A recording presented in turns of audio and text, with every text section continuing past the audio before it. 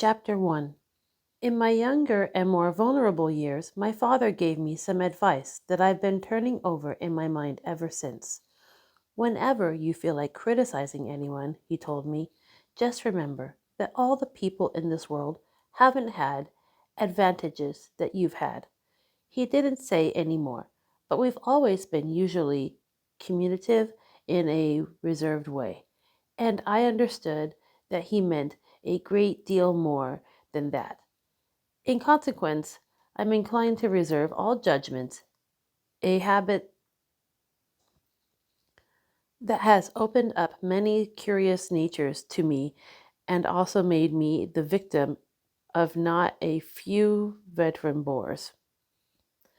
The abnormal mind is quick to detect and attach itself to this quality when it appears in a normal person, and so it came about that in college I was unjustly accused of being a politician because I was privy to the secret of griefs of wild, unknown men.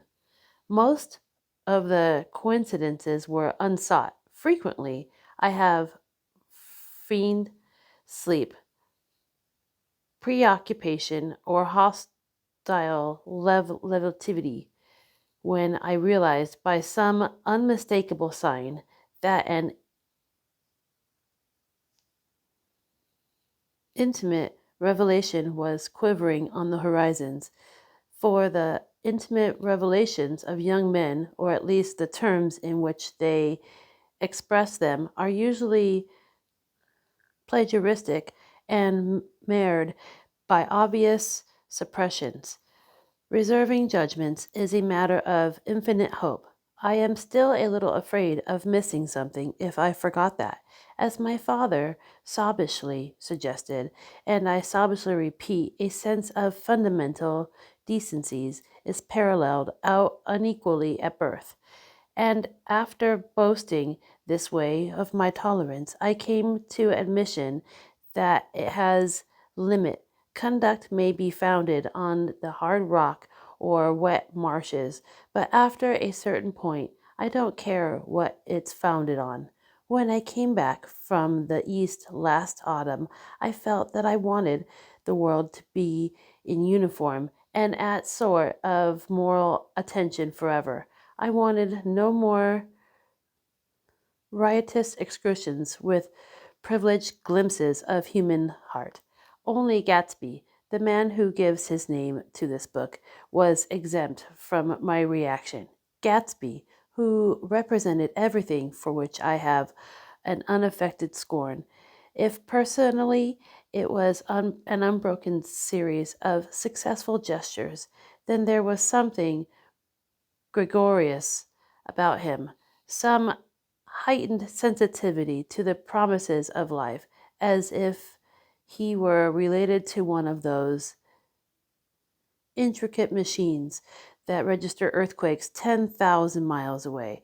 This responsiveness had nothing to do with that flabby impressionability which is dignified under the name of the creative temperate. It was an extraordinary gift for hope, a romantic readiness such as I have never found in any other person and which is not likely I shall ever find again. No, Gatsby turned out all right at the end. It is what preyed on Gatsby, what foul dust floated in the wake of his dreams that temporarily closed out my interest in the abortive sorrows and short-winded elations of men. My family have been prominent, well-to-do people in Midwestern city for 3 generations. The Carraways are something of a clan, and we have tradition that we've descended from the Dukes of Buccleuch. But the actual founder of my line was my grandfather's brother, who came here in '51, sent a substitute to the Civil War, and started the wholesale hardware business that my father carries on today.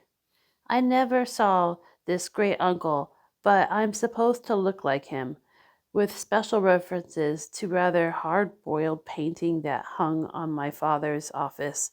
I graduated from New Haven in 1915, just a quarter of a century after my father, and a little later I participated in that delayed Teutonic migration known as the Great War. I enjoyed counter raid so thoroughly that I came back restless. Instead of being the warm center of the world, the Midwest now seemed like the ragged edge of the universe. So I decided to go east and learn the bound business. Everybody I knew in the bond business, so I supposed it could support one more single man. My aunt and uncles talked it over as they were choosing a prep school for me, and finally said, "Why, yes," with every grave hesitation face. Father agreed to finance me for a year, and after various delays, I came east permanently, I thought, in spring of 22. The practical thing was to find in the city, but it was a warm season, and I had just left a county of wide lawns and friendly trees. So when a young man at the office suggested that we take a house together in the commuting town, it sounded like a great idea. He found the house, the weather beaten cardboard bungalow, at 80 a month, but at last minute the firm ordered him to Washington, and I went out of the country alone. I had a dog, at least I had him for a few days until he ran away, and the old Dodge, and a Finnish woman who made my bed and cooked breakfast and muttered Finnish wisdom to herself over the electric stove. It was a lonely day for or so until one morning some man, more recently arrived than I, stopped me on the road. "How do you get to West Egg Village?" he asked hopelessly. I told him, and as I walked on I was lonely no longer. I was a guide, a pathfinder, an original settler. He had casually conferred on me the freedom of the neighborhood. And so, with the sunshine and the great bursts of leaves growing on the trees, just as things grow in fast movies, I had familiar conviction that life was beginning over again with the summer. There was so much to read, for one thing, and so much fine health to be pulled down out of the young, breath-giving air. I bought dozens volumes of banking and credit investment securities, and they stood on my shelf in red and gold like new money from the mint, promising to unfold shining secrets that only Midas and Morgan and Maecenas knew. And I had the high intention of reading many other books besides. I was rather literally in college, and one year I wrote a series of very solemn and obvious editorials for the New Yale News. And now I was going to bring back all such things into my life and become again that most limited of all specialists, the well-rounded man. This isn't just an epigram. Life is much more successfully looked at from a single window after all. It was a matter of chance that I should have wrested a house in one of the strangest communities in North America. It was on that slender Ritus Island, which extends itself due east of New York, and where among other natural curiosities, two unusual formations of land. 20 miles from the city, a pair of enormous eggs, identical in contour and separated by only a courtesy bay, jut out into the most domesticated body of salt water in the Western Hemisphere, the great wet barnyard of Long Island South. They are not perfect ovals like the egg in Columbus story, but they are both crushed flat at the contact end. But their physical resemblance must be a source of perpetual confusion by the gulls that fly overhead. To the wingless, a more arresting phenomenon is their disparity in every particular except shape and size. I lived at the West Egg, the less fashionable of the two, though this is a most superficial tag to express bizarre and not a little sinister contrast between them. My house was at the very top of the egg, only 50 yards to the south, and squeezed between two huge places that rented for 12 or 15 a season. The only one on my right was colossal affair by any standard. It was a factual imitation of some hostel de ville in Normandy, with a tower on one side, spanking new under a thin beard of raw ivy, and a marble swimming pool, and more than 40 acres of lawn and garden. It was Gatsby's mansion. Or rather, as I didn't know Mr. Gatsby, it was a mansion inhabited by a gentleman of that name. My own house was an eyesore, but it was a small eyesore and it had been overlooked. So I had a view of the water, a partial view of my neighbor's lawn, and a consoling proximity of a millionaire, all $40 a month. Across the courtesy bay, the white palaces of fashionable East Egg glittering along the water, and the history of the summer really begins to on the evening. I drove over there to have dinner with the Tom Buchanans. Daisy was my second cousin, once removed, and I'd known Tom in college. And just after the war, I spent 2 days with them in Chicago. Her husband, along various physical accomplishments, has been one of the most powerful ends that ever played football at New Haven, a national figure in a way, one of those men who reach such an acute limited excellence at 21 that everything afterward savors of anticlimax. His family were enormously wealthy. Even in college, his freedom with money was a matter of reproach.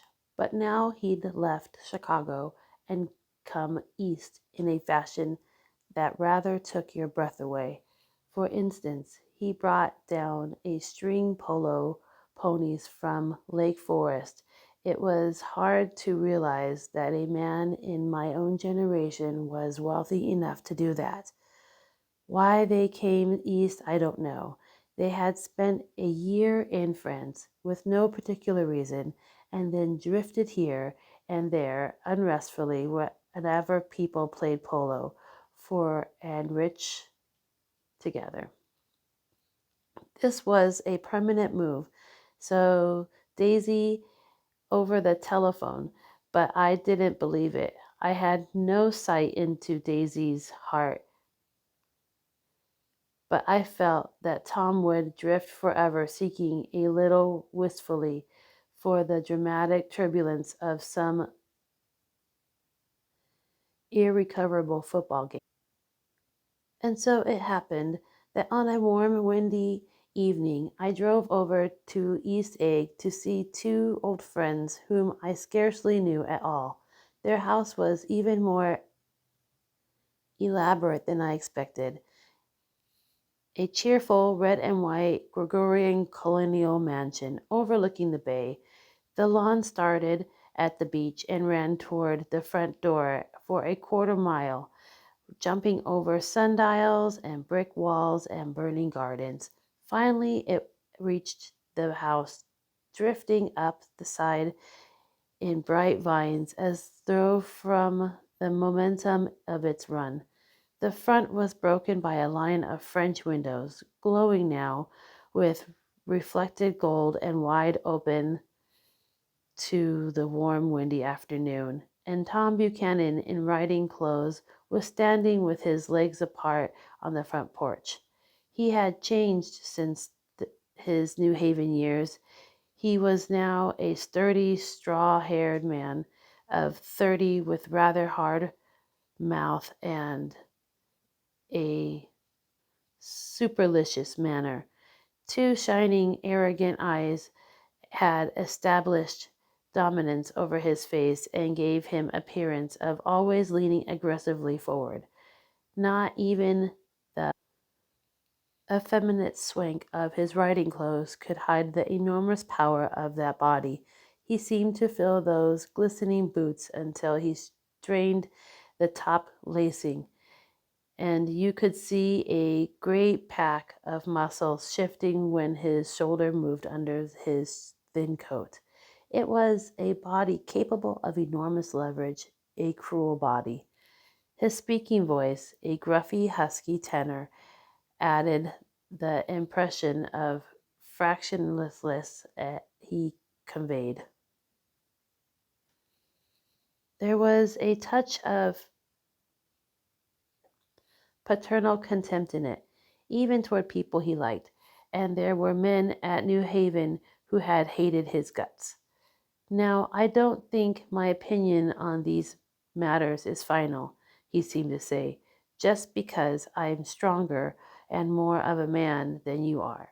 We were in the same senior society, and while we were never intimate, I always had the impression that he approved of me and wanted me to like him with some harsh, defiant wistfulness of his own. We talked for over a few minutes on the sunny porch. I've got a nice place here, he said, his eyes flashing about restlessly. Turning me around by one arm, he moved a broad, flat hand along the front vista, including in its sweep a sunken Italian garden, a half-acre of deep, pungent roses, and a stub-nosed motor boat that bumped the tide offshore. It belonged to the Maine, the oil man. He turned me around again, politely and abruptly. We'll go inside. He walked through a high hallway in the bright rosy colored space, fragilely bound into the house by French windows at either end. The windows were ajar and gleaming white against the fresh grass outside that seemed to grow a little way into the house. A breeze blew through the room, blue curtains in at one end and out like other pale flags, twisting them up toward the frosted wedding cake of the ceiling, then rippled over the wine-colored rug, making a shadow on it as wind does on the sea. The only completely stationary object in the room was an enormous couch on which two young men were buoyed up as though upon an anchored balloon. They were both in white, and their dresses were rippling and fluttering as if they had just blown back in a short fight around the house. I must have stood for a few moments listening to the whip and snap of the curtains and the groan of a picture on the wall. Then there was a boon as Tom Buchanan shut the rear window and caught wind died out about the room, and the curtains and the rugs and the two young women ballooned slowly to the floor. The younger of the two was stranger to me. She was extended full length at her end in the divan, completely motionless and with her chin raised a little, as if she were balancing something on which it was quite likely to fall. She saw me out of the corner of her eye, and she gave hint of it. Indeed, I was almost surprised into murmuring an apology for having disrupted her by coming. The other girl, Daisy, made an attempt to raise. She leaned slightly forward with conscientious expression, and then she laughed an absurd, charming little laugh, and I thought too, and came forward into the room. I am paralyzed with happiness. She laughed again, as if she said something very witty, and held my hand for a moment, looking up into my face, promising that there was no one in the world she so much wanted to see. That was the way she had. She hinted in a murmur that the surname of Balancing Girl was Baker. I've heard it said that Daisy's murmur was only to make people lean toward her, an irrelevant criticism that made it less charming. At any rate, Miss Baker's lips fluttered. She nodded at me almost imperceptibly and then quickly tipped her head back again. The object was balancing had obviously tottered a little and given her something of a fright. Again, a sort of apology arose to my lips. Almost any exhibition of complete self-sufficiency draws a stunned tribute from me.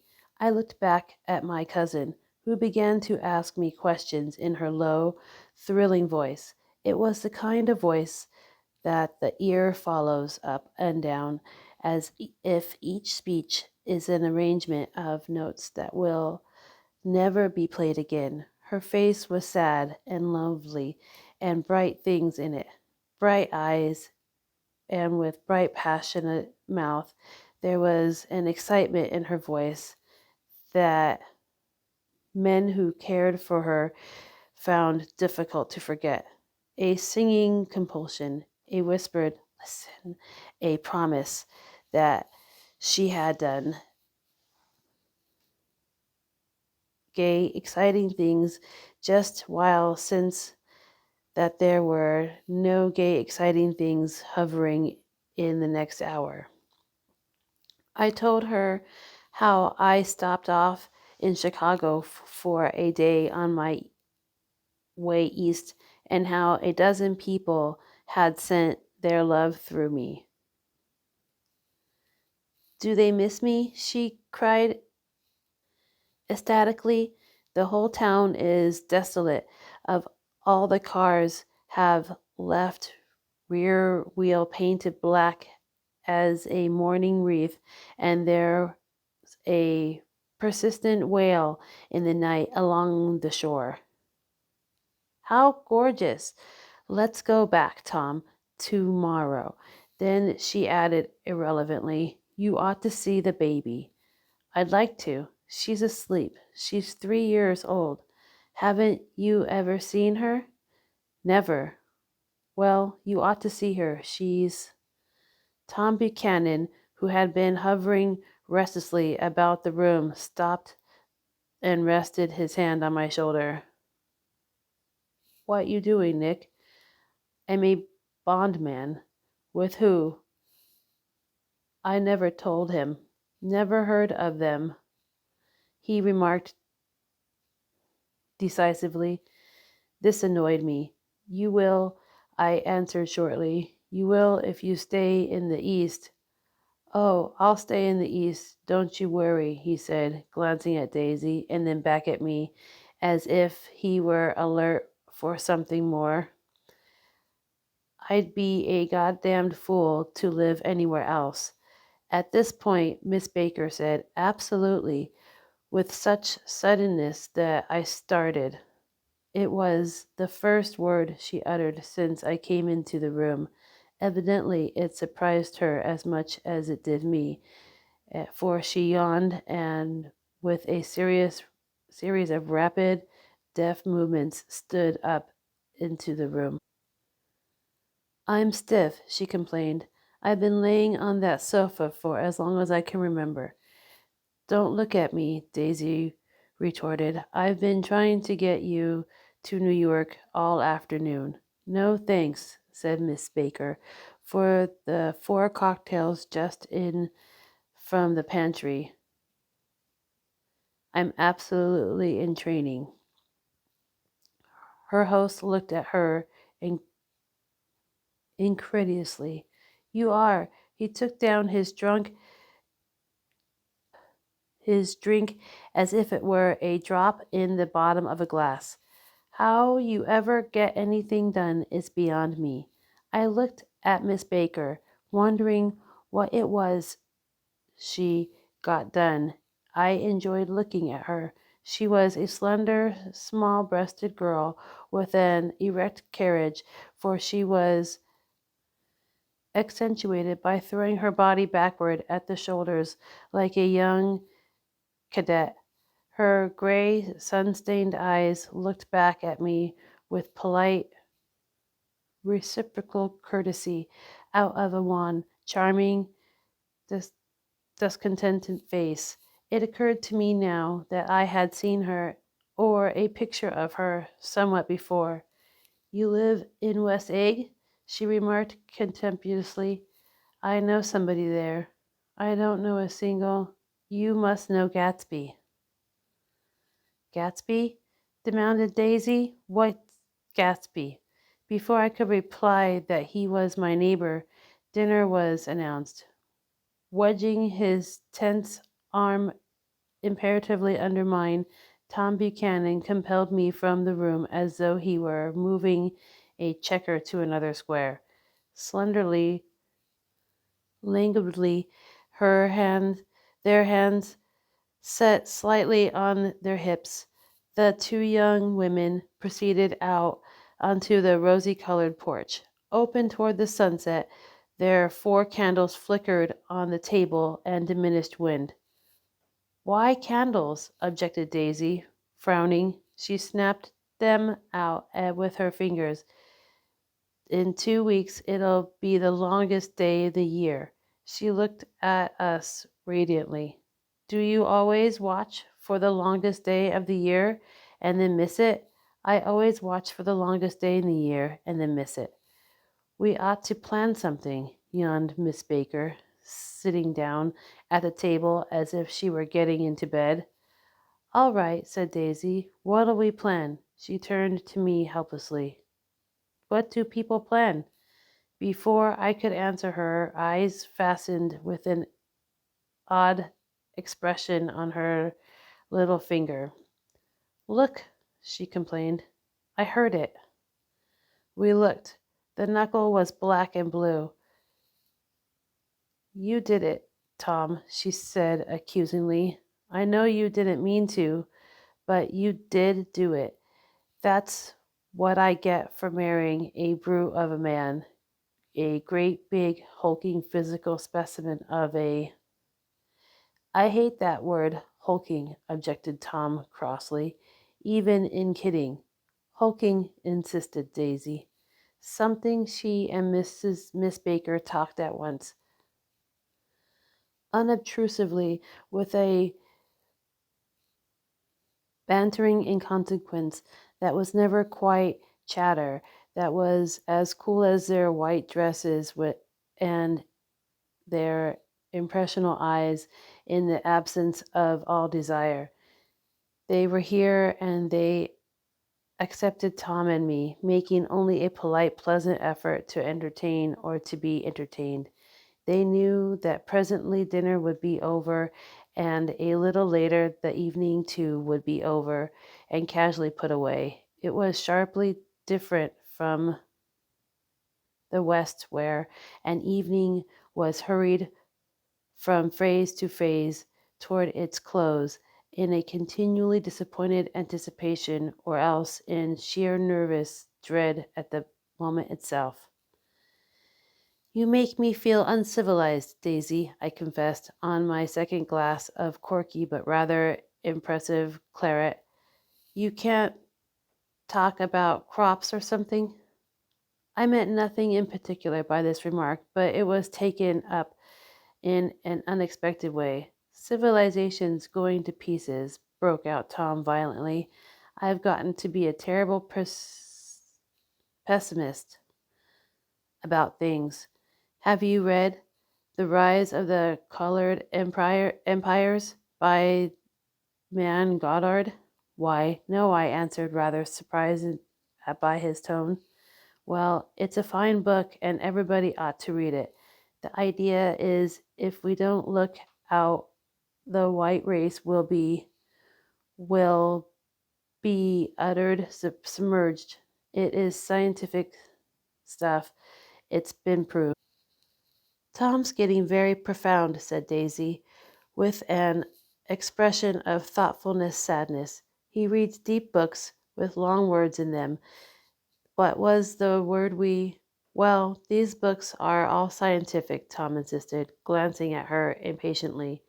This fellow has worked out the whole thing. It's up to us, we are the dominant race, to watch out, or these other races will have control of things. We've got to beat them down, whispered Daisy, winking ferociously towards a fervent sun. You ought to live in California, began Miss Baker, but Tom interrupted her by shifting heavily in his chair. This idea is that we're Nordics, I am you, and you are, and you are, and infinitesimal hesitation, he concluded. Daisy with a slight nod, and she winked at me again. And we've produced all the things that go make civilization, oh, science and the art and all that. Do you see?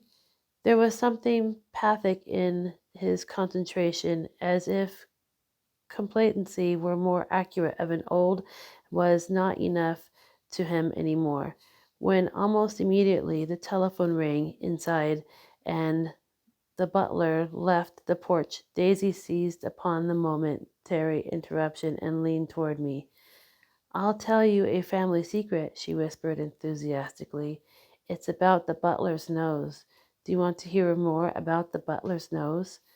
That's why I came over tonight. Well, he wasn't always a butler. He used to be the silver polisher for some people in New York and had a silver service for 200 people.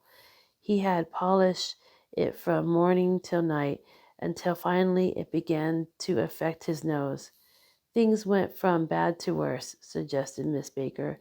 Yes, things went from bad to worse until finally he had to give up his position. For a moment the last sunshine fell with romantic affection upon her glowing face.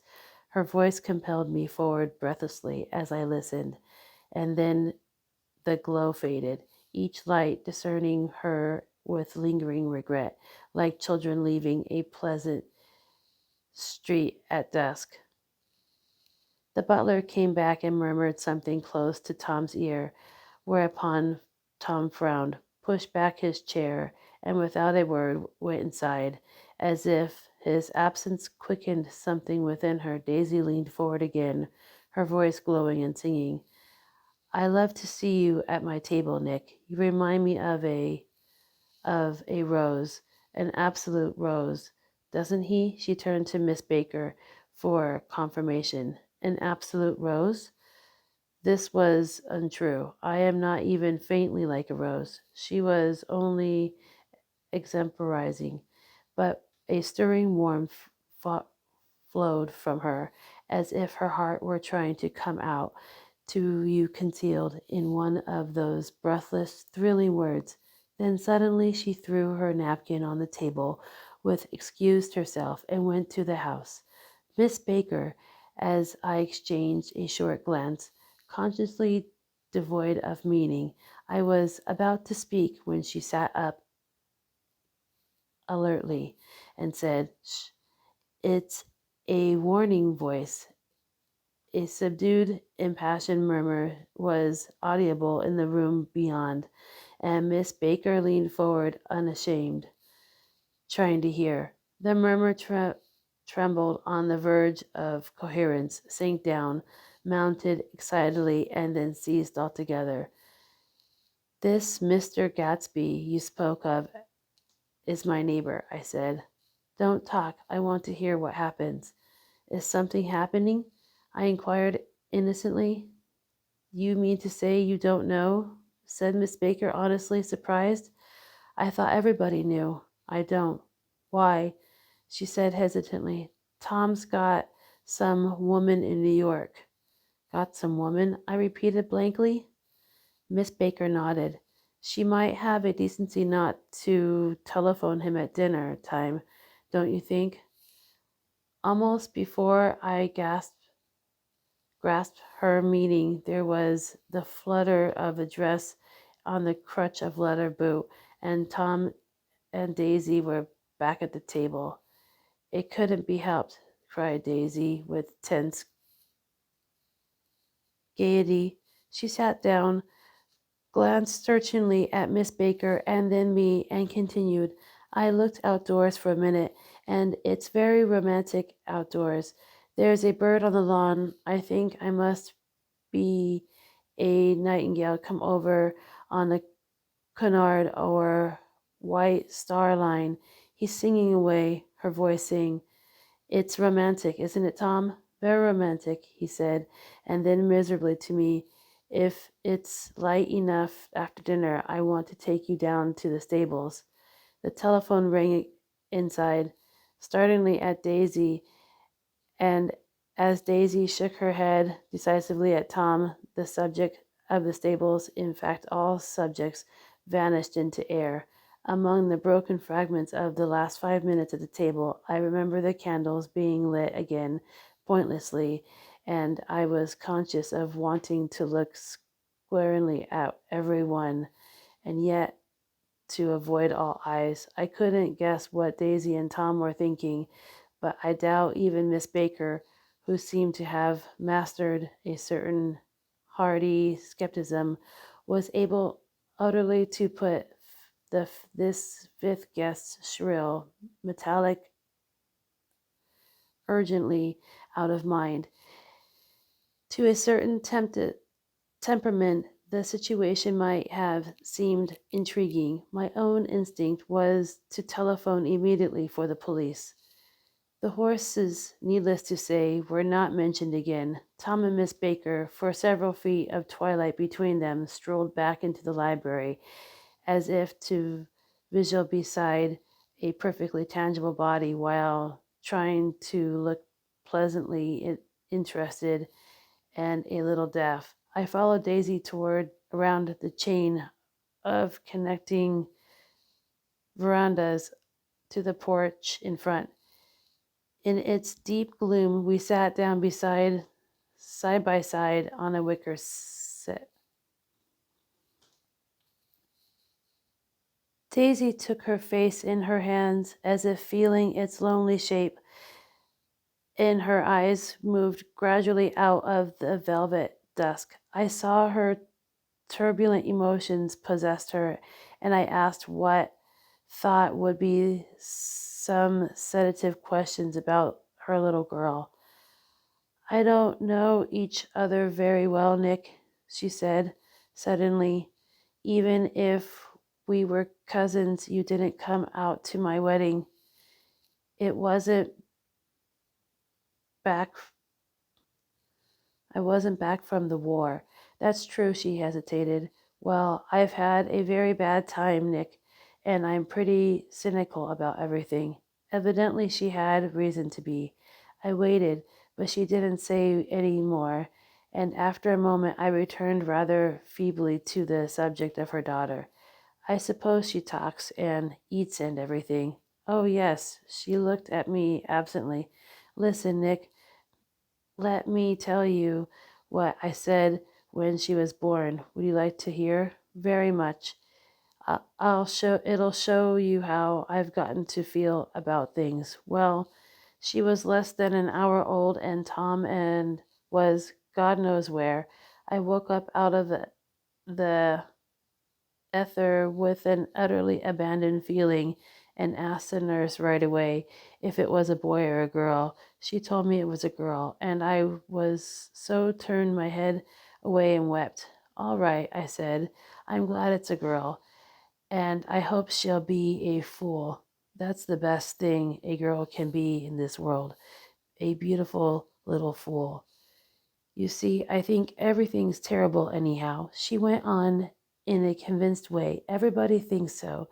The most advanced people. And I know. I've been everywhere and seen everything and done everything. Her eyes flashed around her in a defiant way, rather like Tom's, and she laughed with thrilling scorn. Sophisticated. God, I'm sophisticated. The instant her voice broke off, ceasing to compel my attention, my belief, I felt the basic insincerity of what she had said. It made me uneasy, and as though the whole evening had been a trick of some exact contrary emotion with me. I wailed for sure enough in a moment. She looked with an absolute smirk on her lovely face, as if she had asserted her membership in a rather distinguished secret society to which she and Tom belonged. Inside, the crimson room bloomed with light. Tom and Miss Baker sat at either end of the long couch and read aloud to him from Saturday Evening Post, the words, murmurs, and invective running through in smooth tone. The lamplight, bright on his boots and dull on the autumn leaf yellow of the hair, glinted along the paper as she turned a page and fluttered a slender muscle in her arms. When we came in, she held us silent for a moment with lifted hand. To be continued, she said, tossing the magazine on the table. In our very next issue. Her body asserted itself with a restless movement of her knee, and she stood up. 10 o'clock, she remarked, apparently finding the time on the ceiling. This was time for this good girl to go to bed. Jordan's going to play in the tournament tomorrow, explained Daisy, over at Westchester. Oh, you're Jordan Baker? I knew now why her face was familiar. Its pleasing, contemptuous expression had looked out at me from many ruddigravous pictures of the sporting life at Asheville and Hot Springs and Palm Beach. I had heard some story of her too, a critical, unpleasant story, but what it was I had forgotten long ago. Good night, she said softly. Wake me at 8, won't you, if you'll get up? I will. Good night, Mr. Carraway. See you at anon. Of course you will, confirmed Daisy. In fact, I think I'll arrange a marriage. Come over often, Nick, and I'll sort of, fling you two together. You know, lock you up accidentally in a linen closet and push you out to sea in a boat and all that sort of thing. Good night, called Miss Baker from the stairs. I haven't heard a word. She's a nice girl, said Tom after a moment. They oughtn't to let her run around the country this way. Who oughtn't to? Inquired Daisy coldly. Her family. Her family is one aunt about 1,000 years old. Besides, Nick's going to look after her, aren't you, Nick?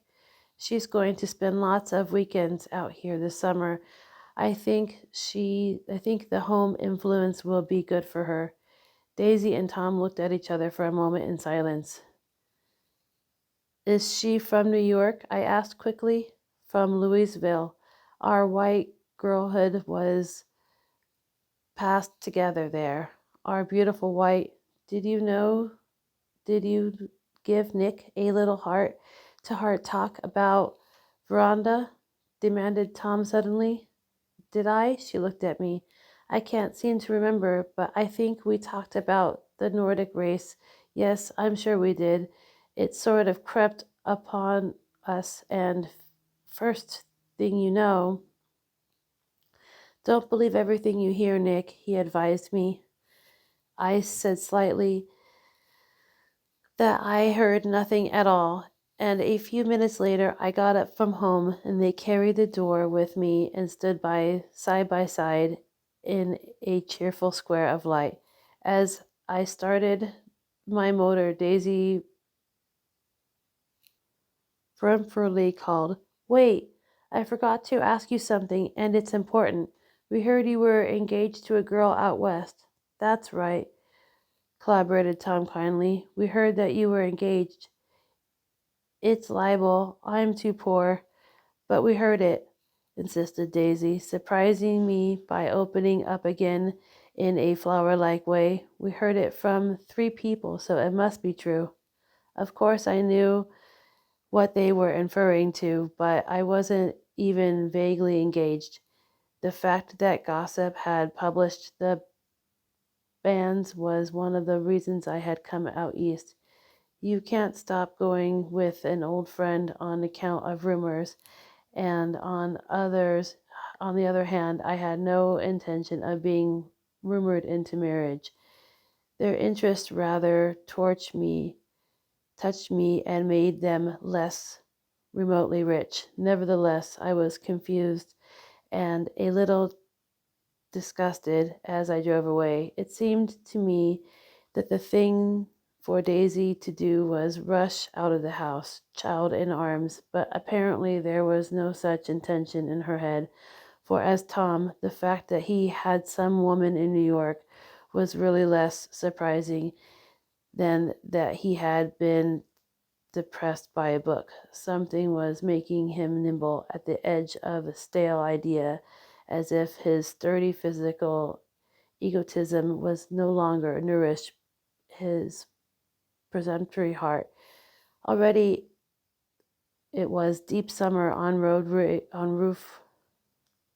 roadhouse roofs and in front of wayside garages. There were new gas pumps set out in pools of light, and when I reached my estate at West Egg, I ran the car under its shed and sat there for an abandoned grass roller in the yard.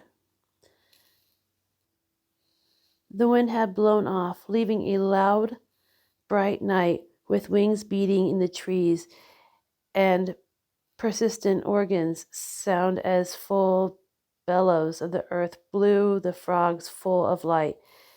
The silhouette of a moving cat waved across the moonlight and turned my head to watch it. I saw that it was not alone. 50 feet away, a figure had emerged from the shadow of my neighbor's mansion and was standing with his hands in his pockets, regarding the silver pepper at the stars. Something in his leisurely movements and the same the secure position of his feet upon the lawn suggested that it was Mr. Gatsby himself, come out to determine what share was his of our local heavens. I decided to call to him. Miss Baker had mentioned him at dinner, and that would do for an introduction. But I didn't call to him, for he gave a sudden intimation that he was content to be alone.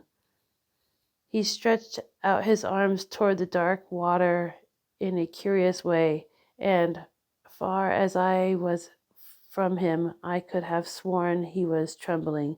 Involuntarily, I glanced seaward. The distinguished nothing except a single green light, minute and far away, that might have been the end of the dock. When I looked once more for Gatsby, he had vanished, and I was all alone again in the unquiet darkness. Chapter 2. About halfway between West Egg and New York, the motor road hastily joins the railroad and runs beside it for a quarter-mile, so as to shrink away from certain desolate land. This is a valley of ashes, a fantastic farm where ashes grow like wheat into ridges and hills, and grosstag gardens where ashes take the form of houses and chimneys and rising smoke, and finally, with a transcendent effort of men who move dimly and already climbing through the powdery air.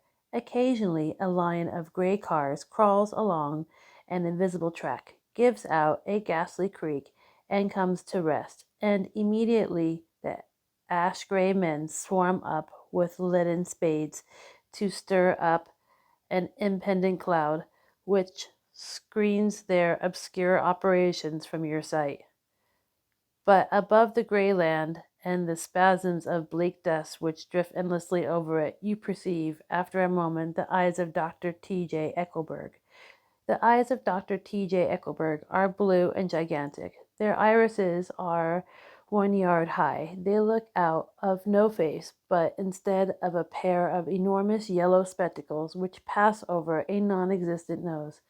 Evidently, some of the wild wag of oculists set them there to fatten his practice in the borough of Queens, and then sank down himself into eternal blindness, or forgot them and moved away. But his eyes, dimmed a little by many paintless days under the sun and rain, broad on over the solemn dumping ground. The valley of ashes is bounded on one side by a small foul river, and when the drawbridge is up to let barges through, the passengers on waiting trains can stare at the dismissal scene for as long as a half an hour. There is always halt there at least a minute, but it was because of this that I first met Tom Buchanan's mistress. The fact that he had one was insisted upon wherever he was known. His acquaintances resented the fact that he turned up in popular restaurants with her and leaving her at a table sauntered about, chatting with whomso he knew. Though I was curious to see her, I had no desire to meet her. But I did. I went up to New York with Tom on a train one afternoon, and when we stopped by the ash heaps, he jumped to his feet and, taking hold of my elbow, literally forced me into a car. "We're getting off," he insisted. "I want you to meet my girl." I think he tanked up a good deal of luncheon, and his determination to have my company burdened on violence. The superstitious assumption that on Sunday afternoon I had nothing better to do. I followed him over a low, whitewashed railroad fence, and we walked back 100 yards along the road under Dr. Eckelberg's persistent stare.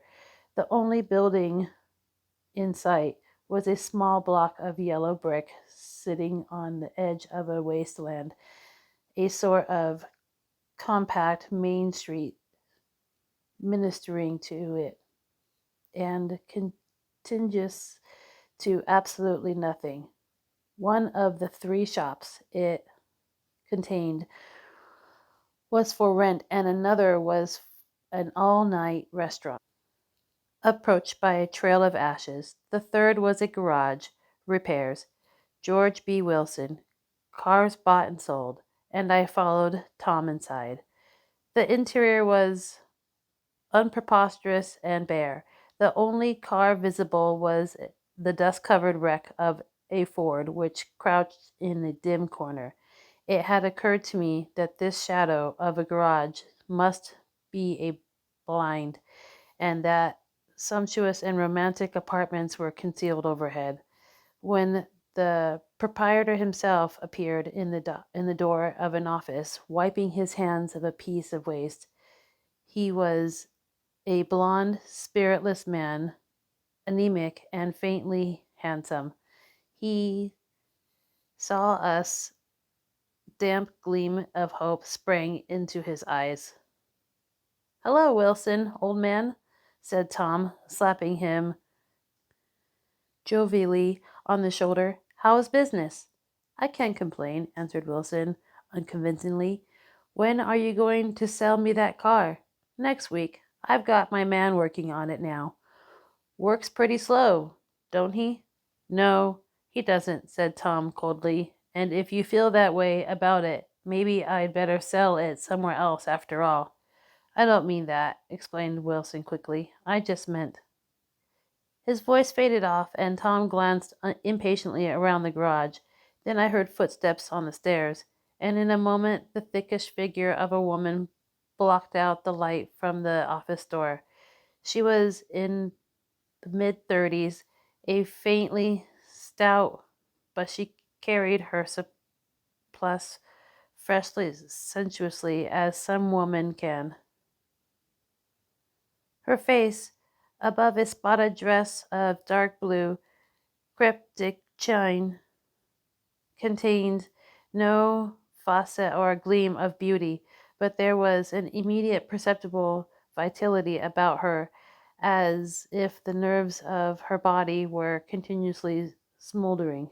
She smiled slowly, and walking through her husband as if he were a ghost, shook hands with Tom, looking him flush in the eye. Then she wet her lips, and without turning around, spoke to her husband in a soft, coarse voice. "Get some chairs, why don't you, so somebody can sit down?"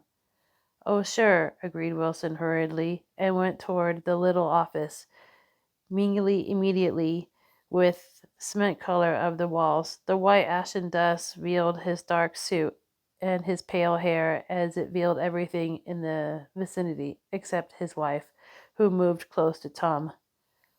"I want to see you," said Tom intently. "Get on the next train." "All right. I'll meet you by the newsstand on the lower level." She nodded and moved away from him as George Wilson emerged with two chairs from the office door. He waited for her down the road and out of sight. It was a few days before the 4th of July, and a gray, scrawny Italian child was setting torpedoes in the road along the railroad track. "Terrible place, isn't it?" said Tom, exchanging a frown with Dr. Eckelberg. "Awful. It does her good to get away." "Doesn't her husband object?"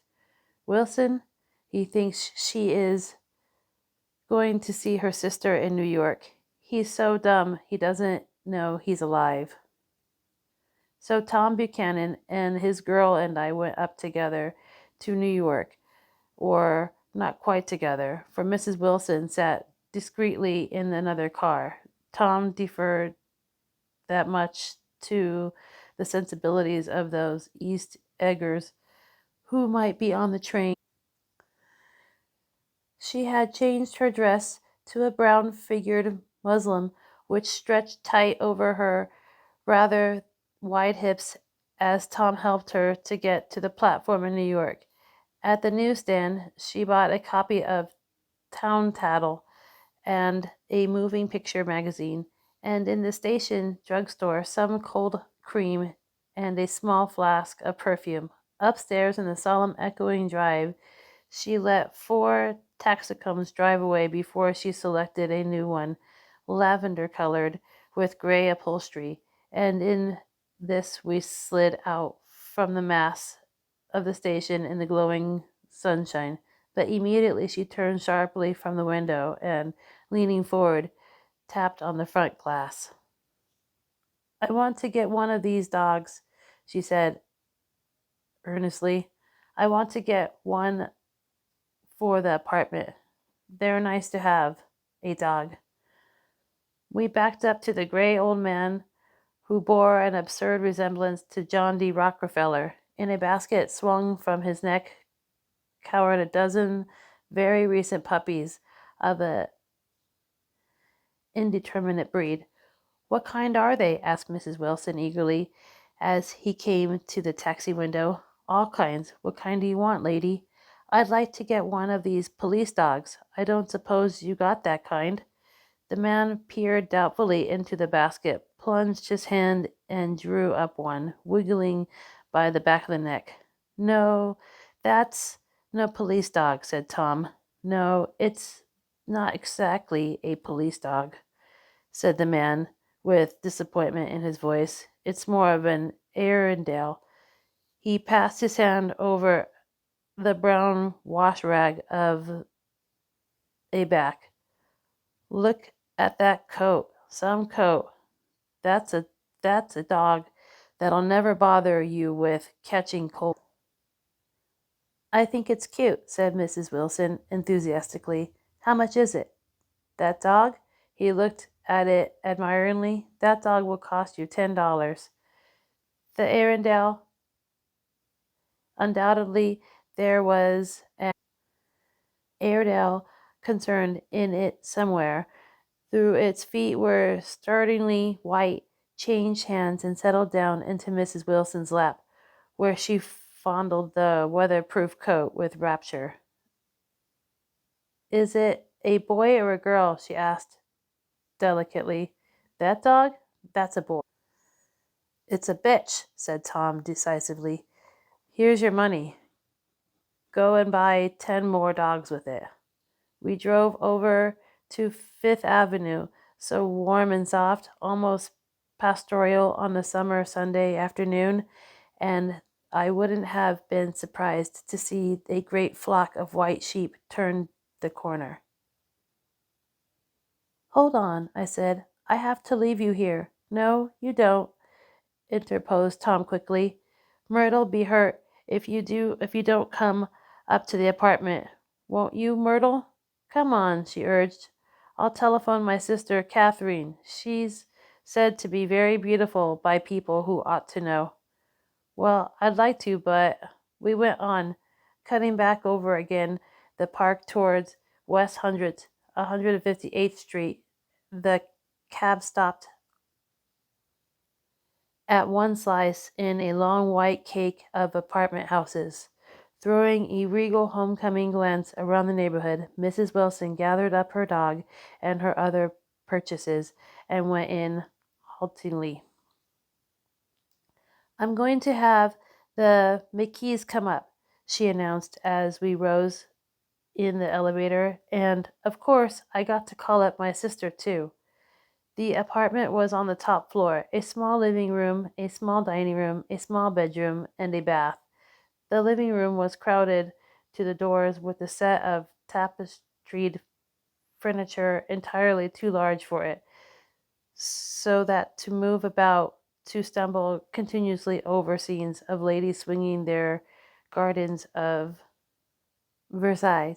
The only picture was an over enlarged photograph, apparently a hen sitting on a blurred rock, looked at from a distance. However, the hen resolved itself on a bonnet, and the countenance of a stout old lady beamed down the room. Several old copies of Town Tattle lay on the table, together with a copy of Simon Called Peter and some of the small scandal magazines of Broadway.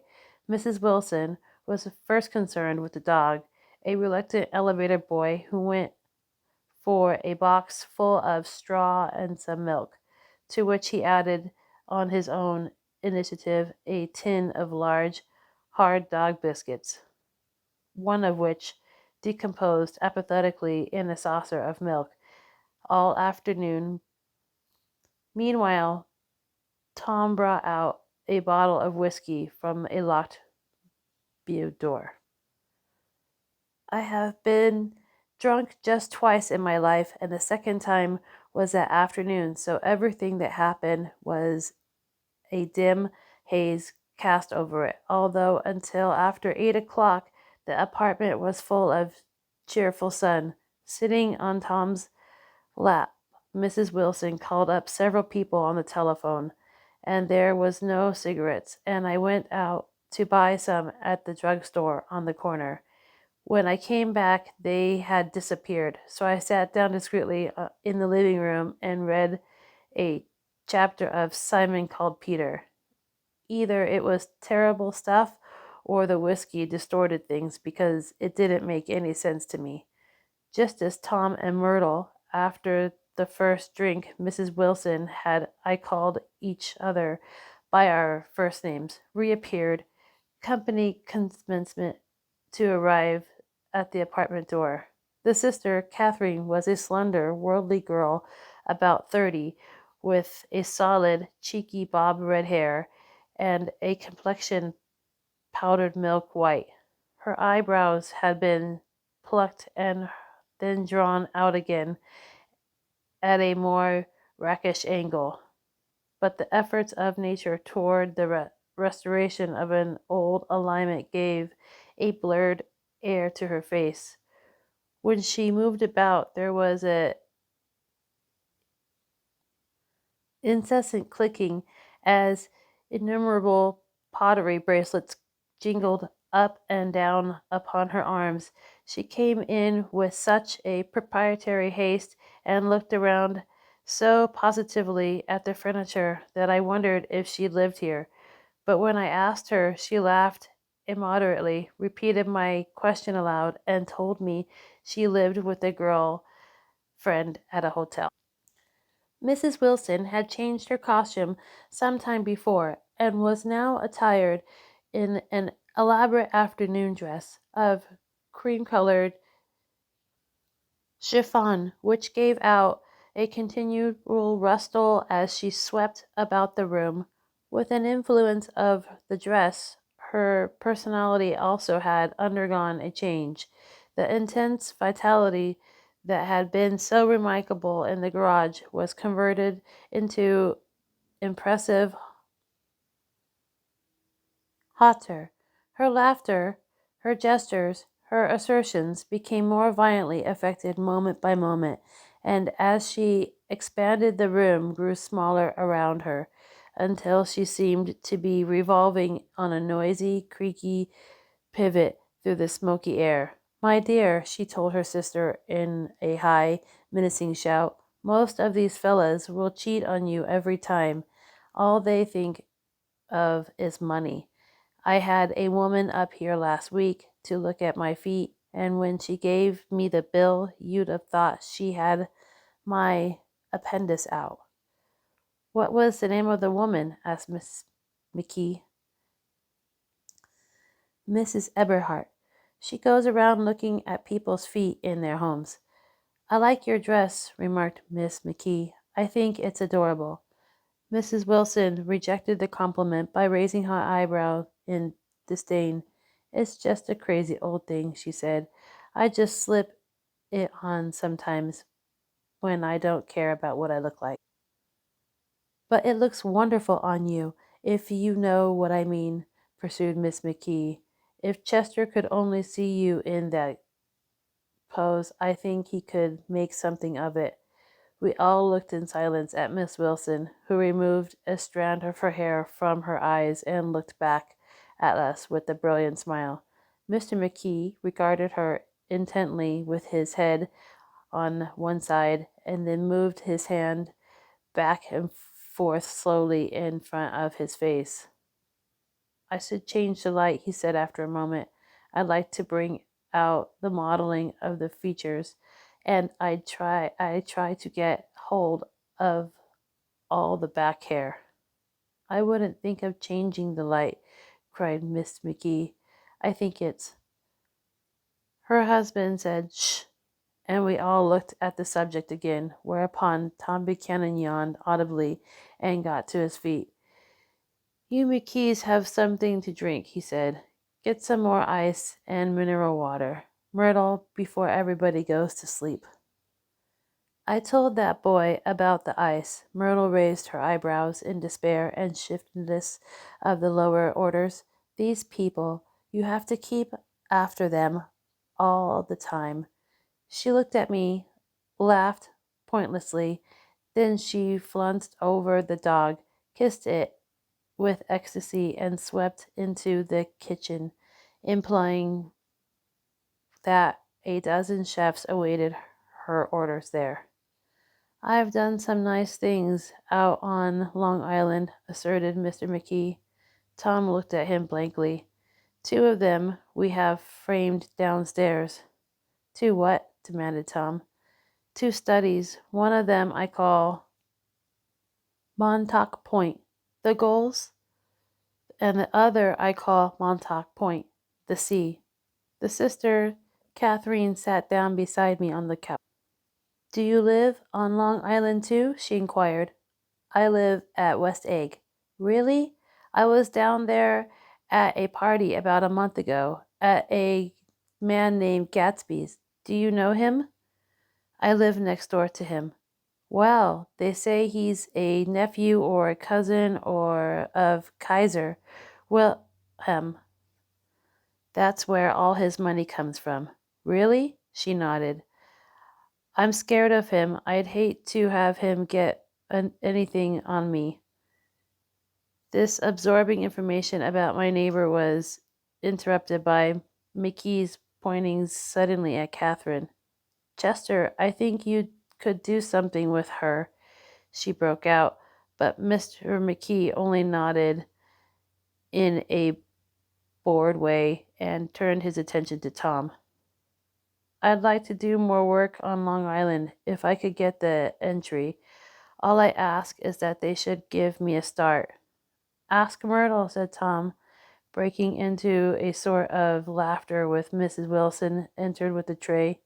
She'll give you a letter of introduction, won't you, Myrtle? Do what? She asked, startled. You'll give McKee a letter of introduction to your husband so that he can do some studies on him? With her lips moving silently for a moment as he invented George B. Wilson at the gasoline pump or something like that. Catherine leaned close to me and whispered in my ear, Neither of them can stand the person they're married to, can't they? Can't stand them. She looked at Myrtle and then at Tom. What I say is, why go on living with them if they can't stand them? If I was them, I'd get a divorce and get married to each other right away. Doesn't she like Wilson either? The answer to this unexpected. It came from Myrtle, who had overheard the question, and it was violent and obscene. You see, cried Catherine triumphantly. She lowered her voice again. It's really his wife that's keeping them apart. She's a Catholic, and they don't believe in divorce. Daisy was not a Catholic, and I was a little shocked at the elaborateness of the lie. When they got married, continued Catherine, they're going west to live for a while until it blows over. It'll be more discreet to go to Europe. Oh, do you like Europe? She exclaimed surprisingly. I just got back from Monte Carlo. Really? Just last year. I went over there with another girl. Stay long? No, we just went to Monte Carlo and back. We went by way of Marseille. We had over $1,200 when we started, but we got gypped out of it all in 2 days in the private rooms. We had an awful time getting back. I can tell you, God, how I hated that town. The late afternoon sky bloomed in the window for a moment like the blue honey of the Mediterranean. Then the shrill voice of Miss McKee called me back into the room. I almost made a mistake, too, she declared vigorously. I almost married a little kike who'd been after me for years. I knew he was below me. Everybody kept saying to me, Lucille, that man way below you. But I hadn't met Chester. He'd have got me for sure. Yes, but listen, said Myrtle Wilson, nodding her head up and down. At least you didn't marry him. I know I didn't. Well, I married him, said Myrtle ambiguously, and that's the difference between your case and mine. Why did you, Myrtle? Demanded Catherine. Nobody forced you to. Myrtle considered. I married him because I thought he was a gentleman, she said finally. I thought he knew something about breeding, but he wasn't fit to lick his shoe. You were crazy about him for a while, said Catherine. Crazy about him? Cried Myrtle incredulously. Who said I was crazy about him? I never was any more crazy about him than I was about that man there. She pointed suddenly at me, and everyone looked at me accusingly. I tried to show my expression that I had paid no part in her past. The only crazy I was when I married him. I knew right away I made a mistake. He borrowed somebody's best suit to get married in and never even told me about it. And the man came out after one day and said he was out. Oh, is that your suit? I said, this is the first I ever heard about it. But I gave it to him, and then I lay down and cried and beat the band all afternoon. She really ought to get away from him, resumed Catherine to me. They've been living over that garage for 11 years, and Tom's the first sweetie she ever had. The bottle of whiskey, a second one, was now in constant demand of by all present excepting Catherine, who felt just as good on nothing at all. Tom rang for the janitor and sent him for some celebrated sandwiches, which were a complete supper in themselves. I wanted to get out and walk southward toward the park through the soft twilight, but each time I tried to go, I became entangled in some wild, strident argument which pulled me back, as with ropes, into my chair. Yet high over the city, our line of yellow windows must have contributed their share of human secrecy to the casual watcher in the darkening secrets, and I was to him looking up, wondering what I was within and without, simultaneously enchanted and repelled by the inexhaustible variety of life. Myrtle pulled her chair close to mine, and suddenly her warm breath poured over me the story of her first meeting with Tom. It was on two little seats facing each other that are always the last ones left on the train. I was going up to New York to see my sister and spend the night. He had on a dress suit and patent leather shoes, and I couldn't keep my eyes off him, but every time he looked at me, I had to pretend to be looking at the advertisement over his head. When we came into the station, he was next to me, and his white shirt front pressed against my arm, and I told him I'd have to call a policeman. But he knew I lied. I was so excited that when I got into a taxi with him, I didn't hardly know I wasn't getting into a subway train.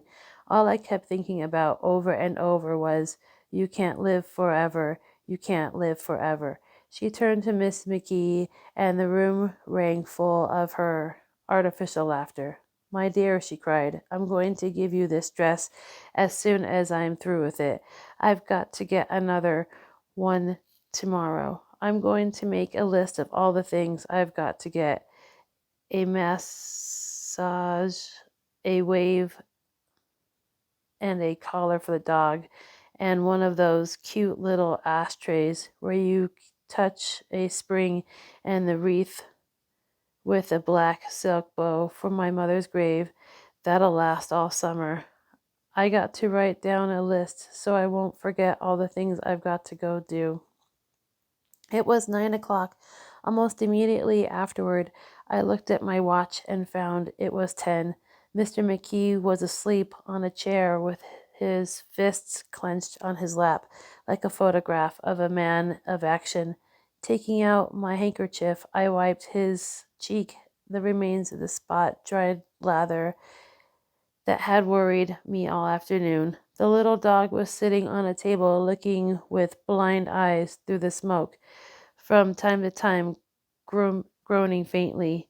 People disappeared, reappeared, made plans to go somewhere, and then lost each other, searching for each other, found each other, other a few feet away. Sometime toward midnight, Tom Buchanan and Mrs. Wilson stood face to face discussing in impassioned voices whether Mrs. Wilson had any right to mention Daisy's name. Daisy, Daisy, Daisy, shouted Mrs. Wilson. I'll say it whenever I want to. Daisy, Daisy. Making a short, deft moment, Tom Buchanan broke her nose with his open hand. Then there was bloody towels open upon the bathroom floor, and women's voices scolding, the high over, the confusion, the long broken wail of pain. Mr. McKee awoke from his doze and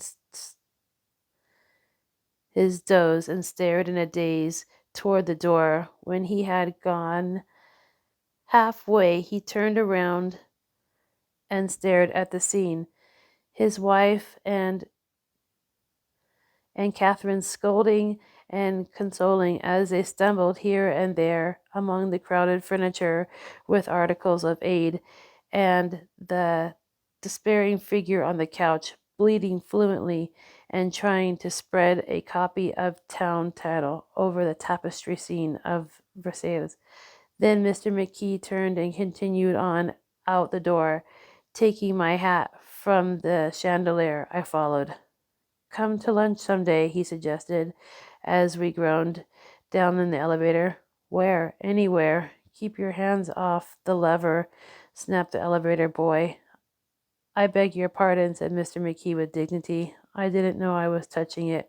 All right, I agreed. I'll be glad to. I was standing beside his bed, and he was sitting up between the sheets, clad in his underwear, with a great portfolio in his hand. Beauty and the Beast, Loneliness, Old Grocery Horse, Brooklyn Bridge. Then I was lying half asleep in the cold lower level of the Peninsula Station, staring at the morning Tribune and waiting for the 4 o'clock train. Chapter 3.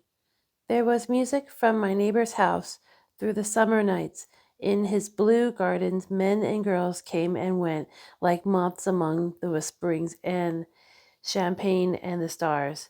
At high tide in the afternoon, I watched his guests driving from the tower of his raft, or taking the sun on the hot sand of the beach, while his 2 motorboats slits waters of sounds, drawing aquaplanes over cataracts of foam. On weekends, his Rolls-Royce became an omnibus bearing parties to and from the city between 9 in the morning and long past midnight, while his station wagon scampered like brisk yellow bugs to meet all trains. And on Mondays, 8 servants, including an extra gardener, toiled all day with mops and scrambling brushes and hammers and garden shears, repairing the ravages of the night before. Every Friday, 5 crates of oranges and lemons arrived from the fruitier in New York. Every Monday, these same oranges and lemons left his back door in a pyramid of pulpless halves. There was a machine in the kitchen which could extract juice of 200 oranges in half an hour if a little button was pressed 200 times by a butler's thumb. At least once a fortnight, A corps of caterers came down with several hundred feet of canvases and enough colored lights to make a Christmas tree of Gatsby's enormous garden. On buffet tables, garnishes and glistening hors d'oeuvres, hors d'oeuvres, spiced baked hams crowded against salads and harlequin designs, and pastry pigs and turkeys bewitched to a dark gold. In the main hall, a bar with a real brass rail was set up and stocked with grins and liquors, and with cordials so long forgotten that most of his female guests were too young to know from one another. By 7 o'clock, the orchestra had arrived, no thin 5-piece affair, but a whole pitful of oboes and trombones and saxophones and violas and cornets and piccolos and low and high drums. The last swimmers have come in from the beach now and are dressing upstairs. The cars from New York are parked 5 deep in the drive, and already the halls and salmons and verandas are gaudy with primary colors, and hair scorn in storage new ways, and shawls beyond the dreams of Castile. The bar is in full swing, and floating around of cocktails permeate the garden outside until the air is alive with clatter and laughter, and casual innuendo and introductions forgotten on the spot, and enthusiastic meetings between women who never knew each other's names.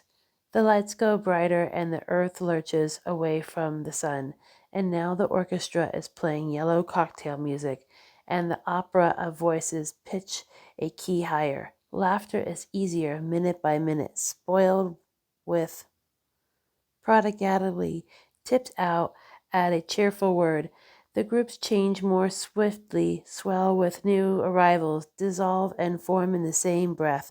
Already there are wanderers, confident girls who weave here and there among the stouter and more stable, become for a sharp, joyous moment the center of a group, and then, excited with triumph, glide on through the seas of faces and voices and color under the constantly changing light. Suddenly, one of the gypsies, in trembling opal, seizes a cocktail out of the air, dumps it down the carriage, and, moving her hands like Frisco, dances out alone on the canvas platform. A momentary hush. The orchestra leader varies his rhythm obligingly for her, and there is a burst of chatter as an erroneous news goes around that she is Glida Gray's understudy from the Follies. The party has begun. I believe that on the first night I went to Gatsby's house, I was one of the few guests who had actually been invited. People were not invited. They went there. They got into automobiles which bore them out to Long Island, and somehow they ended up at Gatsby's door. Once there, they were introduced to somebody who knew Gatsby, and after that, they conducted themselves according to the rules of behavior associated with amusement parks. Sometimes they came and went without having met Gatsby at all, came for the party with a simplicity of heart that was its own ticket of admission. I had been actually invited. A chauffeur in a uniform of robin's egg blue crossed by my lawn early that Saturday morning with a surprising formal note from his employer. The honor would be entirely Gatsby's, it said, if I would attend his little party that night. He had seen me several times and had intended to call me long before, but a peculiar combination of circumstances had prevented it. Signed, J. Gatsby, in a majestic hand.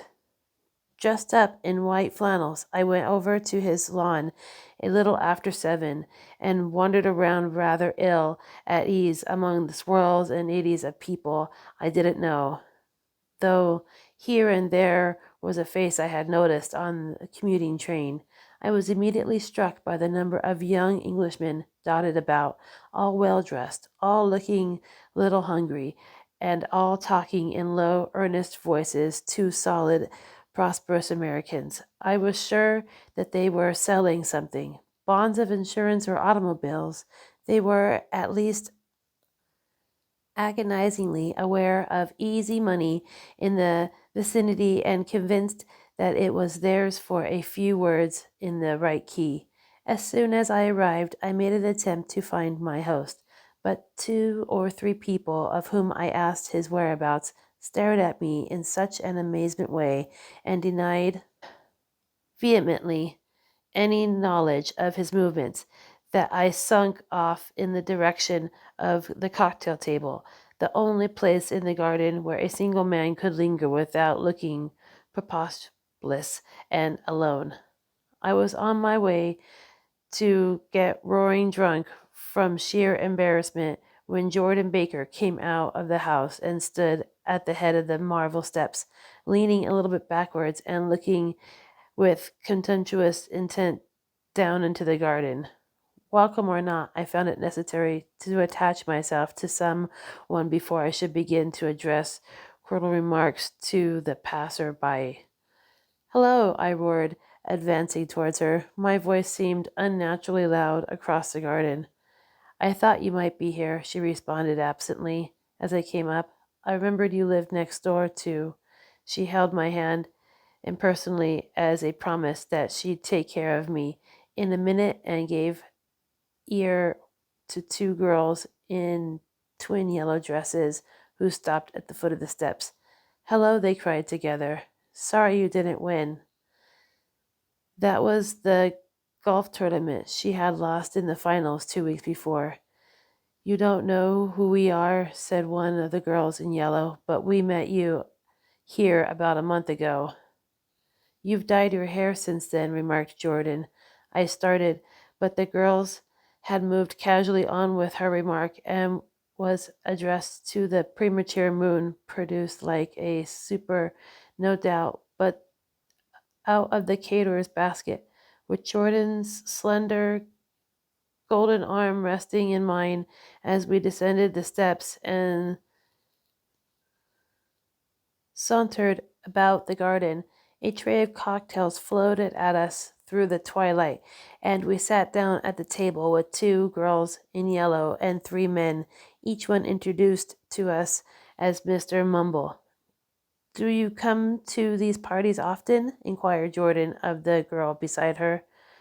The last one was the one I met you at, answered the girl. In an alert, confident voice, she turned to her companion. Wasn't it for you, Lucille? It was Lucille, too. I like to come, Lucille said. I never care what I do, so I always have a good time. When I was here last, I tore my gown on a chair, and he asked me my name and address. Inside of a week, I got a package from Quarrier's with a new evening gown in it.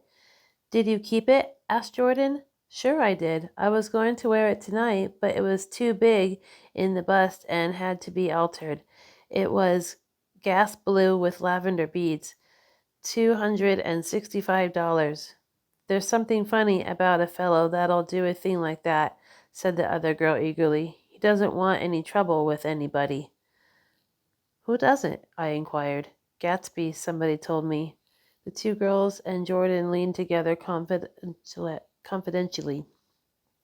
Somebody told me they thought he killed a man once. A thrill passed over all of us. The 3 Mr. Mumbles bent forward and listened eagerly. I don't think it's so much that, argued Lucille skeptically. It's more that he was a German spy during the war. One of the men nodded in confirmation.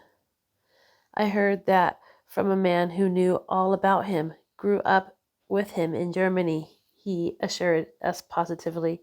Oh no, said the first girl, it couldn't be that, because he was in American army during the war.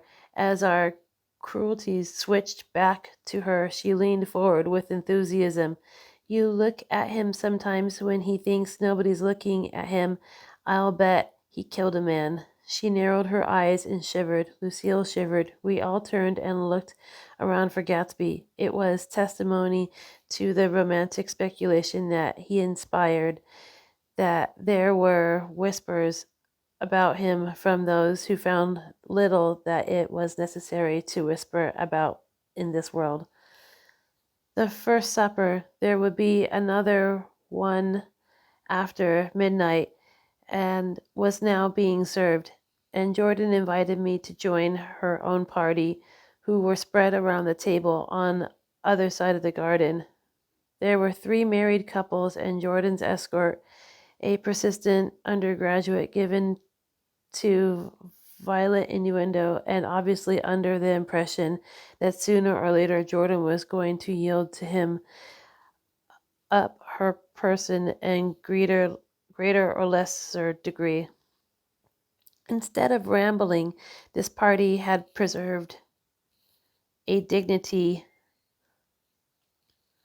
homogeneity, and assumed to itself the function of representing the steed nobility of Court's countryside. East egg condescending to a West egg, and carefully on guard against its spectroscopic gaiety. "Let's get out," whispered Jordan. "After a somehow wasteful and inappropriate half hour, this is much too polite for me." We got up, and she explained that we were going to find the host. I had never met him, she said, and it was making me uneasy. The undergraduate nodded in a cynical, melancholy way.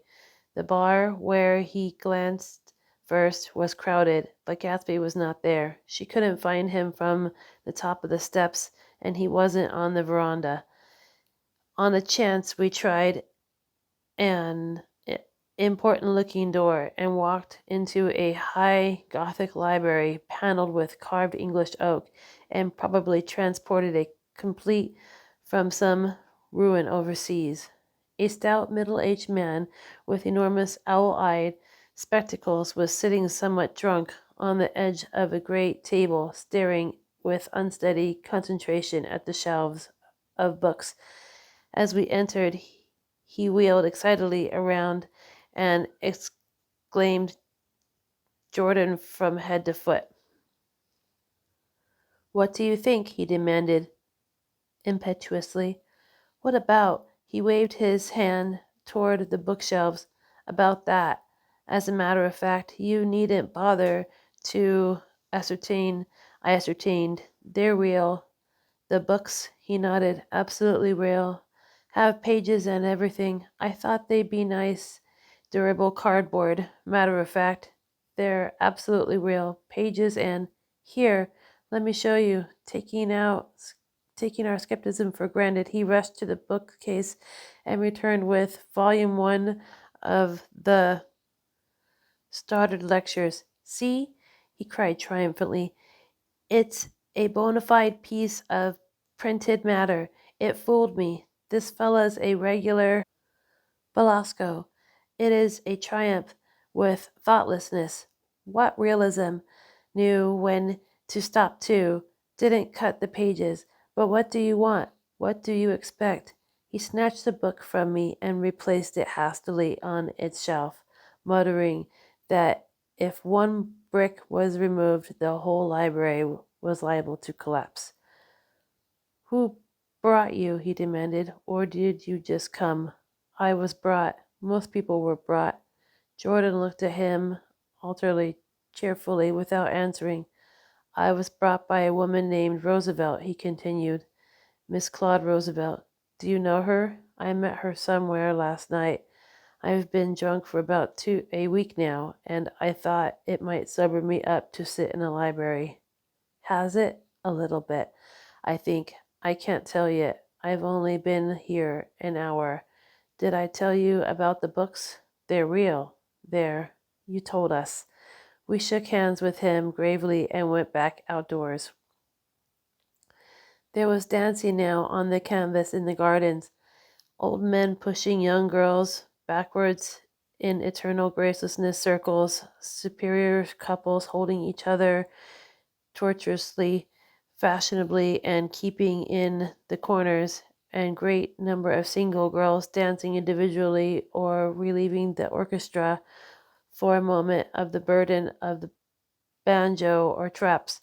By midnight, the hilarity had increased. The celebrated tenor had swung in Italian, and a notorious contralto had sung in jazz, and between the numbers, people were doing stunts all over the garden, while happy, vacuous bursts of laughter rose towards the summer night sky. A pair of stage twins, who turned out to be the girls in yellow, did a baby act in costume, and champagne was served in glass bigger than finger bowls.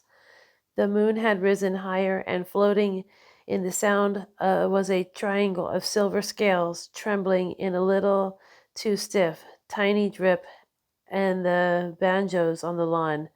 I was still with Jordan Baker. We were sitting at the table with a man of about my age and a rowdy little girl who gave way upon the slightest provocation and uncontrollable laughter. I was enjoying myself now. I had taken the two finger bowls of champagne, and the scene had changed before my eyes into something significant, elemental, and profound. At the lull in the entertainment, the man looked at me and smiled. Your face is similar, he said politely.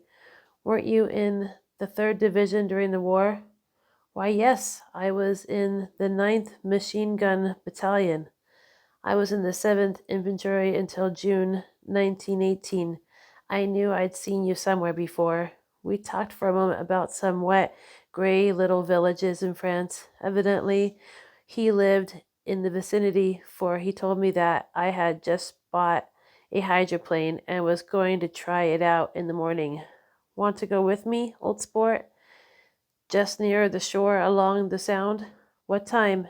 Any time that suits you best. It was on the tip of my tongue to ask his name when Jordan looked around and smiled. Having a gay time now? She inquired. Much better. I turned again to my new acquaintance.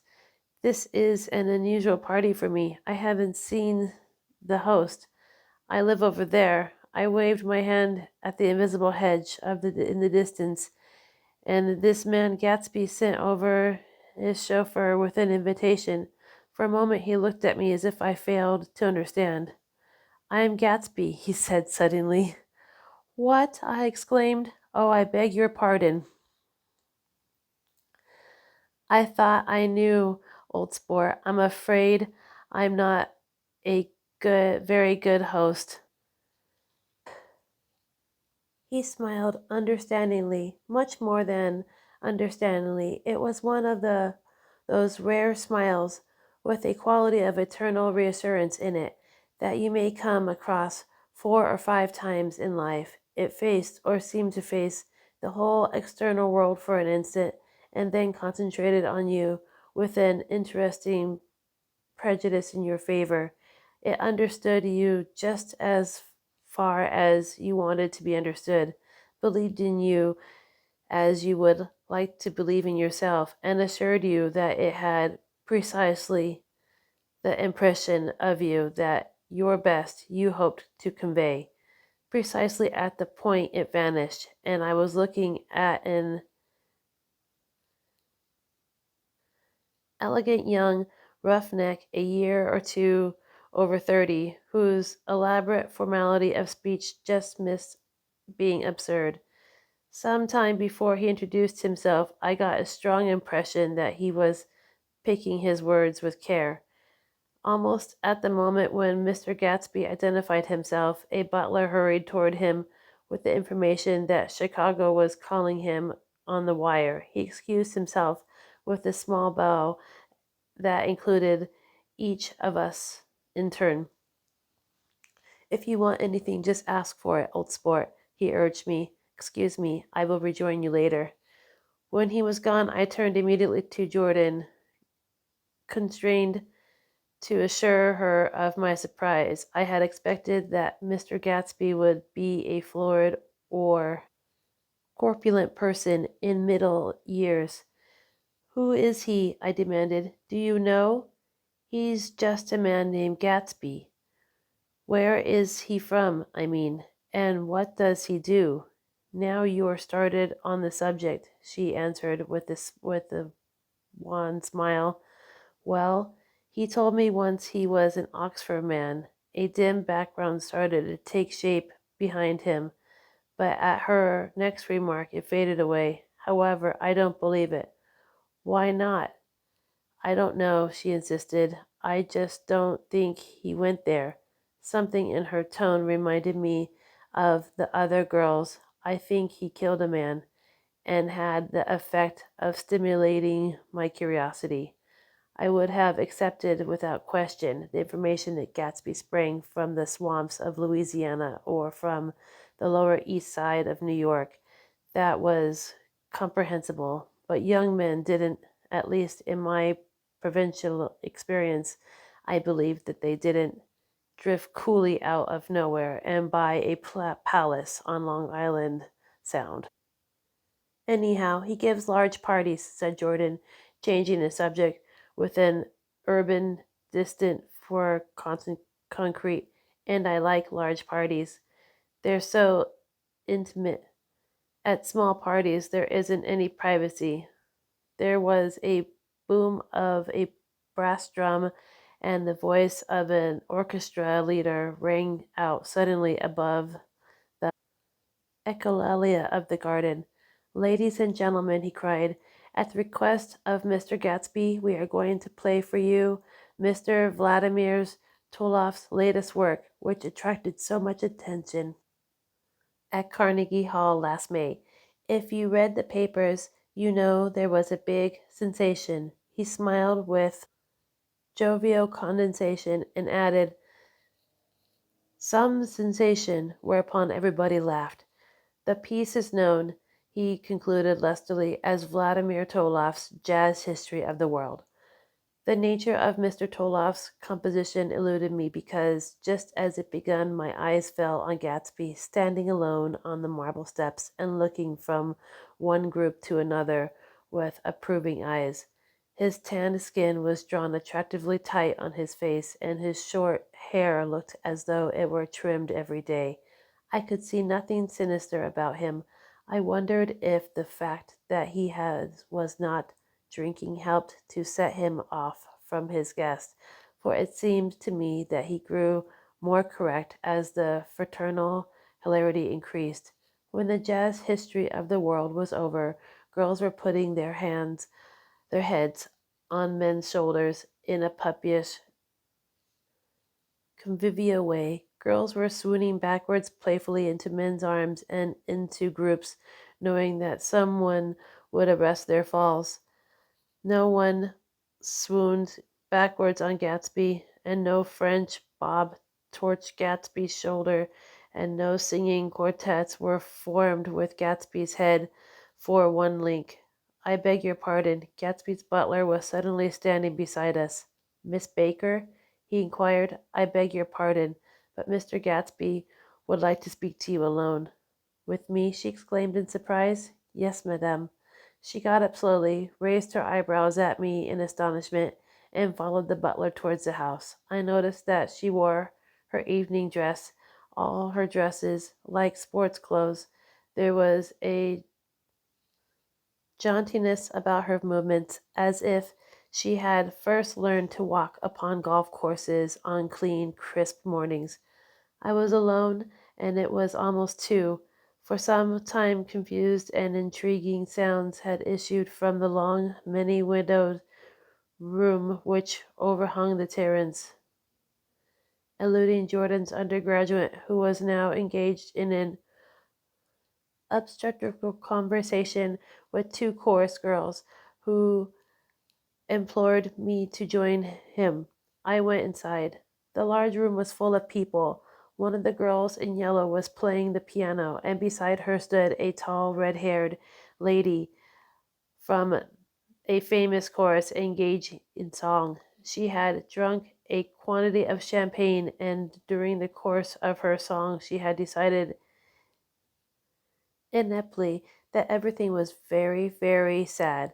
She was not only singing, she was weeping too. Whenever there was a pause in the song, she filled it with gaping, broken sobs, and then took up the lyric again in a quivering soprano.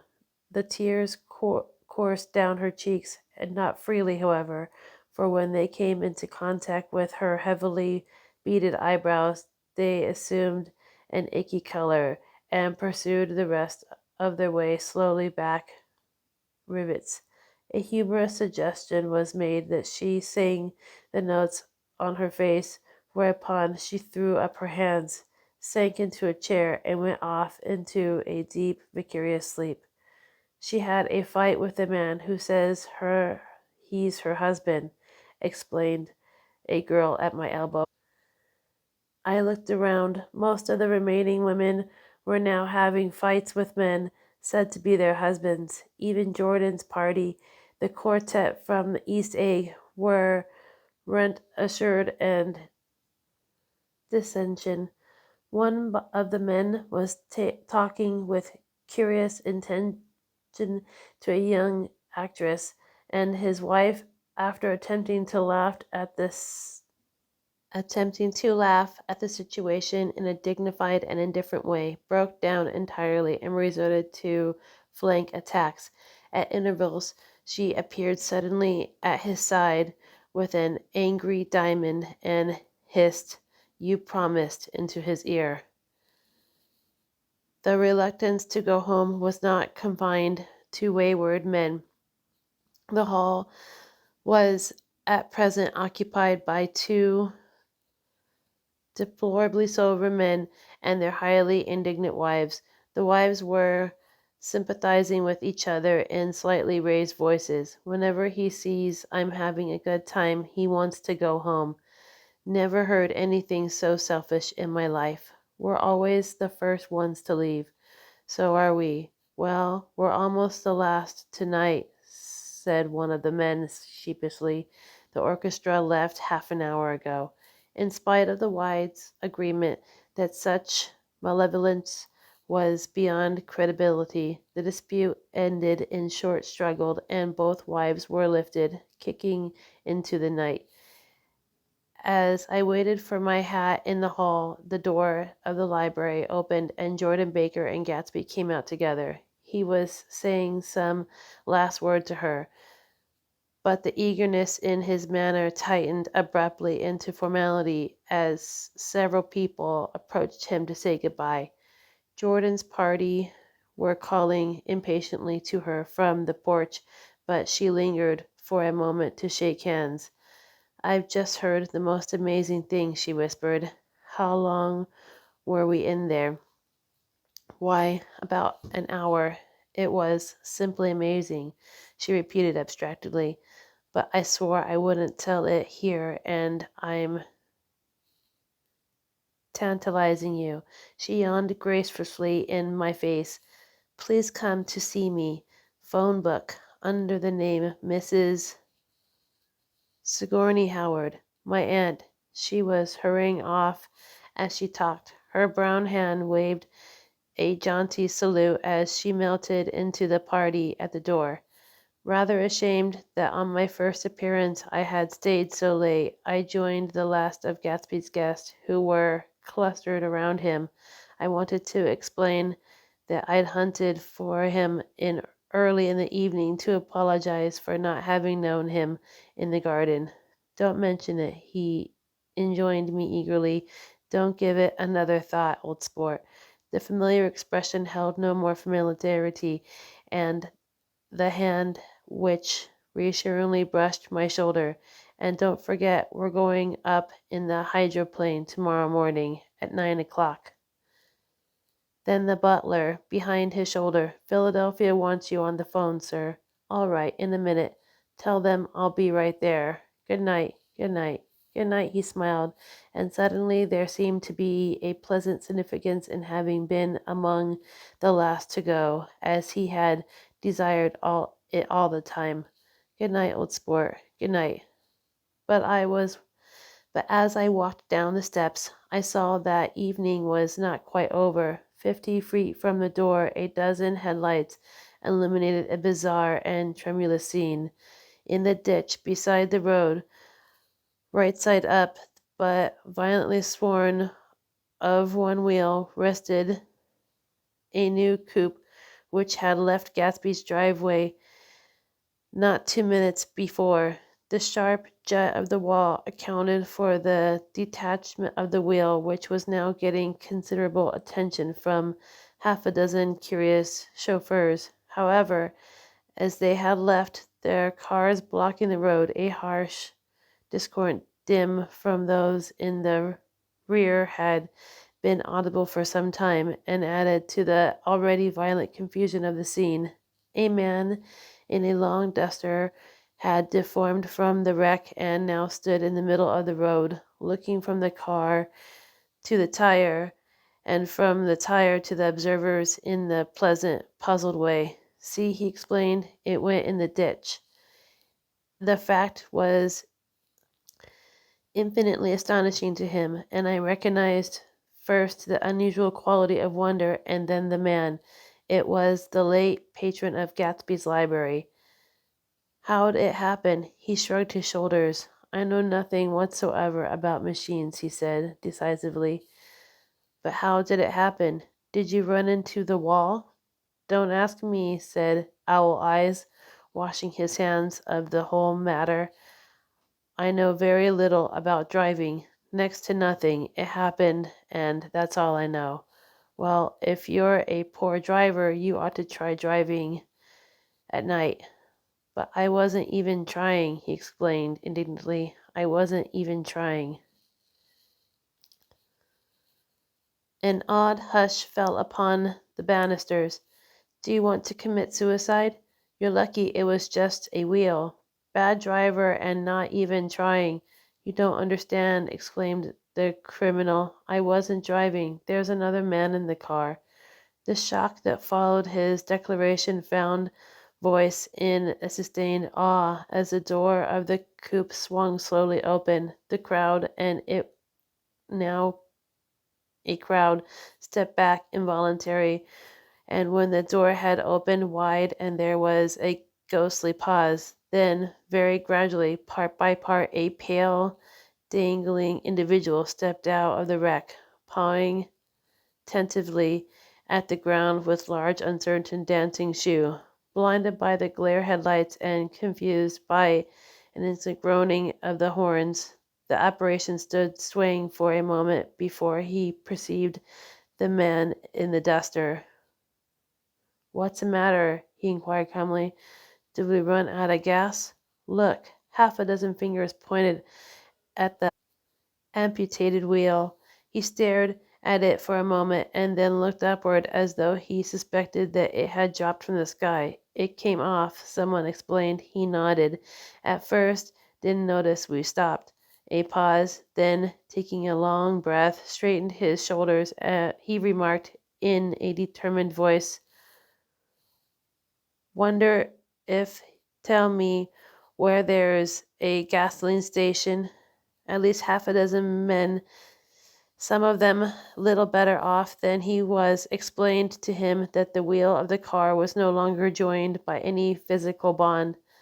Back out, he suggested after a moment. Put her in reverse. But the wheel's off, he hesitated. No harm in trying, he said. The caterwauling horns had reached the crescendo, and I turned away and cut across the lawn toward home. I glanced back once. A wafer of moon was shining over Gatsby's house, making the night fine as before. I survived the laughter and the sound of his glowing garden. A sudden emptiness seemed to flow now from the windows and the great doors, endowing with complete isolation the figure of the host, who stood on the porch, his hands up in formal gesture farewell. Reading over what I have written so far, I see I have given the impression that the events of 3 nights, several weeks apart, were all that absorbed me. On the contrary, they were merely casual events in a crowded summer, and until much later, they absorbed me infinitely less than my personal affairs. Most of the time, I worked. In the early morning, the sun threw my shadow westward as I hurried down the white chasms of lower New York, of the Probity Trust. I knew the other clerks and young bond salesmen by their first names and launched with them in the dark, crowded restaurants on little pig sausages and mashed potatoes and coffee. I even had a sort of affair with a girl who lived in Jersey City and worked in the accounting department. But her brother began throwing mean looks in my direction. So when she went on vacation in July, I let it blow quietly away. I took dinner usually at the Yale Club. For some reason, it was the gloomiest event of my day. And then I went upstairs to the library and studied investments and securities for the for a continuous hour. There were generally a few writers around, but they never came into the library, so it was a good place to work. After that, if the night was mellow, I strolled down Madison Avenue past Old Murray Hill Hotel over 33rd Street in Pennsylvania Station. I began to like New York. The, ra- the racy, adventurous feel of it at night, and the satisfaction that the constant flicker of men and women and machines gives to the restless eye. I liked to walk up Fifth Avenue and pick out romantic women from the crowd that imagine that in a few minutes I was going to enter into their lives and no one would ever know or disapprove. Sometimes in my mind, I followed them to their apartments on the corners of hidden streets, and they turned and smiled back at me before they faded through the door into a warm darkness. At the enchanted metropolitan twilight, I felt a haunting loneliness sometimes, and felt it in others. Poor young clerks who loitered in front windows, waiting until it was time for solitary restaurant dinner, young clerks in the dust, wasting the most important moments of the night and life. Again, at 8 o'clock, when the dark lanes of the 40s were five deep with throbbing taxis bound for a theater district, I felt a sinking in my heart. Forms leaned together in the taxis and they waited. The voices sang, and there was laughter from unheard jokes, and lighted cigarettes outlined unintelligible 70s gestures inside. Imagining that I too was hurrying towards gaiety and sharing their intimate excitement, I wished them well. For a while, I lost sight of Jordan Baker, and then in midsummer, I found her again. At first, I was flattered to go places with her because she was a golf champion and everyone knew her name. Then it was something more. I wasn't actually in love, but I felt a sort of tender curiosity. A bore haunting face that she turned to the world concealed something. Most affections conceal something eventually, and then, though they don't in the beginning, and one day I found what it was. When we were on the house party together up in Warwick, she left a borrowed car out in the rain with the top down and then lied about it. And suddenly I remembered the story about her that had eluded me that night at Daisy's. At first, her big golf tournament was a row that nearly reached the newspapers, a suggestion that she had moved her ball from a bad lie in the semifinal round. The thing approached the proportions of a scandal, then died away. A caddy retracted his statement, and the other witness admitted that he might have been mistaken. The incident and name had remained together in my mind. Jordan Baker instinctively avoided clever, shrewd men, and now I saw that this was because she felt safer on a plane where any divergence from a code would be a thought impossible. She was incurably dishonest. She wasn't able to endure being at a disadvantage, and given the unwillingness, I suppose she had begun dealing in subterfuges when she was very young in order to keep that cool. Insolent smile turned to the world, and yet satisfying the demands of her hard, jaunty body. It made no difference to me. Dishonesty in a woman is a thing you never blame deeply. I was casually sorry, and then I forgot. It was on the same house party that we had a curious conversation about driving a car. It started because she passed so close to some workmen that our fender flickered a button on one man's coat. "You're a rotten driver," I protested. "Either you ought to be more careful or you oughtn't drive at all." "I am careful." "No, you're not." "Well, other people are," she said lightly. "That's got to do with it." "They'll keep out of my way," she insisted. "It takes two to make an accident." "I suppose you met somebody just as careless as yourself." "I hope I never will," she answered. "I hate careless people. That's why I like you." Her gray, sun-stained eyes stared straight ahead, but she had deliberately shifted our relations, and for a moment I thought I loved her. But I am slow thinking and full of interior rules that act as brakes on my desires, and I knew at first I had to get myself definitely out of that tangle back home.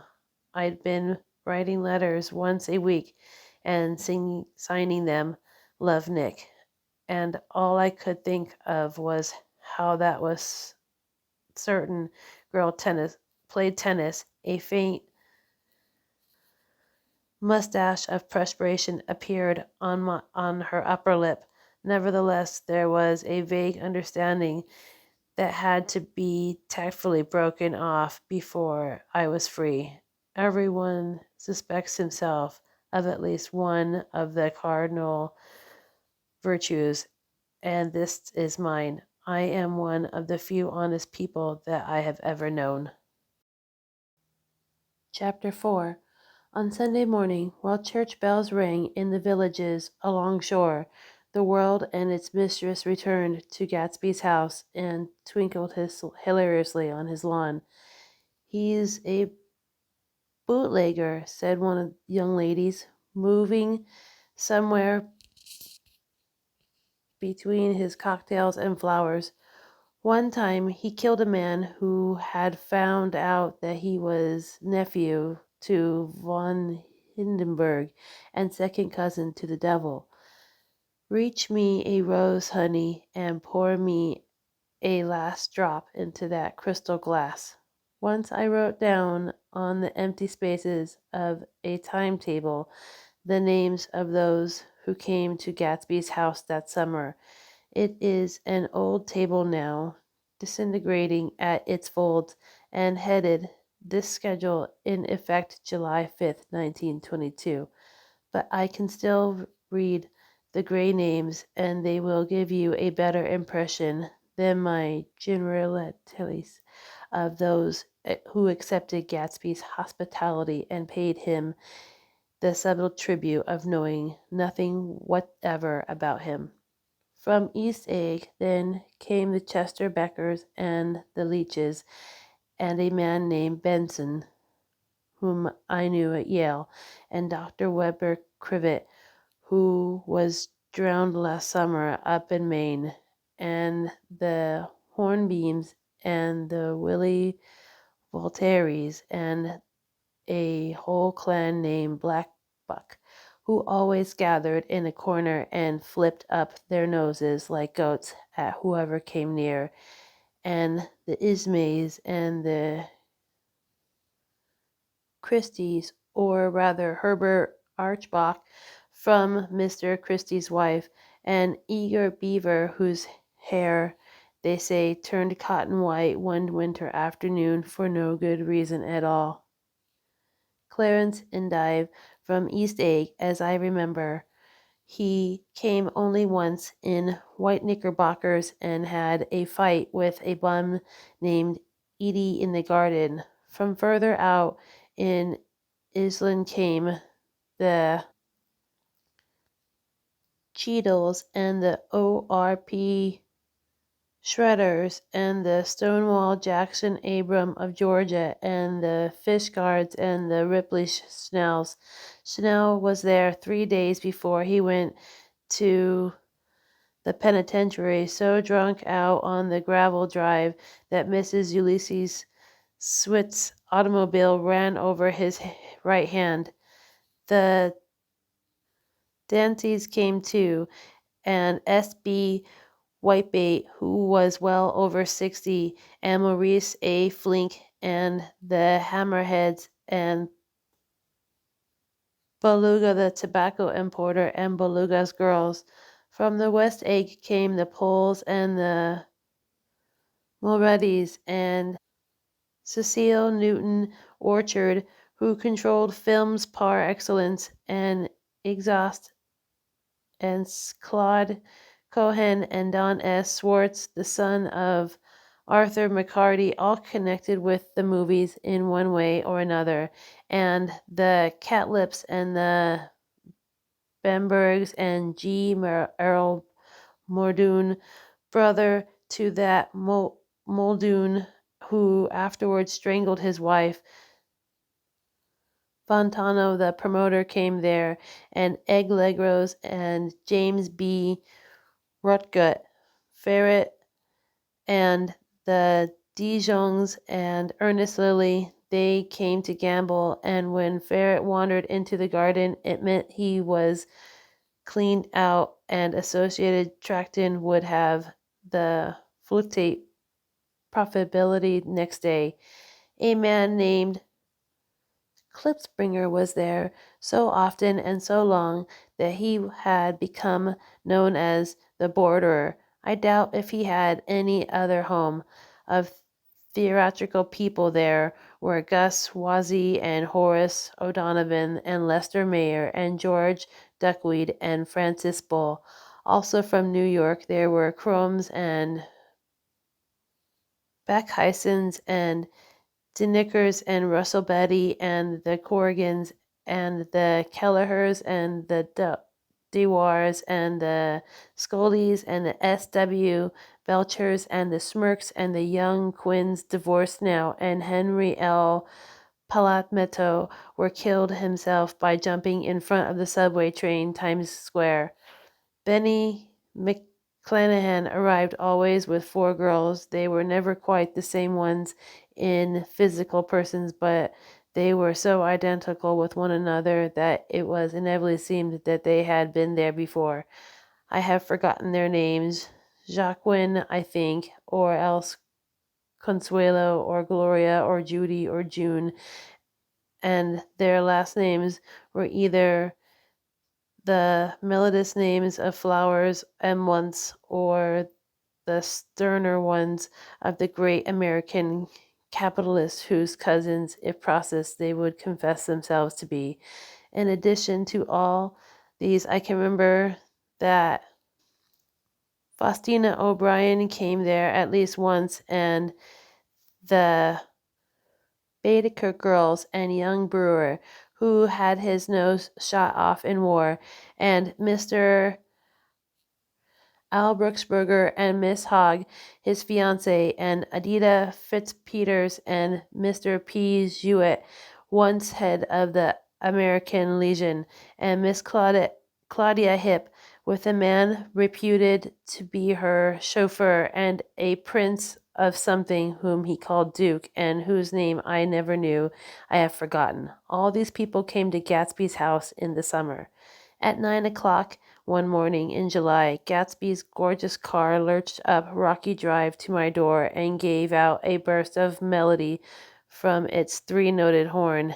It was the first time he had called up on me, though I had gone to 2 of his parties, mounted in his hydroplane, and at his urgent invitation made frequent use of his bench. of his beach.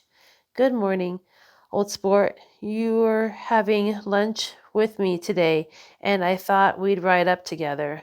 He was balancing himself on the doordash of his car with that resourcefulness of movement that so particularly American that comes, I suppose, with the absence of lifting work or rigid sitting in youth, and even more with the formalist grace of our nerves' sporadic games. The quality was continually breaking through his punctilious manner in the shape of restlessness. He was never quite still. There was always a tapping foot somewhere, or the impatient opening and closing of a hand. He saw me looking with admiration at his car. It's pretty, isn't it, old sport? He jumped off to give me a better view. Haven't you seen it before? I'd seen it. Everybody had seen it. It was a rich cream color, bright with nickel, swollen here and there with monstrous length, with Triumph hat box and supper boxes and tool boxes, and terraced with a labyrinth of windshields that mirrored a dozen suns. Sitting down behind the layers of glass in a sort of green leather conservatory, we started to town. I had talked with him perhaps half a dozen times in the past month, and found to my disappointment that he had little to say. So my first impression that was he was a person of some undefined consequence and gradually faded, and he had become simply the proprietor of an elaborate roadhouse next door. And then came that disconcerting ride that he hadn't reached West Egg Village before Gatsby began, leaving his elegant sentence unfinished and slapping himself indecisively on the knee of his caramel-colored suit. Look here, old sport, he broke out surprisingly. What's your opinion of me, anyhow? A little overwhelmed, I began the generalized evasions of which that question deserved. I am going to tell you something about my life, he interrupted. I don't want you to get the wrong idea of me from all these stories you hear. So he was aware of the bizarre accretions that flavored conversation in his halls. I'll tell you God's truth. His right hand suddenly ordered divine retribution to stand by. I am the son of some wealthy person in the Midwest, all dead now. I was brought up in America, but educated at Oxford because of my ancestors had been educated there for many years. It is a family tradition. He looked at me sideways, and I knew why Jordan Baker had believed he was lying. He hurried the phrase, educated at Oxford, or swallowed it, or choked on it, as though it had bothered him before. And with this doubt, his whole statement fell to pieces, and I wondered if there wasn't something a little sinister about him after all. What part of Middle West? I inquired casually. San Francisco. I see.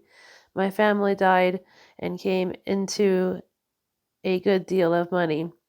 His voice was solemn, as if the memory of that sudden extinction of the clan still haunted him. For a moment I suspected that he was pulling my leg, but a glance at him convinced me otherwise. After that I lived like a young Rajah in all the capitals of Europe, Paris, Venice, Rome, collecting jewels, chiefly rubies, hunting big game, painting a little, things for myself only, and trying to forget something very sad that had happened to me long ago. With an effort I managed to restrain my incredulous laughter, and very phrases were worn so threadbare that they invoked no image except that of a turbaned character leaking sawdust at every pore as he pursued a tiger through the Bois of Boulogne. Then came the war, old sport. It was a great relief, and I tried very hard to die, but I seemed to hear the enchanted life. I accepted a commission at first as first lieutenant when it began in the Argonne Forest. I took 2 machine gun detachments so far forward that there was a half-a-mile gap on either side of us where the infantry couldn't advance. They stayed there 2 days and 2 nights, 130 men with 16 Lewis guns, and when the infantry came up at last, they found the insignia of 3 German divisions among the piles of dead. I was promoted to be a major, and every Allied government gave me a declaration, even Montenegro, little Montenegro down on the Adriatic Seal. Little Montenegro, he lifted up the words and nodded at them with his smile. The smile comprehended Montenegro's troubled history and sympathized with the brave struggles of the Montenegrin people. I appreciated fully the chain of national circumstances which had elicited this tribute from Montenegro's warm little heart. My incredulity was submerged in fascination now. It was like skimming hastily through a dozen magazines. He reached in his pocket, and a piece of metal slung on a ribbon fell into my palm. That's the one from Montenegro. To my astonishment, the thing had an authentic look. Orte di Janeiro, ran the circular legend. Montenegro, Nicholas Rex. Turn it. Major J. Gatsby, I read, for valor extraordinary. Here's another thing I always carry, a souvenir of Oxford days. It was taken in Trinity Quad. The man on my left is now the Earl of Dorchester. It was a photograph of a half a dozen young men in blazers loafing in an archway through which were visible a host of spires. There was Gatsby, looking a little, not much younger, with a cricket bat in his hand. Then it was all true. I saw the skins of tigers flaming in his palace on the Grand Canal. I saw him opening a chest of rubies to ease, with their crimson-lighted depths, the gonings of his broken heart. I'm going to make a big request of you today, he said, pocketing his souvenirs with satisfaction. So I thought you ought to know something about me. I didn't want you to think I was just some nobody. You see, I usually find myself among strangers because I drift here and there trying to forget the sad thing that happened to me. He hesitated. You'll hear about it this afternoon. At lunch? No, this afternoon. I happened to find out that you're taking Miss Baker to tea. Did you mean you're in love with Miss Baker? No, old sport, I'm not. But Miss Baker has kindly consented to speak to you about this matter. I had the faintest idea what this matter was, but I was more annoyed than interested. I hadn't asked Jordan to tea in order to discuss Mr. J. Gatsby. I was sure the request would be something utterly fantastic, or for a moment I was sorry I'd ever set foot upon his overpopulated lawn. He wouldn't say another word. His correctness grew on him as we neared the city. We passed Port Roosevelt, where there was a glimpse of red-belted ocean-going ships, and sped along the Cobb slums lined with dark, undeserted saloons of the faded gilt 1900s. Then the Valley of Ashes opened out both sides of us, and I glimpsed of Mrs. Wilson's straining at the garage pump with painted vitality as we went by. With fenders spread like wings, we scattered light through half Long Island City, only half, for as we twisted among the pillars and the elevated, I heard a familiar jug splat of a motorcycle, and a frantic policeman rode alongside. All right, old sport, Gatsby called. We slowed down, taking a white card from his wallet. He waved it before the man's eyes. You are right, agreed the policeman, tipping his cap. No, you next time, Mr. Gatsby. Excuse me. What was that? I inquired. The picture of Oxford? I was able to do the commissioner a favor once, and he sends me a Christmas card every year over the Great Bridge with the sunlight through the grinders making a constant flicker upon moving cars, with the city rising up across the river in white heaps of and sugar lumps, all built with a wish out of non-olfactory money. The city scene from the Queensboro Bridge is always the city seen for the first time, in its first wild promise of the mystery and the beauty in the world. A dead man passed us in the hearse heaping with blooms, followed by 2 carriages with drawn blinds, and by more cheerful carriages for friends. The friends looked out at us with the tragic eyes of short upper lips. Southwestern Europe, and I was glad that the sight of Gatsby's splendid car was included in their sombre holiday. As we crossed Blackwell's Island, and a limousine passed us, driven by a white chauffeur in which sat 3 modish Negroes, 2 bucks and a girl. I laughed aloud as the yolks in their eyeballs rolled towards the haunting rivalry. Anything can happen now that we've slid over this bridge, I thought. Anything at all. Even Gatsby could happen without any particular wonder. Roaring noon in a well-fanned 42nd Street cellular, I met Gatsby for lunch. Blinking away the brightness of the street outside, my eyes picked him out obscurely in the anteroom talking to another man. "Mr. Carroway, this is my friend, Mr. Wolfsheim." A small, flat-nosed Jewess raised his large head and regarded me with 2 fine grows of hair which luxuried either nostril. After a moment I discovered his tiny eyes in half-darkness. "So I took one look at him," said Mr. Wolfstein, shaking my hand earnestly. "And what do you think I did?" "What?" I inquired politely, but evidently he was addressing me, for he dropped my hand and covered Gatsby with his expressive nose. "I handed the money to Katzberg, and I said, 'All right, Katzberg, don't pay him a penny till he shuts his mouth.' He shut it then and there." Gatsby took an arm off each of us and moved forward into the restaurant, whereupon Mr. Wormstein swallowed a new sentence he was starting and lapsed into the somnambulatory abstraction. "High balls?" asked the head waiter. "This is a nice restaurant here," said Mr. Wolfsheim, looking at the Presbyterian nymphs on the ceiling, "but I looked like across the street better." "Yes, highballs," agreed Gatsby, and then to Mrs. Wolfsheim's, "It's too hot over there."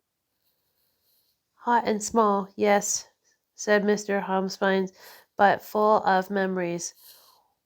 "What place is that?" I asked. "The old Metropole." "The old Metropole," brooded Mr. Wolfsheim gloomily. "Filled with faces dead and gone, filled with friends gone now forever. I can't forget, so long as I live, the night they shot Rosie Rosendahl there. It was 6 of us at the table, and Rosie had eat and drank a lot all evening. And when it was almost morning, the waiter came up to him with a funny look and says, 'Somebody wants to speak with him outside.' 'All right,' says Rosie, and begins to get up, and I pulled him down in his chair. 'Let the bastards come in here if they want you, Rosie, but don't you, so help me, move outside this room.' It was 4 o'clock in the morning then, and if we'd raised the blinds we'd seen daylight." "Did he go?" I asked innocently. "Sure he went." Mr. Wolfsheim's nose flushed at me indignantly. He turned around in the door and says, "Don't let that waiter take away my coffee." Then he went out on the sidewalk and they shot him 3 times in his full belly and drove away. 4 of them were electrocuted, I said, remembering. 5 with Becker. His nostrils turned to me, and in an interested way, I understood you're looking for a business connection. The juxtaposition of these two remarked was startling. Gatsby answered for me. "Oh no," he exclaimed. "This isn't the man." "No?" Mr. Wolfsheim seemed disappointed. "This is just a friend. I told you we'd talk about that some other time." "I beg your pardon," said Mr. Wolfstein. "I had a wrong man." A succulent harsh arrived, and Mr. Wolfstein, forgetting the more sentimental atmosphere of the old metropole, began to eat with ferociousness delicacy. His eyes, meanwhile, roved very slowly around all the room. He completed the arc by turning to inspect people directly behind.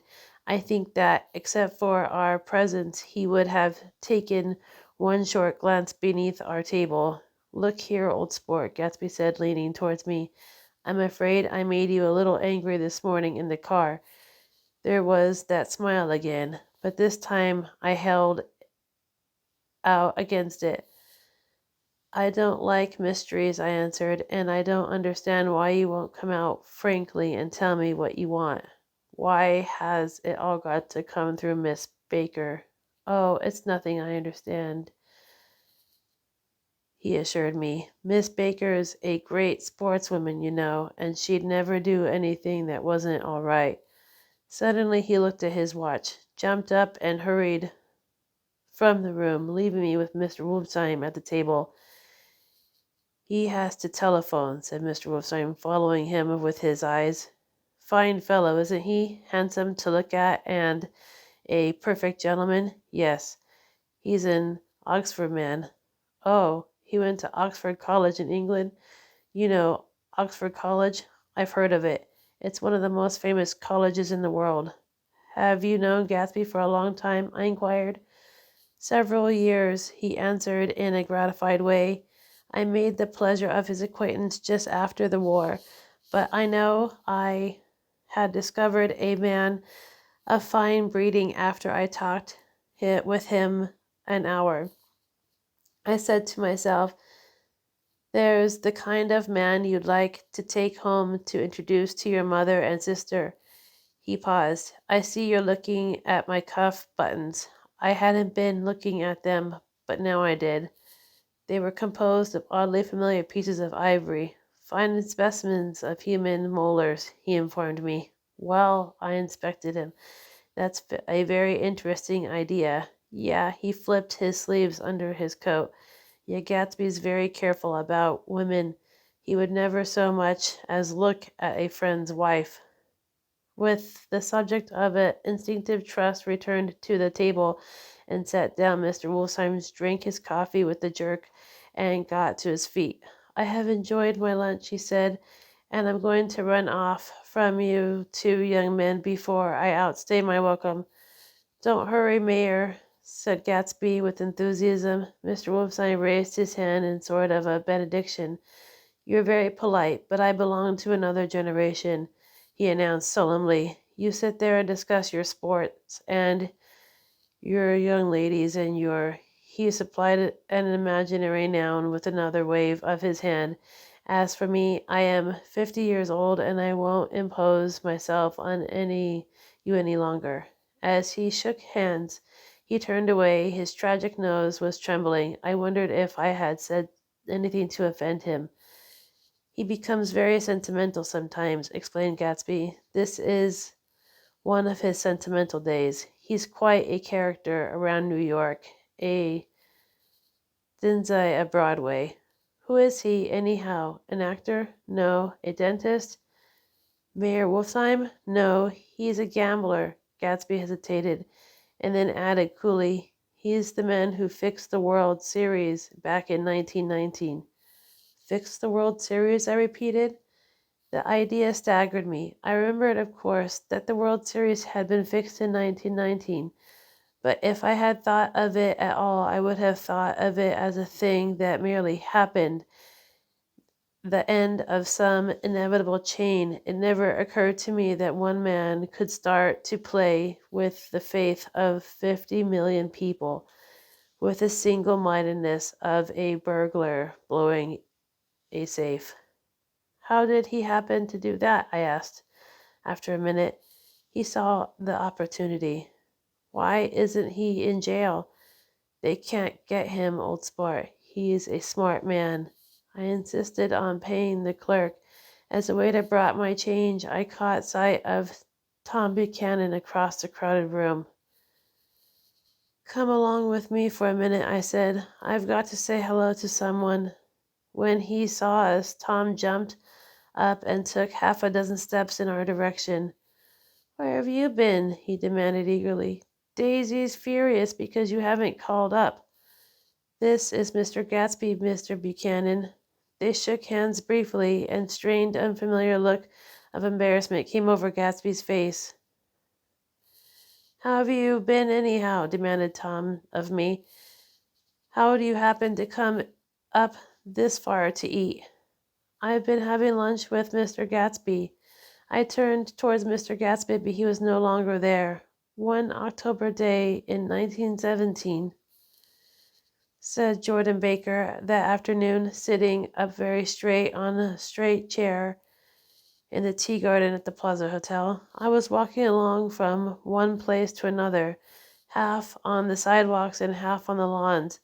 I was happier to be on the lawns because I had shoes on from England with rubber knobs on the soles that bit into the soft guard, and on the new plaid skirt also that blew a little in the wind. But whenever this happened, red, white, and blue banners in the front of all the houses stretched out stiff and said tut tut tut tut on the disapproving way.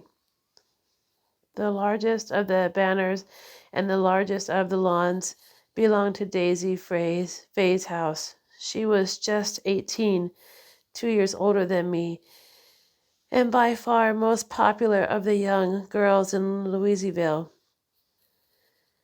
She dressed in white and had a little white roadster. All day long the telephone rang in her house, and excited young officers from Camp Taylor demanded the privilege of monopolizing her that night, always for an hour, anyway, for an hour. When I came opposite her house that morning, the white roadster was beside the curb, and she was sitting in it with a lieutenant I had never seen before. They were so engrossed in each other that she didn't see me until I was 5 feet away. Hello, Jordan, she called unexpectedly. Please come here. I was flattered that she wanted to speak to me because all the older girls I admired her most. She asked me if I was going to the Red Cross to make bandages. I was. Well, then would I tell them she couldn't come that day? The officer looked at Daisy while she was speaking in a way that every young girl wants to be looked at sometime, because it seemed romantic to me. That I have remembered the incident ever since. His name was Jay Gatsby, and I didn't lay eyes on him again for over 4 years. Even after I'd met him on Long Island, I didn't realize it was the same man. That was 1917. By the next year, I had a few beaux myself, and I began play in tournaments, so I didn't see Daisy very often. She went with a slight older crowd, and when she went with anyone at all, wild rumors were circulating about her. How her mother had found her packing her bag one winter night to go to New York and say goodbye to a soldier who was going overseas. She was eventually prevented but she wasn't on speaking terms with her family for several weeks. After that, she didn't play around with the soldiers anymore, but only with a few flat footed, sore sided young men in town who couldn't get into the army at all. By the next autumn, she was gay again, gay as ever. She had the debut after the arms, and in February, she was presumably engaged to a man in New Orleans. In June, she married Tom Buchanan of Chicago with more pomp and circumstance that Louisiana had ever known before. He came down with 100 people in 4 private cars and hired a whole floor of Seal Beach Hotel. And the day before the wedding, he gave her a string of pearls valued at $350,000. I was a bridesmaid. I came into her room half an hour before the bridal dinner and found her lying on her bed as lovely as the June night in her flowered dress and as drunk as the monkey. She said she had a bottle of Sauterne in one hand and a letter in the other. Congratulate me, she muttered. Never had a drink before, but oh, how I do enjoy it. What's the matter, Daisy? I was scared, I can tell you. I'd never seen a girl like that before. Here, dearest, she groped around the waste basket she had in her on her bed and pulled out a string of pearls. Take 'em downstairs and give 'em back to whoever they belong to. Tell 'em Daisy changed her mind. Say Daisy's changed her mind. She began to cry. She cried and cried. I rushed out and found her mother's maid, and we looked at the door and got her into the cold bath. She wouldn't let go of the letter. She took it into the tub with her and squeezed it up into a wet ball and let me leave it in the soap dish. And when she saw that it was coming back to pieces like snow, but she didn't say another word. She gave her spirits of ammonia and put ice on her forehead and hooked her back into her dress.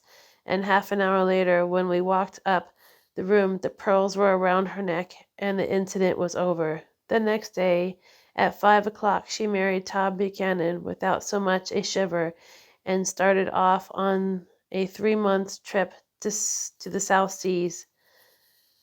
I saw them in Santa Barbara when they came back, and I thought I'd never seen a girl so mad about her husband. If he left the room for a minute, she'd look around uneasily and say, "Where's Tom gone?" and wear the most abstract expression until she saw him coming in the door. She used to sit on the sand with his head in her lap by the hour, rubbing her fingers over his eyes and looking at him unfathomable delight. It was touching to see them together. It made you laugh in a hushed, fascinated way. That was in August. A week after I left Santa Barbara, Tom ran into a wagon on Ventura Road one night and ripped the front wheel off his car. The girl who was with him got into the papers too because her arm was broken. She was one of the chambermaids in the Santa Barbara hotel. The next day, Daisy had her little girl and they went to France for a year. I saw them one spring in Cannes and later in Deauville. And then they came back to Chicago to settle down. Daisy was popular in Chicago, as you know. They moved with a fast crowd, all of them young and rich and wild, but she came out with an absolute perfect reputation. Perfect, perhaps because she doesn't drink. It's a great disadvantage not to drink among dark drinking people. You can hold your tongue, and moreover, you can time any little irregularity with your own so that everybody else is so blind that they don't see or care. Perhaps Daisy never went in for amour at all, and yet there's something in that voice of hers. About 6 weeks ago, she heard the name Gatsby for the first time in years. It was when I asked you, do you remember, if you knew Gatsby in West Egg? After you had gone home, she came into my room and woke me up and said, what Gatsby? And when I described him, I was half asleep. She said in the strangest voice that it must be the man she used to know. It wasn't until then that I connected this Gatsby with the officer in her white car. When Jordan Baker had finished telling all of this, we had left the plaza for half an hour and were driving in a Victoria through Central Park. The sun had gone down behind the tall apartments of the moving stars in the West 50s, and the clear voices of the girls already gathered like crickets on the grass rose throughout the hot twilight. I'm the Shikavarabi. Your love belongs to me. At night when you're asleep, into your tent I'll creep. It was a strange coincidence, I said, but it wasn't a coincidence at all. Why not? Gatsby bought that house so that Daisy would be just across the bay. Then it had not been merely the stars to which he had aspired on that June night. He came alive to me, delivered suddenly from the womb of purposeless splendor. He wants to know, continued Jordan, if you'll invite Daisy to your house some afternoon and let him come over. The modesty of the demand shook me. He had waited 5 years and bought a mansion where he dispensed starlight to casual moths so that he could come over some afternoon to a stranger's garden. Did I have to know all this before he could ask such a little thing? He's afraid he waited so long. He thought you might be offended. You see, he's a regular tough underneath it all. Something worried me. Why didn't he ask you to arrange a meeting? He wants her to see his house, she explained, and your house is right next door. Oh, I think he has half expected her to wander into one of his parties some night, went on Jordan, but she never did. Then he began asking people casually if they knew her, and I was the first one he found. It was that night he sent for me at his dance, and you should have heard the elaborate way he worked up to it. Of course, I immediately suggested a luncheon in New York, and I thought he'd go mad. I don't want to do anything out of the way, he kept saying. I want to see her right next door. When I said you were a peculiar friend of Tom's, he started to abandon the whole idea. He doesn't know very much about Tom, though he says he's read a Chicago paper for years just on the chance of catching a glimpse of Daisy's name. It was dark now, and as we dipped under the little bridge, I put my arm around Jordan's golden shoulder and drew her towards me and asked her to dinner. Suddenly, I wasn't thinking of Daisy and Gatsby anymore, but this clean, hard, limited person who dealt in universe skepticism and who leaned back jauntily just within the circle of my arm. A phrase began to beat in my ears with a sort of heady excitement. There are only the pursued, the pursuing, the busy, and the tired. And Daisy ought to have something in her life, murmured Jordan to me. Does she want to see Gatsby? She's not to know about it. Gatsby doesn't want her to know. You're just supposed to invite her to tea. We passed a barrier of dark trees and then facade of 59th Street. A block, delicate pale light gleamed down into the park. Unlike Gatsby and Tom Buchanan, I had no girl whose disembodied face floated along the dark cornicles and blinding signs, and so I drew up the girls beside me, tightening my arms Her wan, scornful mouth smiled, and I so drew her up against closer, this time to my face. Chapter 5. When I came home to West Egg that night, I was afraid for a moment that my house was on fire.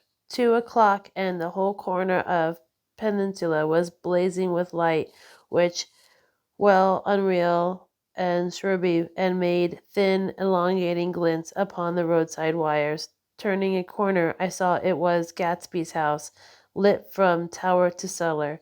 At first, I thought it was another party, a wild rot that had resolved itself, no hide and go seek, or sardines in the box, with all the house thrown open to the game. But there wasn't a sound, only wind and trees, which blew the wires and made the lights go off and on again as the house had winked into the darkness. As my taxi groaned away, I saw Gatsby walking toward me across the lawn. "Your place looks like the World's Fair," I said. "Does it?" He turned his eyes toward it absently. "I have been glancing into some of the rooms. Let's go to Coney Island, old sport, in my car." "It's too late." "Well, I suppose we take a plunge in the swimming pool. I haven't made use of it all summer." "I've got to go to bed." "All right." He waited, looking at me with suppressed eagerness. "I talked to Miss Baker," I said after a moment. "I'm going to call Daisy up tomorrow and invite her over here to tea." "Oh, that's all right," he said carelessly. "I don't want to put you to any trouble." What day would suit you?" "What day would suit you?" he corrected me quickly. "I don't want to put you in any trouble, you see." "How about the day after tomorrow?" He considered for a moment, then, with reluctance, "I want to get the grass cut," he said. We both looked at the grass. There was a sharp line where my ragged lawn ended up darker, well-kept expanse of his begun. I suspected that he meant my grass. "There's another little thing," he said uncertainly, and hesitated.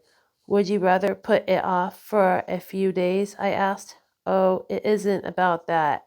At least," he fumbled with a series of beginnings. Why, look here, old sport. You don't make much money, do you?"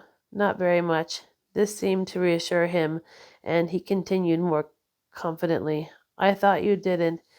If you'll pardon me, you see, I carry on a little business on the side, a sort of sideline, you understand, and I thought that if you don't make very much, you're selling bonds, aren't you, old sport?"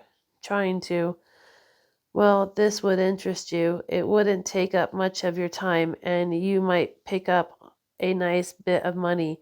It happens to be a rather confidential sort of thing."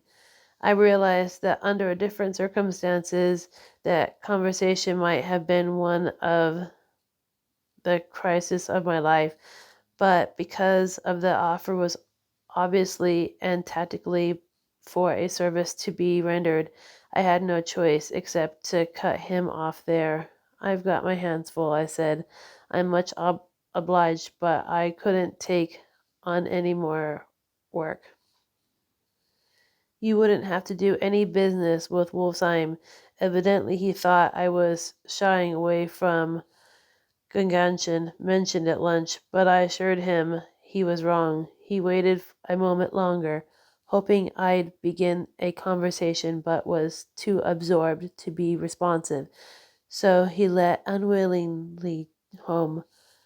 The evening had made me light-headed and happy. I think I walked into a deep sleep as I entered the front door, so I didn't know whether or not Gatsby went to Coney Island, or for how many hours he glanced into rooms while his house blazed gallantly on. I called up Daisy from the office next morning and invited her to come to tea.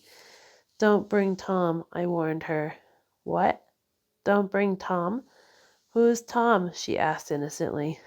The day agreed upon was pouring rain. At 11 o'clock, a man in a raincoat, dragging a lawnmower, tapped at my front door and said Mr. Gatsby had sent him over to cut my grass. This reminded me that I had forgotten to tell my Finn to come back, so I drove into West Egg Village to search for her among soggy, whitewashed alleys to buy some cups and lemons and flowers. The flowers were unnecessary, for at 2 o'clock a greenhouse arrived with Gatsby's with innumerable receptacles to contain it. An hour later, the front door opened nervously, and Gatsby, in a white flannel suit, silver shirt, and gold-colored tie, hurried in. He was pale, and there were two dark signs of sleeplessness beneath his eyes. Is everything all right? He asked immediately. The grass looks fine, if that's what you mean. What grass? He inquired blankly. Oh, the grass in the yard. He looked out the window at it, but judging by his expression, I don't believe he saw a thing. Looks very good, he remarked vaguely. One of the papers said they thought the rain would stop about 4. I think it was the Journal. Have you got everything you need in the shape of tea? I took him into the pantry, where he looked a little reproachingly fully at the Finn. Together we scrutinized at the 12 lemon cakes from the delicatessen shape. Will they do? I asked. Of course, they're fine. And he added, how old sport. The rain cooled about 3:30 to a damp mist, through which occasional thin drops swam like dew. Gatsby looked with vacant eyes through a copy of Clay's Economics, starting at the finished thread and shook kitchen floor, and peering towards the bleared windows from time to time as a series of invisible alarming happenings were taking place outside. Finally he got up and informed me, in an uncertain voice, that he was going home. Why's that? Nobody's coming to tea. It's too late. He looked at his watch as if there was some pressing demand on his time elsewhere. I can't wait all day. Don't be silly. It's just 2 minutes to 4. He sat down miserably, as if I had pushed him, and simultaneously there was the sound of a motor turning into my lane. We both jumped up, and, a little howled myself, I went out onto the yard. Under the dripping bare lilac trees, a large open car was coming up the driveway. I stopped. Daisy's face, tipped sideways beneath the 3-corner lavender hat, looked out at me with a bright, elastic smile. This is absolutely where you live, my dearest one? The exhilarating ripple of her voice was a wild tonic in the rain, and I had to follow the sound for a moment, up and down with my ear alone, before any words came through. A damp streak of my hair lay like a dash of blue paint across her cheek, and her hand wet glimpsing drops as I took it to help her from the car. Are you in love with me? She said low in my ear. Or why did I have to come alone? That's the secret of Castle Rackrent. Tell your chauffeur to go far away and spend an hour. Come back in an hour, Ferdy. Then in the grave murmur, his name is Ferdy. Does gasoline affect his nose? I don't think so, she said incidentally. Why? We went in. To my overwhelming surprise, the living room was deserted. Well, that's funny, I exclaimed. What's funny? She turned her head, and there was a light, dignified knocking at the front door. I went out and opened it. Gatsby, pale as death, with his hands purged like weights in his coat pockets, was standing in a puddle of water, glaring tragically into my eyes. With his hands still in his coat pockets, he stalked by me into the hall, turned sharply as if he were on a wire, and disappeared into the living room. It wasn't a bit funny. Aware of the loud beating of my own heart, I pulled the door against the increasing rain. For half a minute there wasn't sound. Then from the living room I heard a sort of choking murmur and part of a laugh, followed by Daisy's voice on a clear artificial note. "I certainly am awfully glad to see you again." A pause, and endured horribly.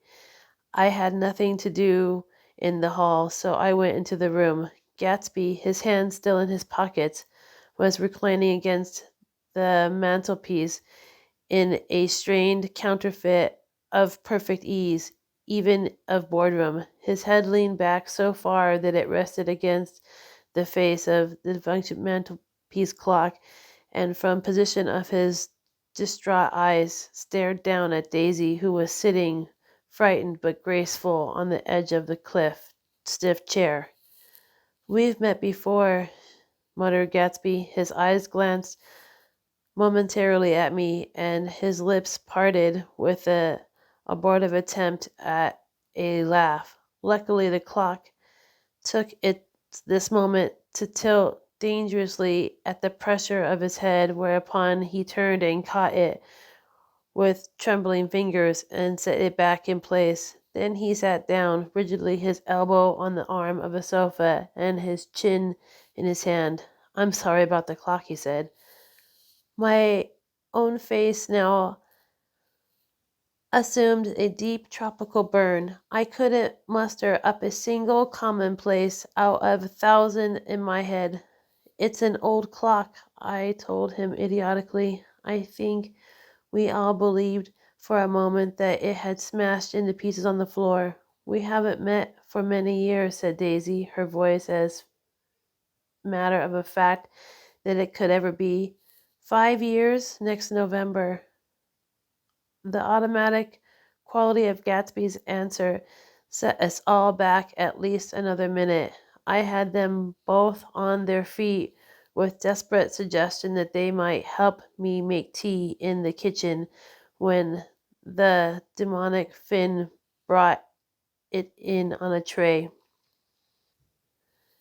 Amid the welcome of confusion of cups and cakes, uncertain physical decency established itself. Gatsby got himself into a shadow, and, while Daisy and I talked, looked coincidentally from one to another of the tense three unhappy eyes. However, as calmness wasn't an end in itself, I made an excuse at the first possible moment and got to my feet.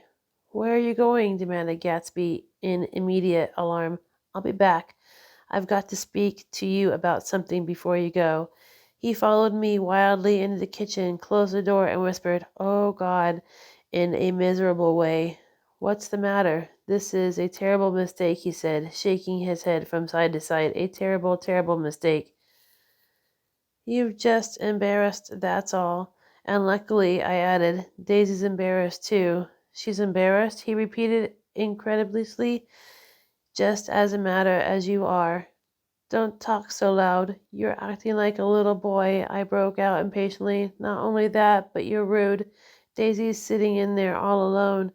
He raised his hand to stop my words, looked at me uncomfortable reproach, and opening the door cautiously went back into the other room.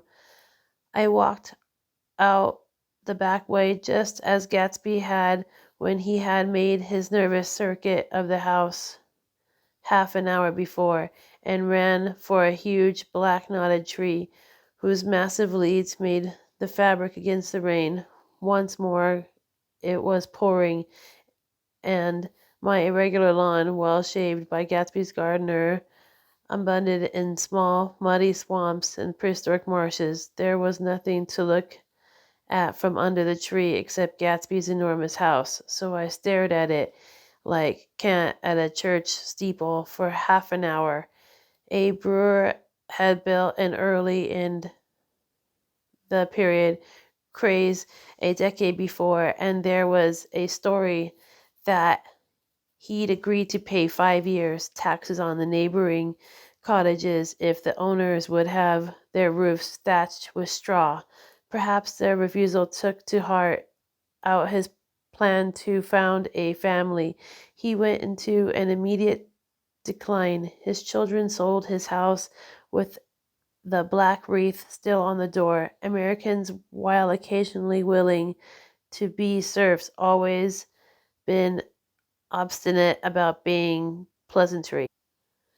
Half an hour, the sun shone again, and the grocer's automobile rounded Gatsby's drive with the new material for his servant's dinner. I felt sure he wasn't eating a spoonful. A maid began opening the upper windows of his house, appeared momentarily in each, and leaning from a large central bay, spat meditatively into the garden. It was time I went back. While the rain continued, it had seemed like a murmur of their voices, rising and swelling a little now and then when guests of emotion. Back in the new silence, I felt that silence had fallen within the house too. I went in, after making every possible noise in the kitchen, sort of pushing over the stove, but I don't believe they heard a sound. They were sitting at either the end of the couch, looking at the end of each other as if some question had been asked or was in the air, and every vestige of embarrassment was gone. Daisy's face was smeared with tears, and when I came in, she jumped up and began wiping it with her handkerchief before a mirror. But there was a change in Gatsby that was simply confounding. He literally glowed. Without a word or gesture or exultation, with a new well-being radiated from him and filled the little room. "Oh, hello, old sport," he said, as if he hadn't seen me for years. I thought for a moment he was going to shake hands. "It's stopped raining, has it?" When he realized that what I was talking about, that there were twinkle bells of sunshine in the room, he smiled like a weatherman, an elastic patron of recurrent light, and repeated the news to Daisy. "What do you think of that? It stopped raining." "I'm glad, Jay." Her throat, full of aching, grieving beauty, told only of her unexpected joy. "I want you and Daisy to come over to my house," he said. "I'd like to show her around." "You're sure you want me to come?" "Absolutely, old sport." Daisy went upstairs to wash her face. Too late, I thought, with humiliation of my towels, while Gatsby and I waited on the lawn. "My house looks well, doesn't it?" he demanded. "See, the old front of it catches the light." I agreed that it was splendid. Yes, his eyes went over it, every arched door and square tower. "It took me just 3 years to earn the money that bought it." "I thought you inherited your money." "I did, old sport," he said automatically, "but I lost most of it in the big panic, the panic of the war."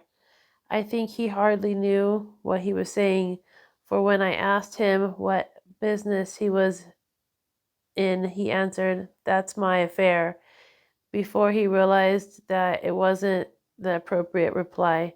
"Oh, I've been in several things," he corrected himself. "I was in the drug business and then I was in the oil business, but I'm not in either one now." He looked at me with more attention. "Do you mean you've been thinking over what I proposed the other night?" Before I could answer, Daisy came out of the house, and 2 rows of brass buttons on her dress gleamed in the sunlight. "That's a huge place there," she cried, pointing. "Do you like it?" "I love it, but I don't see how you live there all alone."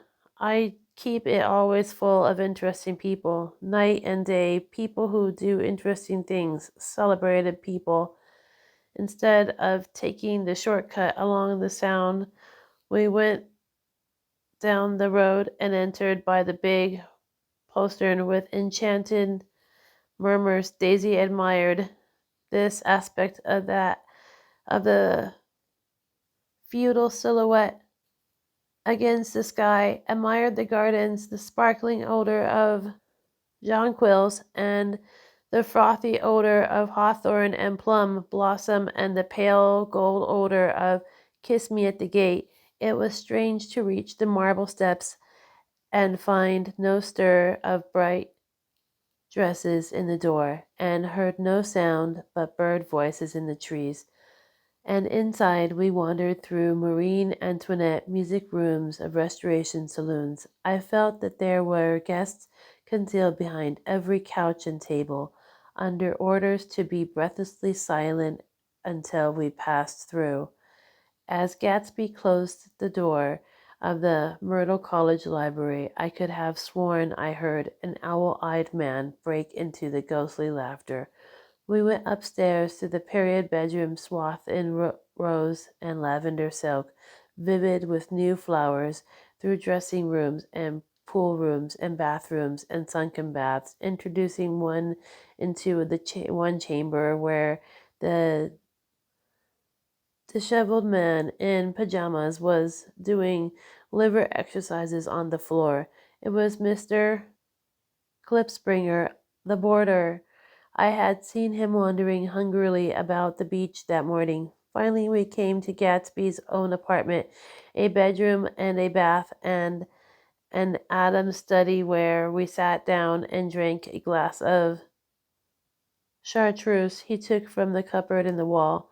He hadn't once ceased looking at Daisy, and I think he revealed everything in his house according to the measure of reproach and drew it from her well-loved eyes.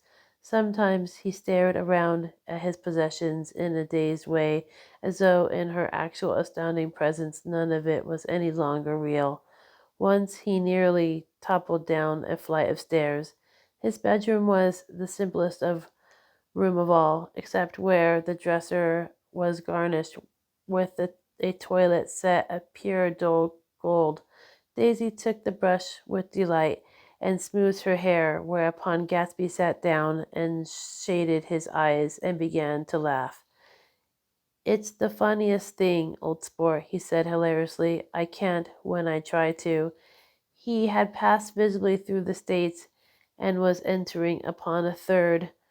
After his embarrassment and his unreasoning joy, he was consumed with wonder at her presence. He had been full of the idea so long, dreamed it right through to the end, waited in the teeth set, so to speak, at an inconvincingly pitch of intensity. Now, in the reaction, he was running down like an overwound clock. Recovering himself in a minute, he opened for us two hulking patent cabinets which held his mass suits, dressing gowns, and ties, and her shirts piled like bricks in the stacks of dozen high. "I've got a man in England who buys me clothes. He sends over a section of things in the beginning of each session, spring and fall." He took out a pile of shirts and began throwing them one by one before us, shirts and sheer linens and thick silks and fine flannels, which lost their folds as they uncovered the table in many-colored disarray. While we admired, he brought more and more soft, rich heap, mounted high, shirts and stripes and scrolls and plaids and apple green and lavender and faint orange and monogramms and Indian blue. Suddenly, with a strained sound, Daisy bent her head into the shirt and began to cry stormily.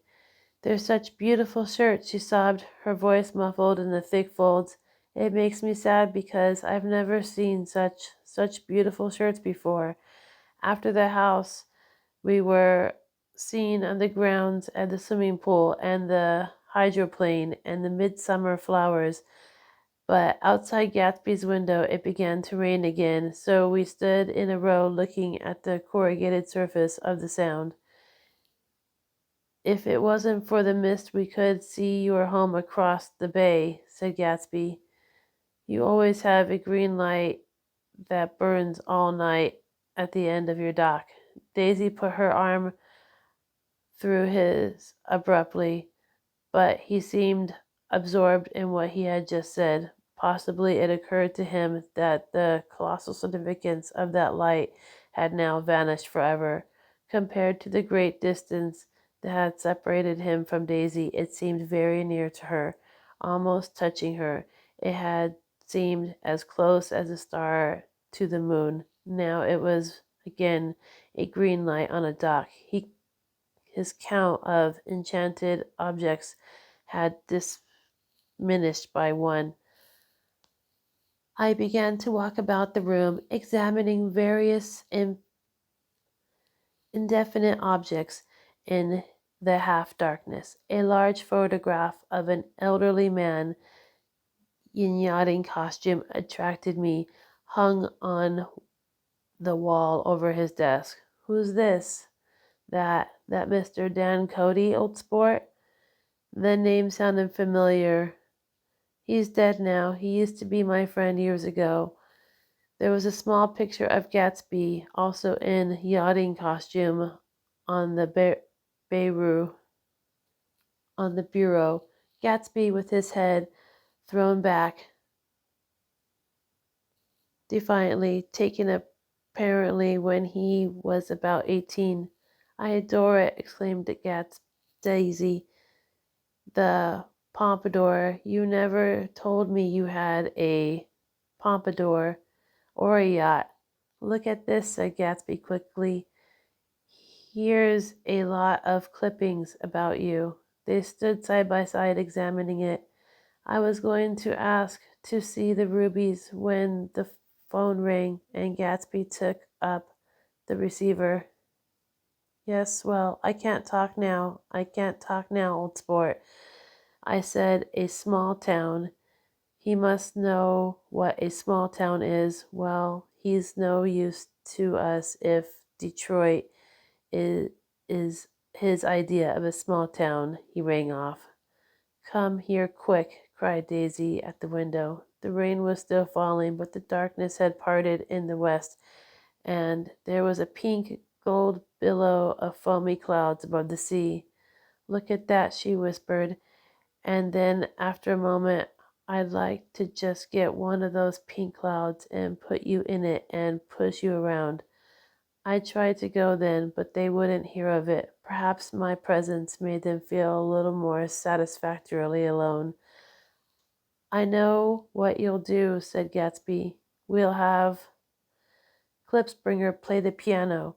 He went out of the room calling, Ewing, Ewing, and returned in a few minutes accompanied by an embarrassed, slightly worn young man with shell-rimmed glasses and shanty blonde hair.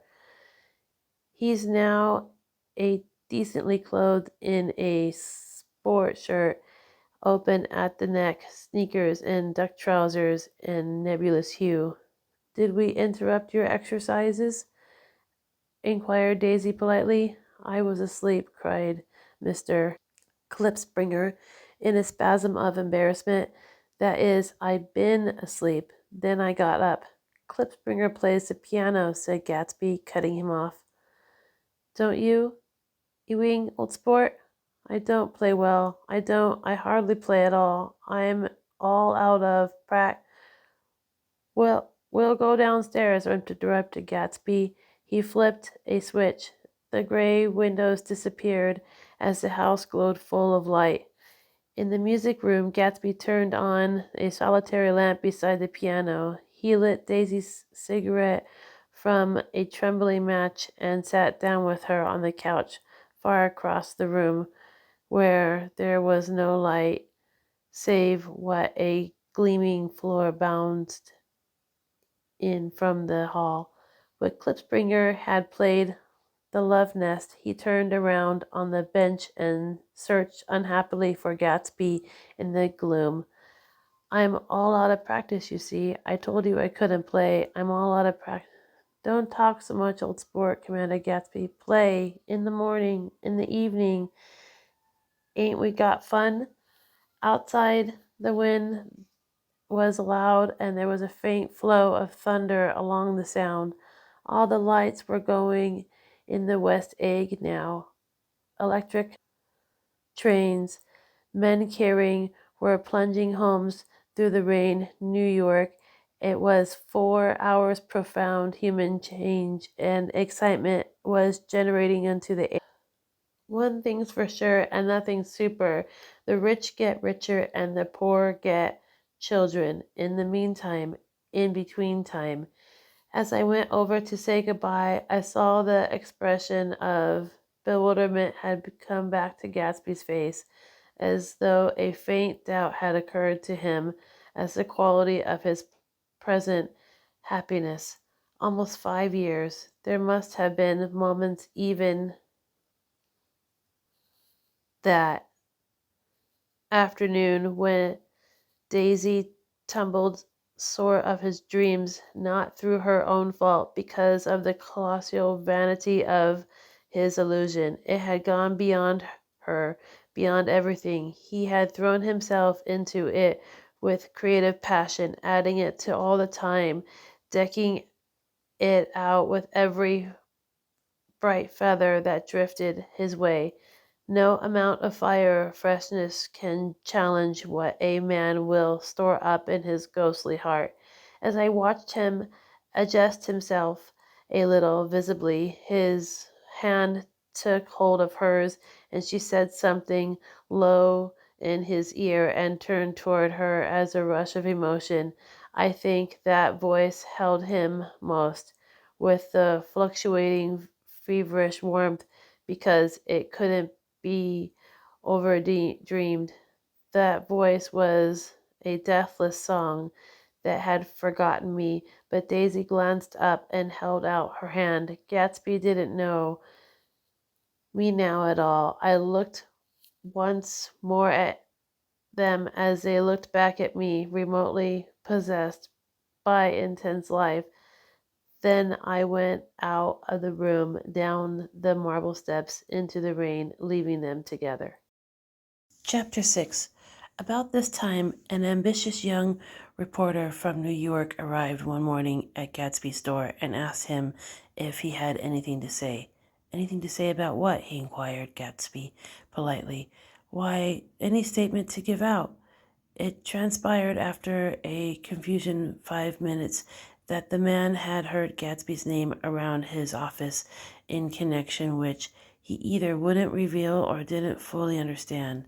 This was his day off, and with landable initiative, he was hurried out to see. It was a random shot, and yet the reporter's instinct was right. Gatsby's notary spread about by the hundreds who had accepted his hospitality and become authorities on his past, had increased all summer until he fell short of being news. Contemporary legends, such as the underground pipeline to Canada, attached themselves to him, and there was one persistent story that he didn't live in a house at all, but in a boat that looked like a house and was moved secretly up and down the Long Island shore. Just why these inventions were a source of satisfaction to James Gatt of North Dakota isn't easy to say. James Gatt was that was really, or at least legally, his name. He had changed it at the age of 17, and at the specific moment that witnessed the beginning of his career, when he saw Dan Cody's yacht drop anchor over the most indigenous flat of Lake Superior. It was James Gatt who had been loafing along the beach that afternoon in a torn green jersey and a pair of canvas pants, but he was already Jay Gatsby, who borrowed a rowboat, pulled out to the Tuolumne, and informed Cody that the wind might catch him to break him up in half an hour. I suppose he had the name ready for a long time, even then. His parents were shiftless and unsuccessful farm people. His imagination had never really accepted them as his parents at all. The truth was that Jay Gatsby of West Egg, Long Island, sprang from his platonic conception of himself. He was a son of God, a phrase which it means anything, means just that. He must be about his Father's business, the service of vast, vulgar, and matriculous beauty. So he invented just the sort of J. Gatsby that a 17-year-old boy would be likely to invent. And to his conception, he was faithful to the end.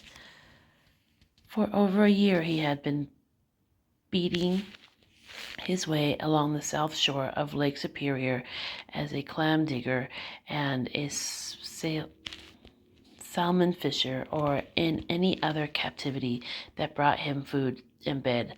His brown, hardening body lived naturally through the half-fierce, half-lazy work of the bracing days. He knew women early, and since they spoiled him, he became contemptuous of them, of young virgins, because they were ignorant, of the other because they were hysterical about things which his overwhelming self-absorption he took for granted. But his heart was in a constant turbulent riot. The most grotesque and fantastic conceits haunted him in his bed at night.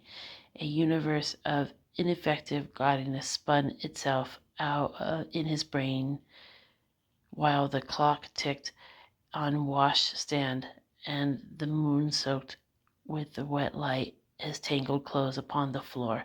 Each night he added to the patterns of his fancies until drowsiness closed down upon some vivid scene with an obvious embrace.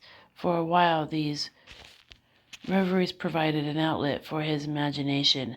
They were a satisfactory hint of the unreality reality, a promise that the rock of the world was founded securely on a fairy's wing.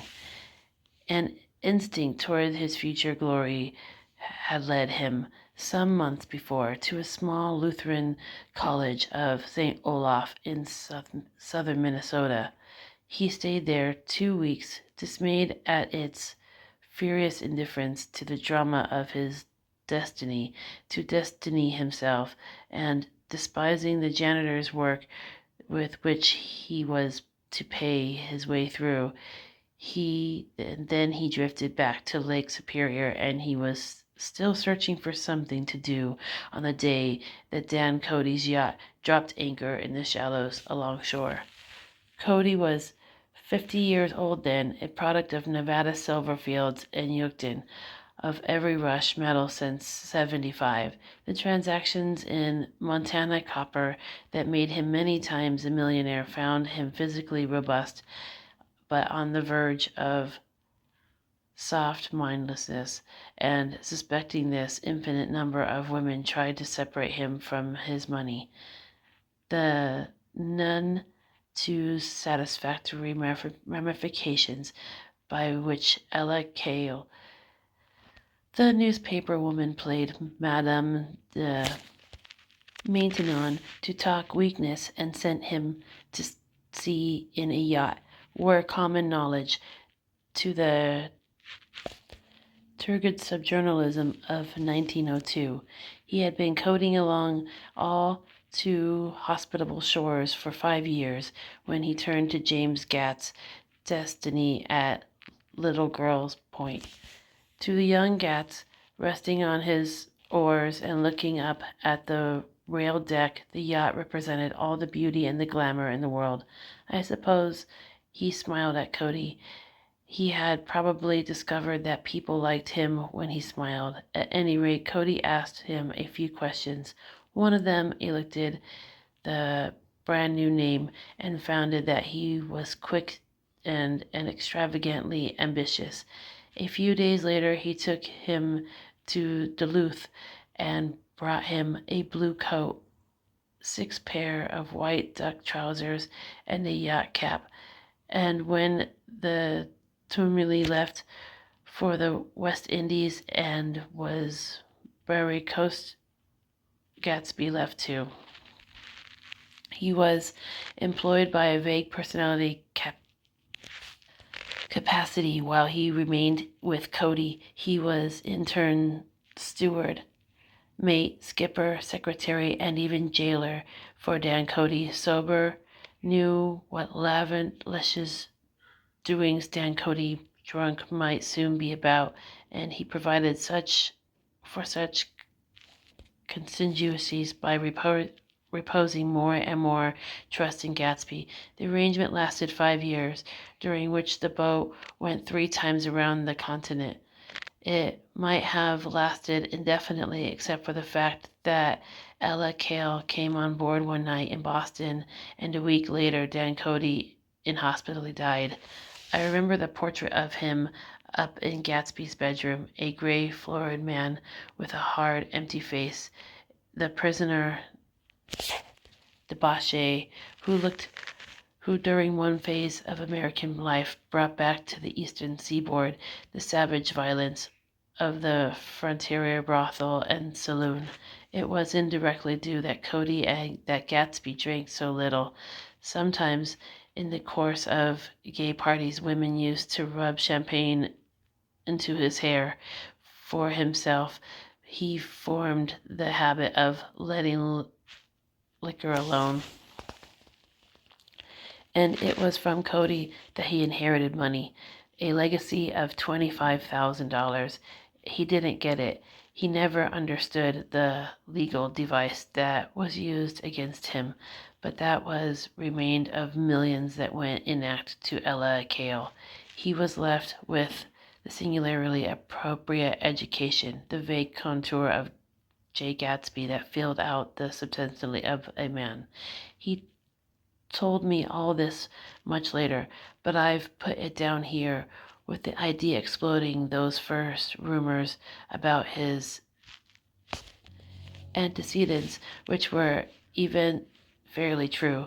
Moreover, he told it to me at the time of confusion, when I had reached to the point of believing everything and nothing about him. So I take advantage of this short halt, while Gatsby, so to speak, caught his breath, to clear set misconceptions away. It was a halt, too, in my association with his affairs. For several weeks I didn't see him or hear his voice on the phone. Mostly I was in New York, trotting around with Jordan and trying to integrate myself with her sentile aunt. But finally I went over to his house on one Sunday afternoon. I hadn't been there 2 minutes when somebody brought Tom Buchanan in for a drink. I was startled, naturally, but the really surprising thing was that it hadn't happened before. They were a party of 3 on horseback, Tom and a man named Sloane and a pretty woman in a brown riding habit who had been there previously. "I'm delighted to see you," said Gatsby, standing on his porch. "I'm delighted that you dropped in," as though they cared. "Sit down. Have a cigarette or cigar." He walked around the room, ringing bells. "I'll have something to drink for you in just a minute." He was profoundly affected by the fact that Tom was there, but he would be uneasy anyhow until he had given them something, realizing in a vague way that that was all they came for. For Sloane wanted nothing. A lemonade? No thanks. A little champagne? Nothing at all, thanks. I'm sorry. Did you have a nice ride? Very good roads around here. I suppose the automobiles. Yeah. Moved by an irresistible impulse, Gatsby turned to Tom, who had accepted the introduction as a stranger. "I believe we've met somewhere before, Mr. Buchanan." "Oh, yes," said Tom, gruffly polite, but obviously not remembering. "So we did. I remember very well. About 2 weeks ago. That's right. You were with Nick here." "I know your wife," continued Gatsby, almost aggressively. "That's so." Tom turned to me. "You live near here, Nick?" "Next door." "That's so?" Mr. Sloane didn't enter into the conversation, but lounged back haughtily in his chair. The woman said nothing either, until unexpectedly, after 2 eyeballs, she became cordial. We'll all come over to your next party, Mr. Gatsby, she suggested. What do you say? Certainly, I'd be delighted to have you. Be very nice, said Mr. Sloane, without gratitude. Well, think ought to be starting home. Please don't hurry, Gatsby urged them. He had control over himself now, and he wanted to see more of Tom. Why don't you stay for supper? I wouldn't be surprised if some of my other people dropped in from New York. You come to supper with me? Said the lady enthusiastically. Both of you? This included me. Mr. Sloane got to his feet. Come along, he said, but to her only. I mean it, she insisted. I'd love to have you. Lots of room. Gatsby looked at me questioningly. He wanted to go. He didn't see that Mr. Sloane had determined he shouldn't. I'm afraid I won't be able to, I said. Well, you come, she urged, concentrating on Gatsby. Mr. Sloane murmured something close to her ear. He won't be late if we start now, she insisted aloud. I've gotten a horse, said Gatsby. I used to ride in the army, but I've never bought a horse. I'll have to follow you in my car. Excuse me just a minute. The rest of us walked out on the porch, where Sloane, out of the lady, began to impassioned conversation aside. My God, I believe the man's coming, said Tom. Doesn't he know she just doesn't want him? She says she does want him. She has a big dinner party, and he won't know a soul there. He frowned. I wonder where in the devil he met Daisy. By God, I may be old-fashioned in my ideas, but women don't run around too much these days to suit me. They meet all kinds of crazy fish. Suddenly, Mr. Sloane and the lady walked down the steps and mounted their horses. Come on, said Mr. Sloane to Tom. We're late. We've got to go. And then to me, tell him we couldn't wait for you, will you? Tom and I shook hands. The rest of us exchanged a cool nod as they trotted quickly down the drive, disappearing under the August foliage, just as Gatsby, with hat and light overcoat in hand, came to the front door. Tom was evidently perturbed at Daisy running around alone, for the following Saturday night he came with her to Gatsby's party. Perhaps his presence gave the evening its peculiar quality of oppressiveness. It stands out in my memory from Gatsby's other parties that summer.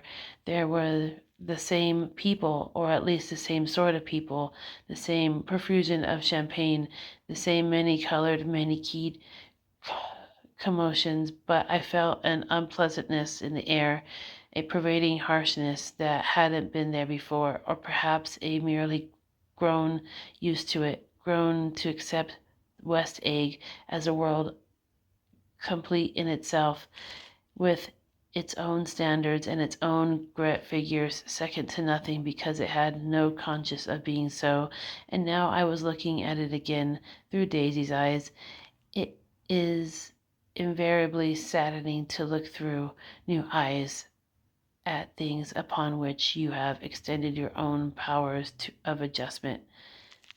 They arrived at twilight, and as we strolled out along the sparkling hundreds, Daisy's voice was playing murmurs, tricks in her throat. These things excite me so, she whispered. If you want to kiss me any time during the evening, Nick, just let me know and I'll be glad to arrange it for you. Just mention my name or present a green card. I'm giving out green. Look around, suggested Gatsby. I'm looking around. I'm having a marvelous. You must see the faces of many people you've heard about. Tom's arrogant eyes roamed the crowd. We don't go around very much, he said. In fact, I was just thinking I don't know a soul here. Perhaps you know that lady, Gatsby indicated a gorgeous, scarcely human orchid of a woman who sat in the state under the white palm tree. Tom and Daisy stared. with that particularly unreal feeling that accompanies the recognition of a Hithrow, ghostly celebrity of the movies. She's lovely, said Daisy. The man bending over her is her director. He took them ceremoniously from group to group, Mrs. Buchanan, and Mr. Buchanan. After an instant hesitation, he added, the polo player. Oh, no, objected Tom quickly. Not me. But evidently the sound of it pleased Gatsby, for Tom remained the polo player for the rest of the evening. I've never met so many celebrities, Daisy exclaimed. I've liked that man. What was his name?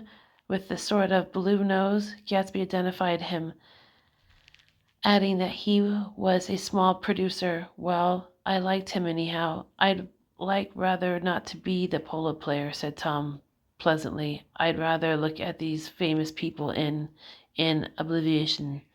Daisy and Gatsby danced. I remember being surprised by this graceful, conversive foxtrot.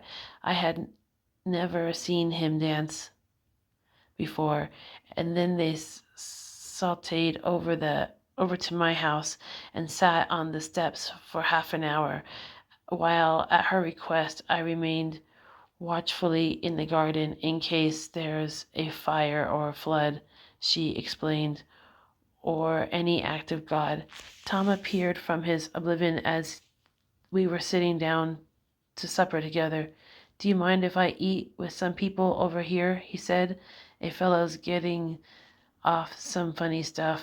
Go ahead, answered Daisy gently, and if you want to take down any addresses, here's my little gold pencil. She looked around after a moment and told me the girl was common but pretty, and I knew that except for half an hour she'd been alone with Gatsby, she wasn't having a good time.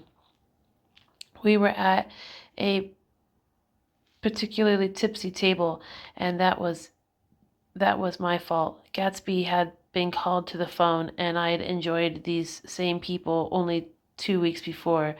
But what had amused me then turned skeptic on the air now. How do you feel, Miss Baedeker? The girl addressed was trying unsuccessfully to slump against my shoulder. At an inquiry, she sat up and opened her eyes. What? A massive and lethargic woman who had been urging Daisy to play golf with her at the local club tomorrow spoke in Miss Baedeker's defense. Oh, she's all right now. When she's had 5 or 6 cocktails, she always starts screaming like that. I tell you, she ought to leave it alone. I do leave it alone, affirmed the accused hollowly. We heard you yelling, and so I said to Doc Clivet here, there's somebody that needs your help, Doc. She's much obliged, I'm sure, said another friend, without gratitude, but you've got her dress all wet when you stuck her head in the pool. Anything I hate to get my head stuck in the pool, mumbled Miss Baedeker. They almost drowned me once over in Nick's, New Jersey. Then you ought to leave it alone, countered Dr. Civet. Speak for yourself, cried Miss Baedeker violently. Your hand shakes. I wouldn't let you operate on me. It was like that. Almost that last thing I remembered was standing with Daisy and watching the motion picture director and his star. They were still under the white plum tree, and their faces were touching except for pale, thin ray of moonlight between. It occurred to me that he had been very slowly bending forward toward her all evening to attain this proximity, and even while I watched, I saw him stoop one ultimate degree and kiss her cheek. I like that, said Daisy. I think she's lovely. But the rest offended her. it inaugurably because it wasn't a gesture of an emotion. She was appalled by West Egg, this unprecedented place that Broadway had begotten upon Long Island fishing village, appalled by its raw vigor that chafed under old enthusiasms, by the too obtrusive fate that hurried its inhabitants along with short-cut from nothing to nothing. She saw something awful in the very simplicity she failed to understand. I sat on the front steps with them while they waited for their car. It was dark here in front.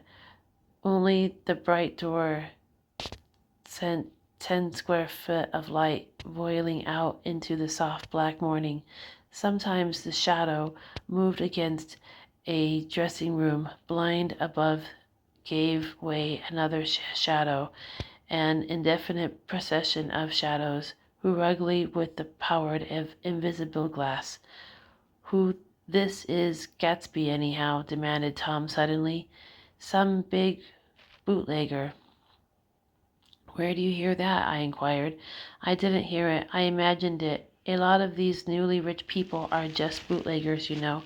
Not Gatsby, I said shortly.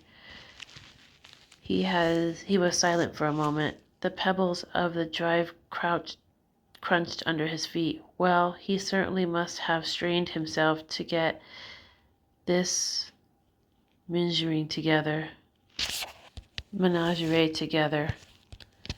A breeze stirred the gray haze of Daisy's fur collar. At least they're more interesting than the people we know, she said with an effort. You didn't look so interested. Well, I was. Tom laughed and turned to me. Did you notice Daisy's face when the girl asked her to put her under a cold shower? Daisy began to sing with the music in the husky rhythmic with whisper, bringing out meaning in each word that never had before would ever again. Then the melodic rose, her voice broke sweetly, following it in a way contralto voices have, and each change tipped out a little of her warm human magic up in the air.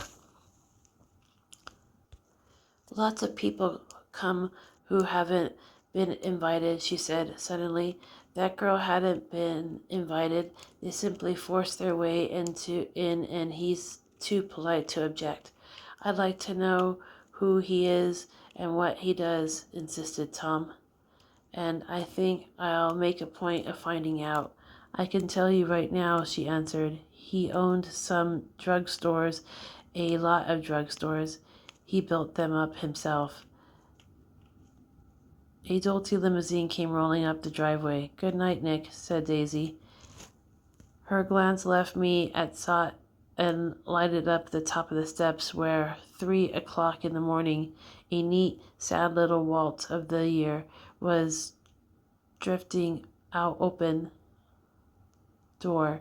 After all, in the very casualness of Gatsby's party, there were romantic possibilities totally absent from her world. That was up there, and the song seemed to be calling her back inside.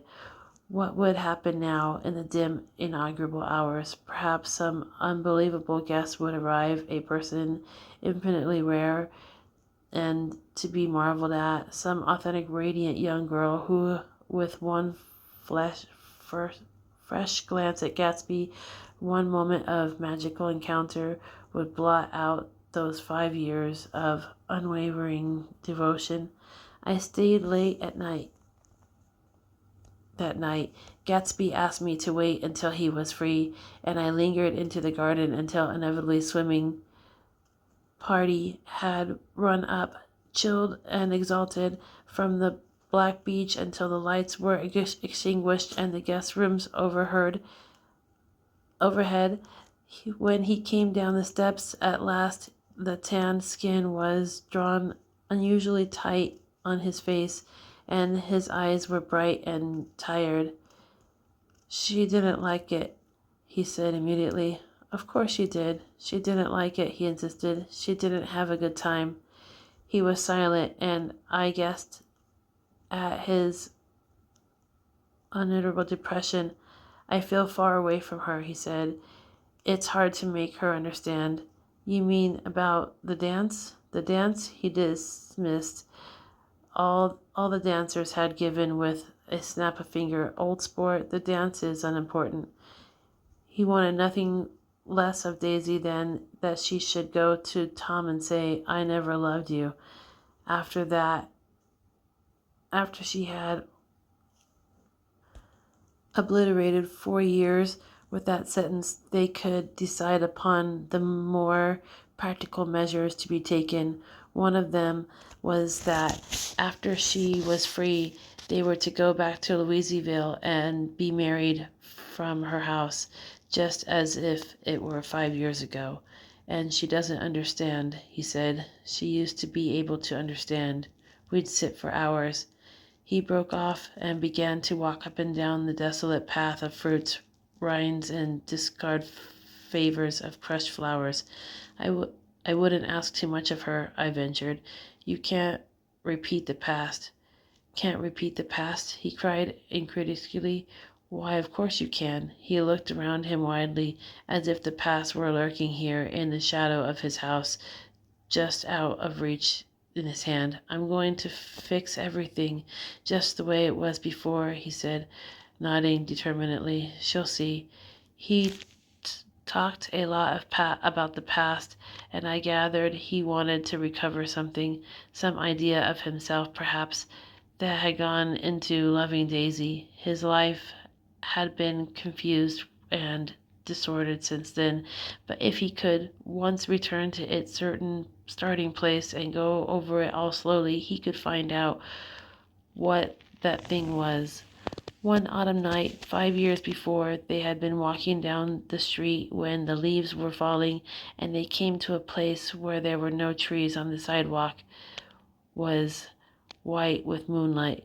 They stopped here and turned toward each other. Now it was cool night, and the mysterious excitement in which it comes at two changes of the year. The quiet lights of the houses were humming out in the darkness, and there was a stir bustle along the stairs. Out of the corner of his eyes, Gatsby saw that the blocks of sidewalks really formed a ladder mounted in the secret place above the trees. He could climb to it. He climbed alone, and once there was struck a pap of life, gulped down incomparable milk of wonder. His heart beat faster and faster as Daisy's white face came up to his own. He knew that when he kissed this girl and forever wed, his unutterable visions of to her perishable breath, his mind would never romp again like the mind of God. So he waited, listening for the moment longer to the tuning fork that had been struck upon a star. Then he kissed her. At his lips' touch, she blossomed from him like a flower, and the incarnation was complete. Through all that, he said, even though his appealing sentimentality, I was reminded of something, an elusive rhythm, a fragment of lost words that I heard somewhere a long time ago. For a moment, a phrase tried to shape my mouth and lips parted like a dumb man's, and though there was more struggling upon them than wisp of startled air, but they made no sound, and what I almost remembered was uncommunicable forever. Chapter 7. It was when curiosity about Gatsby was at its highest that the lights in the house failed to go on one Saturday night, and as obscurely as it had begun, his career as Trimalchio was over. Only gradually did I become aware that the atmosphere, which turned expectantly into his drive, stayed for just a minute and then drove sulkily away. Wondering if he were sick, I went over to find out. An unfamiliar butler with A villainous face squinted at me suspiciously from the door. Is Mr. Gatsby sick? Nope. After a pause, he added, Sir, in a dilatory, grudging way. I hadn't seen him around, and I was rather worried. Tell him Mr. Carroway came over. Who? He demanded rudely. Carroway. Carroway. All right, I'll tell him. Absurdly, he slammed the door. Finn informed me that Gatsby had dismissed every servant in his house a week ago and replaced them with half a dozen others who never went into West Egg Village to be bribed by tradesmen, but ordered moderate supplies over the phone. The grocery boy reported that the kitchen looked like pigsty, and the general opinion in the village was that the new people weren't servants at all. Next day, Gatsby called me on the phone. Going away? I inquired. No, old sport. I hear you fired all your servants. I wanted somebody who wouldn't gossip. Daisy comes over quite often in the afternoons. So the whole caravanserai had fallen in like a card house at the disapproval in her eyes. There's some people Wolfsheim wanted to do something for. They're all brothers and sisters. They used to run a small hotel. I see. He was calling up at Daisy's request. I would come to lunch at her house tomorrow. Miss Baker would be there. Half an hour later, Daisy herself telephoned and seemed relieved to find that I was coming. Something was up, and yet I couldn't believe that they would choose this occasion for a scene, especially for the rather harrowing scene that Gatsby had outlined in the garden. The next day I was broiling, almost the last, certainly warmest of the summer, as my train emerged from the tunnel into sunlight. Only the hot whistles on the National Biscuit Company broke the simmering hush by noon. The straw seats of the car hovered on the edge of combustion. The woman next to me perspired delicately for a while into her white shirtwaist, and then her newspaper dampered under her finger, lapsed despairingly into deep heat with a desolate cry. Her pocketbook slapped to the floor. Oh my, she gasped. I picked it up with a weary bend and handed it back to her, holding it at my arm's length by the extreme tip of the corners to indicate that I had no designs upon it, but everyone near by, including the woman, suspected me just the same. Hot, said the conductor to familiar faces. Some weather. Hot, hot, hot. It is hot enough for you. It is hot. Is it? My communication ticket came back to me with a dark stain from his hand. That anyone should care in his heat, whose flushed lips he kissed, whose made damp the pajama pocket over his heart. Though the hall of the Buchanan's house blew a faint wind, carrying the sound of the telephone bell out to Gatsby and me while we waited at the door.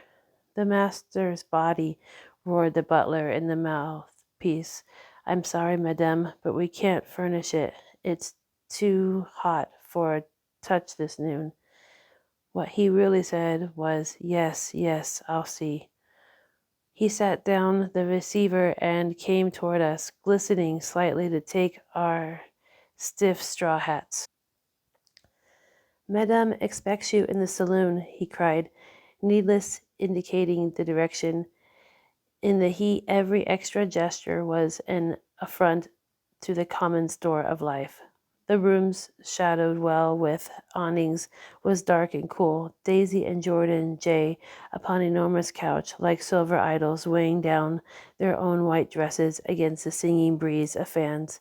We can't move, they said together.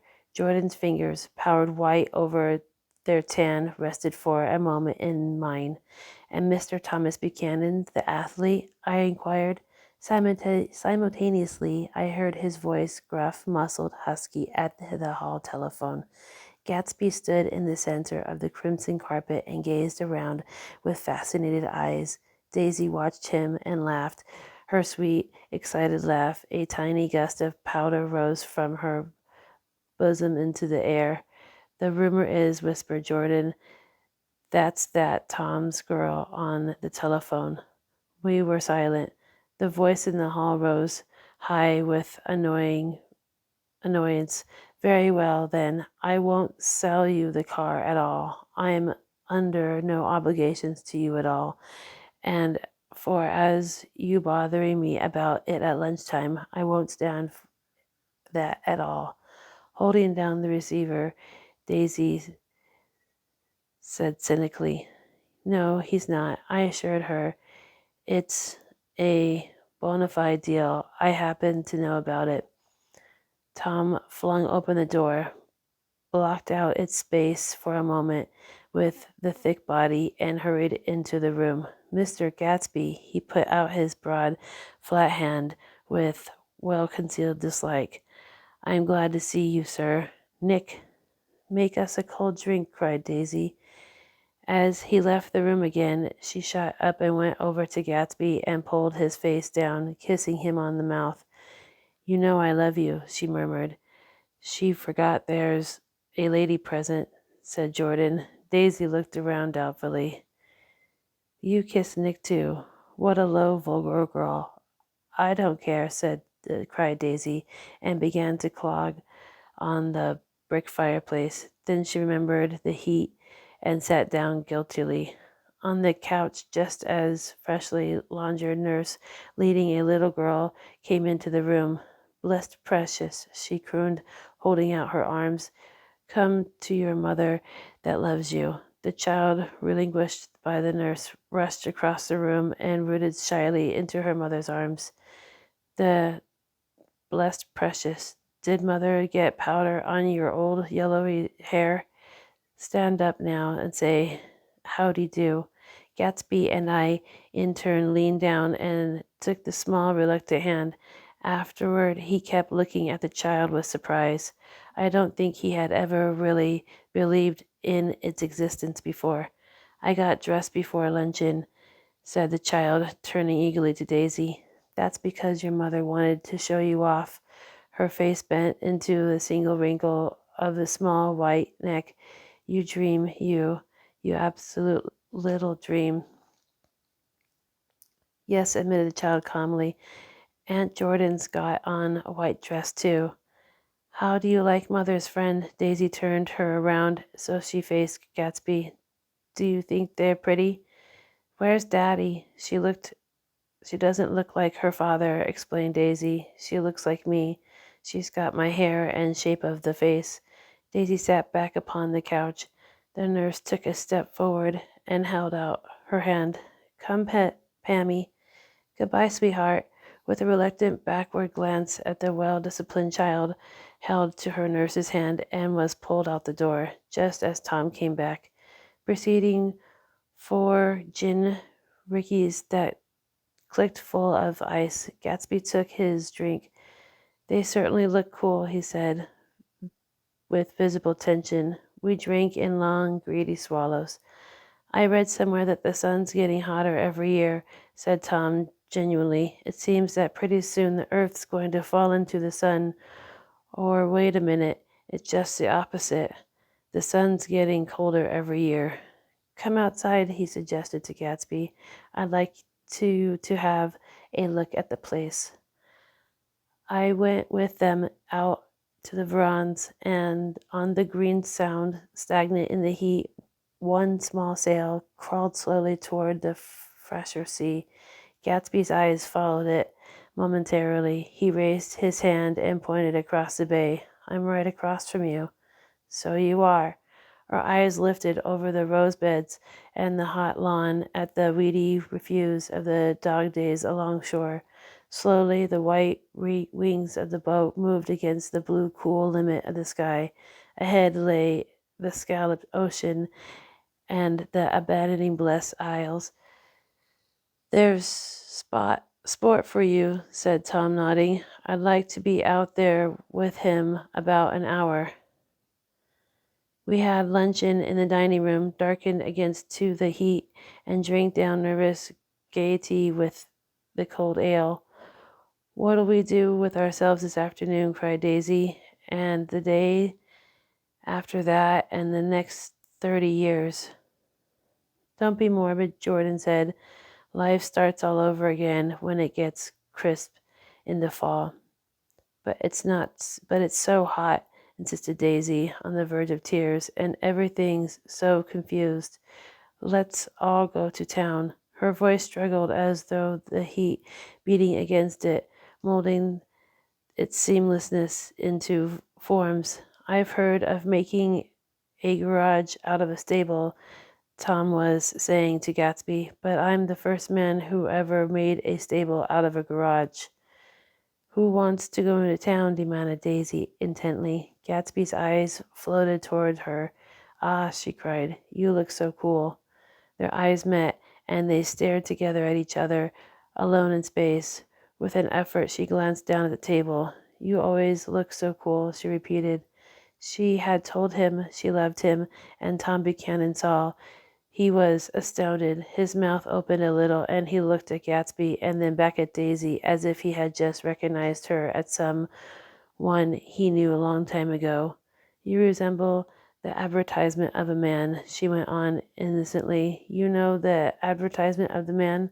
"All right," broke in Tom quickly. "I'm perfectly willing to go to town. Come on, we're all going to town." He got up, his eyes still flashing between Gatsby and his wife. No one moved. "Come on." His temper cracked a little. "What's the matter, anyhow? If we're going into town, let's start." His hand, trembling with effort to self-control, bore to his lips the last of his glass of ale. Daisy's voice got us to our feet and out of the blazing gravel drive. "Are we just going to go?" she objected. "Like this? Aren't we going to let anyone smoke a cigarette first?" Everybody smoked all through lunch. "Oh, let's have fun," she begged him. It's too hot to fuss." He didn't answer. "Have it your own way," she said. "Come on, Jordan." We went upstairs to get ready, while the three men stood there shuffling the hot pebbles with our feet. A silver curve of moon hovered already in the western sky. Gatsby started to speak, change his mind, but not before Tom wheeled and faced him expectantly. "Have you got your stables here?" asked Gatsby with an effort. "About a quarter-mile down the road." "Oh," a pause.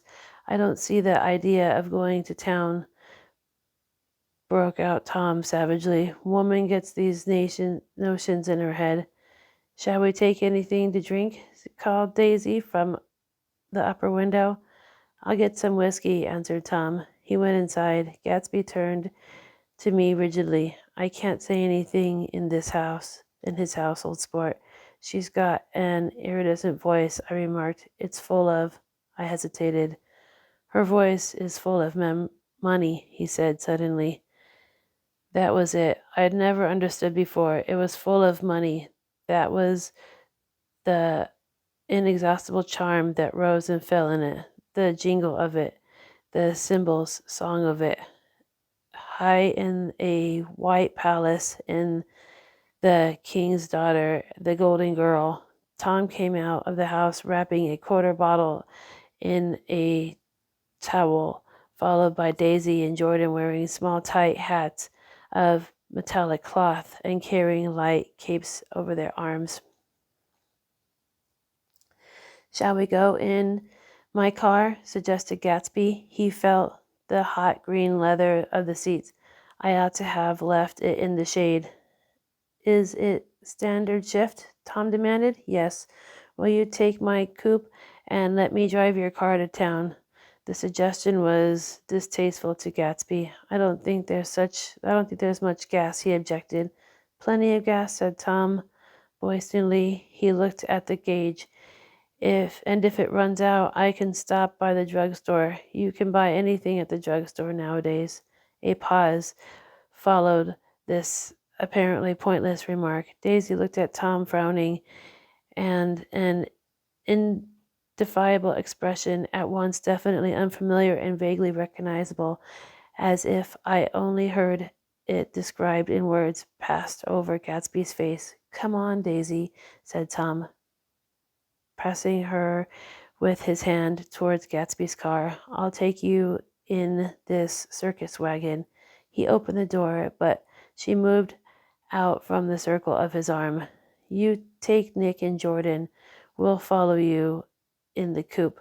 She walked close to Gatsby, touching his coat with her hand. "Jordan and Tom and I got into the front seat of Gatsby's car.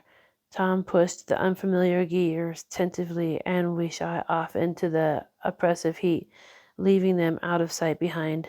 "Did you see that?" Tom demanded. "See what?" He looked at me keenly, realizing that Jordan and I must have known all along. "You think I'm pretty dumb, don't you?" he suggested. "Perhaps I am, but I have almost a second sight sometimes that tells me what to do. Maybe you don't believe that, but science." He paused. The immediate contingency overtook him, pulled him back to the edge of the theoretical abyss. "I've made a small investigation of this fellow," he continues. "I could have gone deeper if I'd known." "Do you mean you've been to a medium?" inquired Jordan humorously. "What?" Confused, he stared at us as we laughed. "A medium?" About Gatsby. About Gatsby? No, I haven't said I've been making a small investigation of his past. "And you found he was an Oxford man," said Jordan helpfully. "An Oxford man?" He was incredulous. "Like hell he is. He wears a pink suit." "Nevertheless, he's an Oxford man."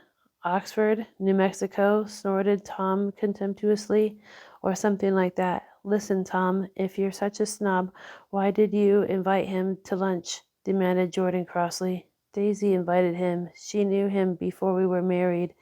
God knows where." We were all irritable now with the fading ale and aware of it as we drove for a while in silence.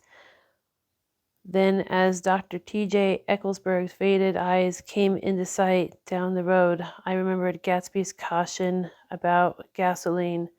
"We've got enough to get us to town," said Tom. "But there's a garage right here," objected Jordan. "I don't want to get stalled in this baking heat." Tom threw on both brakes impatiently, and we slid to an abrupt, dusty stop under Wilson's sign. After a moment, the proprietor emerged from the interior of his establishment and gazed hollow-eyed at the car. "Let's have some gas," cried Tom roughly. "What do you think we stopped for? To admire the view?" "I'm sick," said Wilson without moving. "Been sick all day." "What's the matter?" "I'm all run down." "Well, shall I help myself?" Tom demanded. "You sounded well enough on the phone." With an effort, Wilson left the shade and support of the doorway and, breathing hard, unscrewed the cap of the tank. In the sunlight, his face was green. "I didn't mean to interrupt your lunch," he said, "but I need money pretty bad, and I was wondering what you were going to do with your old car." "How do you like this one?" Tom inquired. "I bought it last week." "It's a nice yellow one," said Wilson. He strained at the handle. "Like to buy it?" "Big chance." Wilson smiled faintly. "No, I could make some money on the other one." "What do you want money for, all of a sudden?" "I've been here too long. I want to get away. My wife and I want to go west." "Your wife does?" exclaimed Tom, startled. "She's been talking about it for years." He rested for a moment against the pump, shading his eyes. "Now she's going, whether she wants it to or not. I'm going to get her away." The coupe flashed by us with a fury of dust and a flash of waving hands. "What do I owe you?" Tom demanded harshly. "I just got wised up to something funny last 2 days," remarked Wilson. "That's why I want to get away. That's why I've been bothering you about the car." "What do I owe you?" $20. The restless beating heat was beginning to confuse me, and I had a bad moment there before I realized that so far his suspicions hadn't aligned on Tom. He had discovered that Myrtle had some sort of life apart from him in another world, and shocked had made him physically sick. I stared at him and then Tom, who had made a parallel discovery less than an hour before, and it occurred to me that there was no difference between the two men, in intelligence or race or profound as the difference between the sick and the well. Wilson was so sick that he looked guilty, unforgivably guilty, as if he had just got some poor girl with child. "I'll let you have the car," said Tom. "I'll send it over tomorrow afternoon." The locality was always vaguely disquieting, even in the broad glare of afternoon, and now I turned my head as though I had been warned of something behind. Over the ash heaps, the giant eyes of Dr. T.J. Eckelberg kept their vigil, but as I perceived after a moment that other eyes were regarding with us peculiar intensity from less than 20 feet away. In one of the windows over the garage, the curtains had been moved aside a little, and Myrtle Wilson was peering down at the car, so engrossed that she had no consciousness of being observed, and one emotion after another crept into her face like objects into slowly developing picture. Her expression was curiously familiar. It was an expression I had often seen on a woman's face, but on Myrtle Wilson's face it seemed preposterous and inexplainable until I realized that her eyes, widened with jealous terror, were fixed not on Tom, but on Jordan Baker, whom she took to be his wife. There was no confusion like the confusion of a simple mind, and as we drove away, Tom was feeling the hot whips of panic. His wife and his mistress, until an hour ago secure and inviolate, were slipping participantly from his control. Instinct made him step on the accelerator with the double purpose of overtaking Daisy and leaving Wilson behind. As we sped along toward Astoria at 50 miles an hour until among the spidey gardens of the elevated we came in sight of the easy-going blue couple. "Those big movies around Fifth Street are so cool," suggested Jordan. "I love New York on summer afternoons when everyone's away. There's something very serious about it, overripe, as if sorts of funny fruits were going to fall into your hands." The word sensuous had the effort further disquieting Tom, but before he could invent a protest, the coupe came to a stop, and Daisy signaled to us to draw alongside. "Where are we going?" she cried. "How about the movies?" "It's so hot," she complained. "You go. We'll ride around and meet you after." With an effort, her wit rose faintly. "We'll meet you on some corner. I'll be the man smoking 2 cigarettes. We can't argue about it here," Tom said impatiently as the truck gave out a cursing whistle behind us.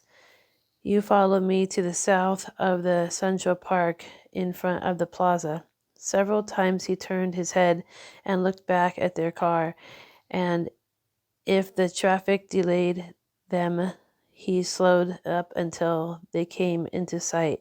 I think he was afraid they would dart down the side street and out of his life forever.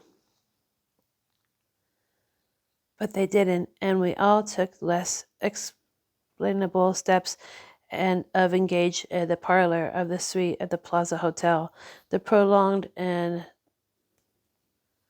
tumultuous argument that ended up by herding us into the room eludes me, though I have a sharp physical memory that, in the course of it, My underwear kept climbing like a damp snake around my leg, and intermittent beads of sweat rolled across my neck. The notion originated with Daisy's suggestion that we hire 5 bathrooms and take cold baths, and then assumed more tangible form as a place to have a mint chirp. Each of us said over and over that it was a crazy idea. We all talked at once to a baffled clerk and thought, or pretended to think, that we were being very funny. The room was large and stifling, and though it was already 4 o'clock, opening the windows emitted only a gust of hot sobery from the park. Daisy went to the mirror and stood with her back to us, fixing her hair. "It's a swell suite," whispered Jordan respectfully, and everyone laughed. "Open another window," commanded Daisy, without turning around. "There aren't any more." "Well, we'd better telephone for an axe." "The thing to do is forget about the heat," said Tom impatiently. "You make it 10 times worse by crabbing about it." He unrolled the bottle of whiskey from the towel and put it on the table. "Why not let her alone, old sport?" remarked Gatsby. "You're the one that wanted to come to town." There was a moment of silence. The telephone book slipped from its nail and splashed to the floor, whereupon Jordan whispered, "Excuse me," but this time no one laughed. "I'll pick it up," I offered. "I've got it," Gatsby explained. The parted string muttered, and its interested Wayne, and tossed the book on the chair. "That's a great expression of yours, isn't it?" said Tom sharply. "What is?" "All this old sport business. Where'd you pick that up?" "Now see here, Tom," said Daisy, turning around from the mirror. "If you're going to make a personal remarks, I won't stay here a minute. Call up the order some ice for the mint julep." As Tom took the receiver, the compressed heat exploded into a sound, and we were listening to the preposterous chords of Mendelssohn's Wedding March from the ballroom below. "Imagine marrying anybody in this heat," cried Jordan dismally. "Still, I was married in the middle of June," Daisy remembered. "Louisville in June. Somebody fainted. It was—" "Who was it fainted, Tom?" "Biloxi," he answered shortly. "A man named Biloxi. Biloxi, and he made boxes. That's a fact. He was from Biloxi, Tennessee. They carried him into the house," appended Jordan, "because we lived just 2 doors from the church, and he stayed 3 weeks until Daddy told him he had to get out. The day after he left, Daddy died." After a moment she added, as if she might have sounded irrelevant, "There wasn't any connection." "I used to know Bill Biloxi from Memphis," I remarked. "That was his cousin. I knew his whole family history before he left. He gave an aluminum putter that I use to this day." The music had died down, and the ceremony began. A now long cheerful floated in the window, followed by intermittent cries of "Yeah!" and finally a burst of jazz, and dancing began. "We're getting old," said Daisy. "If we were young, we'd rise and dance." "Remember Biloxi?" Jordan warned her. "Where do you know him, Tom?" "Biloxi?" He concentrated on with an effort. "I didn't know him. He was a friend of Daisy's." "He was not," she denied. "I'd never seen him before. He came down in a private car." "Well, he said he knew you. He said he was raised in Louisville. A bird brought him around at the last minute and asked if we had room for him." Jordan smiled. "He was probably bumming his way home. He told me he was president of your class at Yale." Tom and I looked at each other blankly. "Biloxi? At first place, we didn't have any president." Gatsby's foot beat short, restless tattoo, and Tom eyed him suddenly. By the way, Mr. Gatsby, I understand you're an Oxford man. Not exactly. Oh, yes, I understand you went to Oxford. Yes, I was there. A pause. Then Tom's voice, incredulous and insulting. You must have gone there about the time Biloxby went to New Haven. Another pause. A waiter knocked and came in with crushed mint and ice. But the silence was unbroken by his thank you and the soft closing of the door. A tremendous detail was to be cleared up at last. I told you I went there, said Gatsby. I heard you, but I'd like to know when. It was in 1919. I only stayed 5 months. That's why I can't really call myself an Oxford man. Tom glanced around to see if we mirrored his unbelief, but we were all looking at Gatsby. It was an opportunity they gave to some of the officers after Armistice. He continued, we could go to any of the universities in England or France. I wanted to get up and slap him on the back. I had one of those unrenewals of complete faith in him and I had experienced before. Daisy rose smiling faintly and went to the table. Open the whiskey, Tom, she ordered, and I'll make you a mint julep. Then you won't seem so stupid to yourself. Look at the mint. Wait a minute, snapped Tom. I want to ask Mr. Gatsby one more question. Go on, Gatsby said pointlessly. What kind of row are you trying to cause here in my house, anyway? They were out in the open at last. Gatsby was content. He isn't causing a row. Daisy looked desperately from one to the other. You're causing a row. Please have a little self-control. Self-control, repeated Tom incredulously. I suppose the latest thing is to sit back and let Mr. Nobody from nowhere make love to your wife. Well, if that's the idea, you can count me out. Nowadays, people begin by sneering at family life and family institutions. The next day, they'll throw everybody overboard and have intermarriage between blacks and whites. Flushed with the impassioned gibberish, he saw himself standing alone on the barrier of civilization. We're all white here, murmured Jordan. I know I'm not very popular. I don't give big parties. I'm supposed you've got to make your house into a pigsty in order to have friends in the modern world. Angry as we were, I was tempted to laugh whenever he opened his mouth in transition from the libertine to prig was so complete. I've got something to tell you, old sport, began Gatsby, but Daisy guessed at his intention. Please don't, she interrupted helplessly. Please let's all go home. Why don't we all go home? That's a good idea. I got up. Come on, Tom. Nobody wants a drink. I want to know what Mr. Gatsby wants to tell me. Your wife doesn't love you, said Gatsby. She never loved you. She loves me. You must be crazy, explained Tom automatically. Gatsby sprang to his feet, vivid with excitement. She never loved you, do you hear? He cried. She only married you because I was poor and she was tired of waiting for me. It was a terrible mistake, but in her heart she never loved anyone except me. At this point, Jordan and I tried to go, but Tom and Gatsby insisted with firmness that we remain, as though neither of them had anything to conceal, and it would be a privilege to partake vicariously of their emotions. Sit down, Daisy. Tom's voice groped unsuccessfully for the paternal note.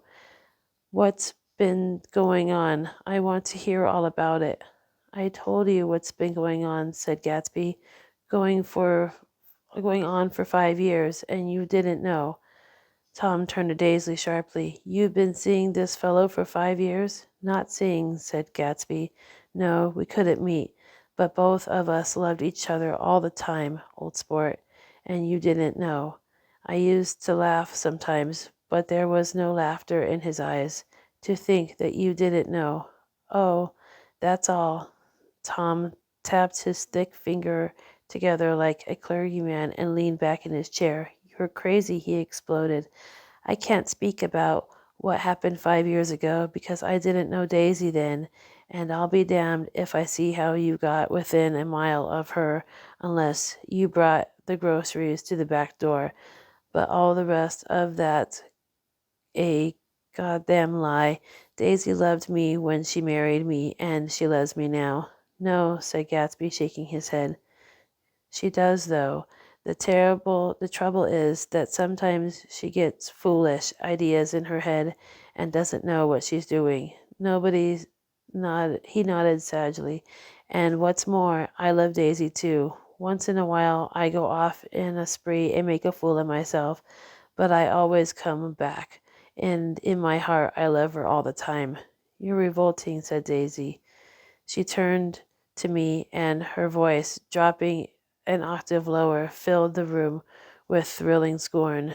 Do you know why we left Chicago? I'm surprised that they didn't treat you to the story of that little spree. Gatsby walked over and stood beside her. Daisy, that's all over now, he said earnestly. It doesn't matter any more.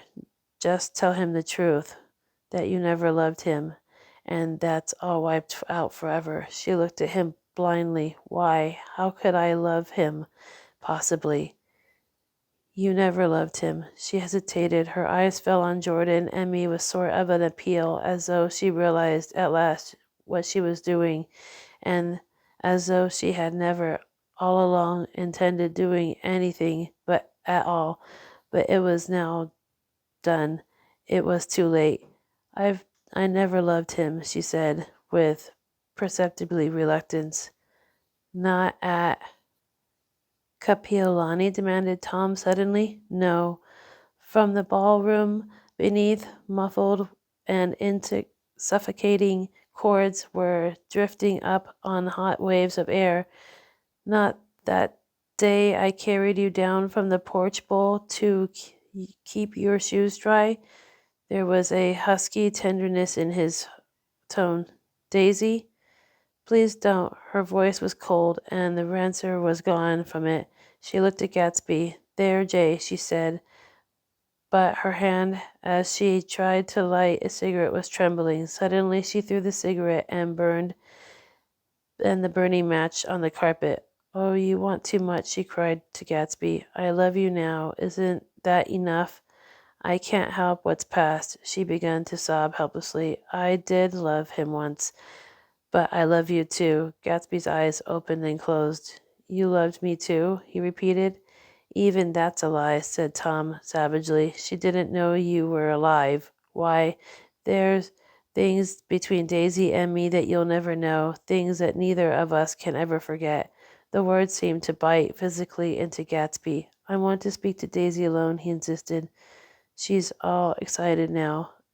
Even alone, I can't say I never loved Tom, she admitted in a pitiful voice. It wouldn't be true. Of course it wouldn't, agreed Tom. She turned to her husband. As if it mattered to you, she said. Of course it matters. I'm going to take better care of you from now on. You don't understand, said Gatsby, with a touch of panic. You're not going to take care of her any more. I'm not. Tom opened his eyes wide and laughed. He could afford to control himself now. Why's that? Daisy's leaving you. Nonsense. I am, though, she said, with visible effort. She's not leaving me. Tom's words suddenly leaned down over Gatsby. Certainly not for a common swindler who'd have to steal the ring he put on her finger. I won't stand this, cried Daisy. Oh, please let me get out. Who are you, anyhow? Broke out Tom. You're one that bunch that hangs around with Mayor Wolfheim. That much I happen to know. I've made a little investigation into your affairs, and I'll carry it further tomorrow. You can suit yourself about that, old sport, said Gatsby steadily. I found out what your drugstores were. He turned up to us, spoke rapidly. He and this Wolfheim brought up a lot of side street drugstores here in Chicago and sold grain alcohol over the counter. That's one of the little stunts. I picked him up for a bootlegger the first time I saw him, and I wasn't far wrong. What about it? Said Gatsby politely. I'm guessing your friend, Walter Chase, wasn't too proud to come on it and left him uh, in the lurch, didn't you? You let him go to jail for a month over in New Jersey. God, you ought to hear Walter on the subject of you. He came to us dead broke. He was very glad to pick up some money, old sport. Don't you call me old sport, Tom cried. Gatsby said nothing. Walter, you could have you on betting laws too, but Wolfsheim scared him into shutting his mouth. That unfamiliar yet unrecognizable look was back again in Gatsby's face. The drugstore business was called some change, continued Tom slowly. But you've got something on now that's Walter's afraid to tell me about. I glanced at Daisy, who was staring terrified between Gatsby and her husband, and Jordan, who had begun balanced an invisible but absorbing object to the tip of her chin. Then I turned back to Gatsby and was startled in his expression. He looked, and this is said all contempt for babbled slander of the garden, as if he killed a man. For a moment, the settle on his face could be described just that fantastic way. It passed, and he began to talk excitedly to Daisy, denying everything, defending his name against accustions that had not been made. But with every word she was drawing further and further into herself, so he gave that up. The only dead dream fought as on the afternoon slipped away, trying to touch what was longer tangible, stumbling unhappy, undespairingly toward the last voice of across the room. The voice begged again to go. Please, Tom, I can't stand this any more. Her frightened eyes told that whatever intentions, whatever courage she had had, were definitely gone. You two start on home, Daisy, said Tom, in Mr. Gatsby's car. She looked at Tom, alarmed now, but he insisted with monogamous scorn. Go on. He won't annoy you. I think he realizes that he presumptuously little flirtation is over.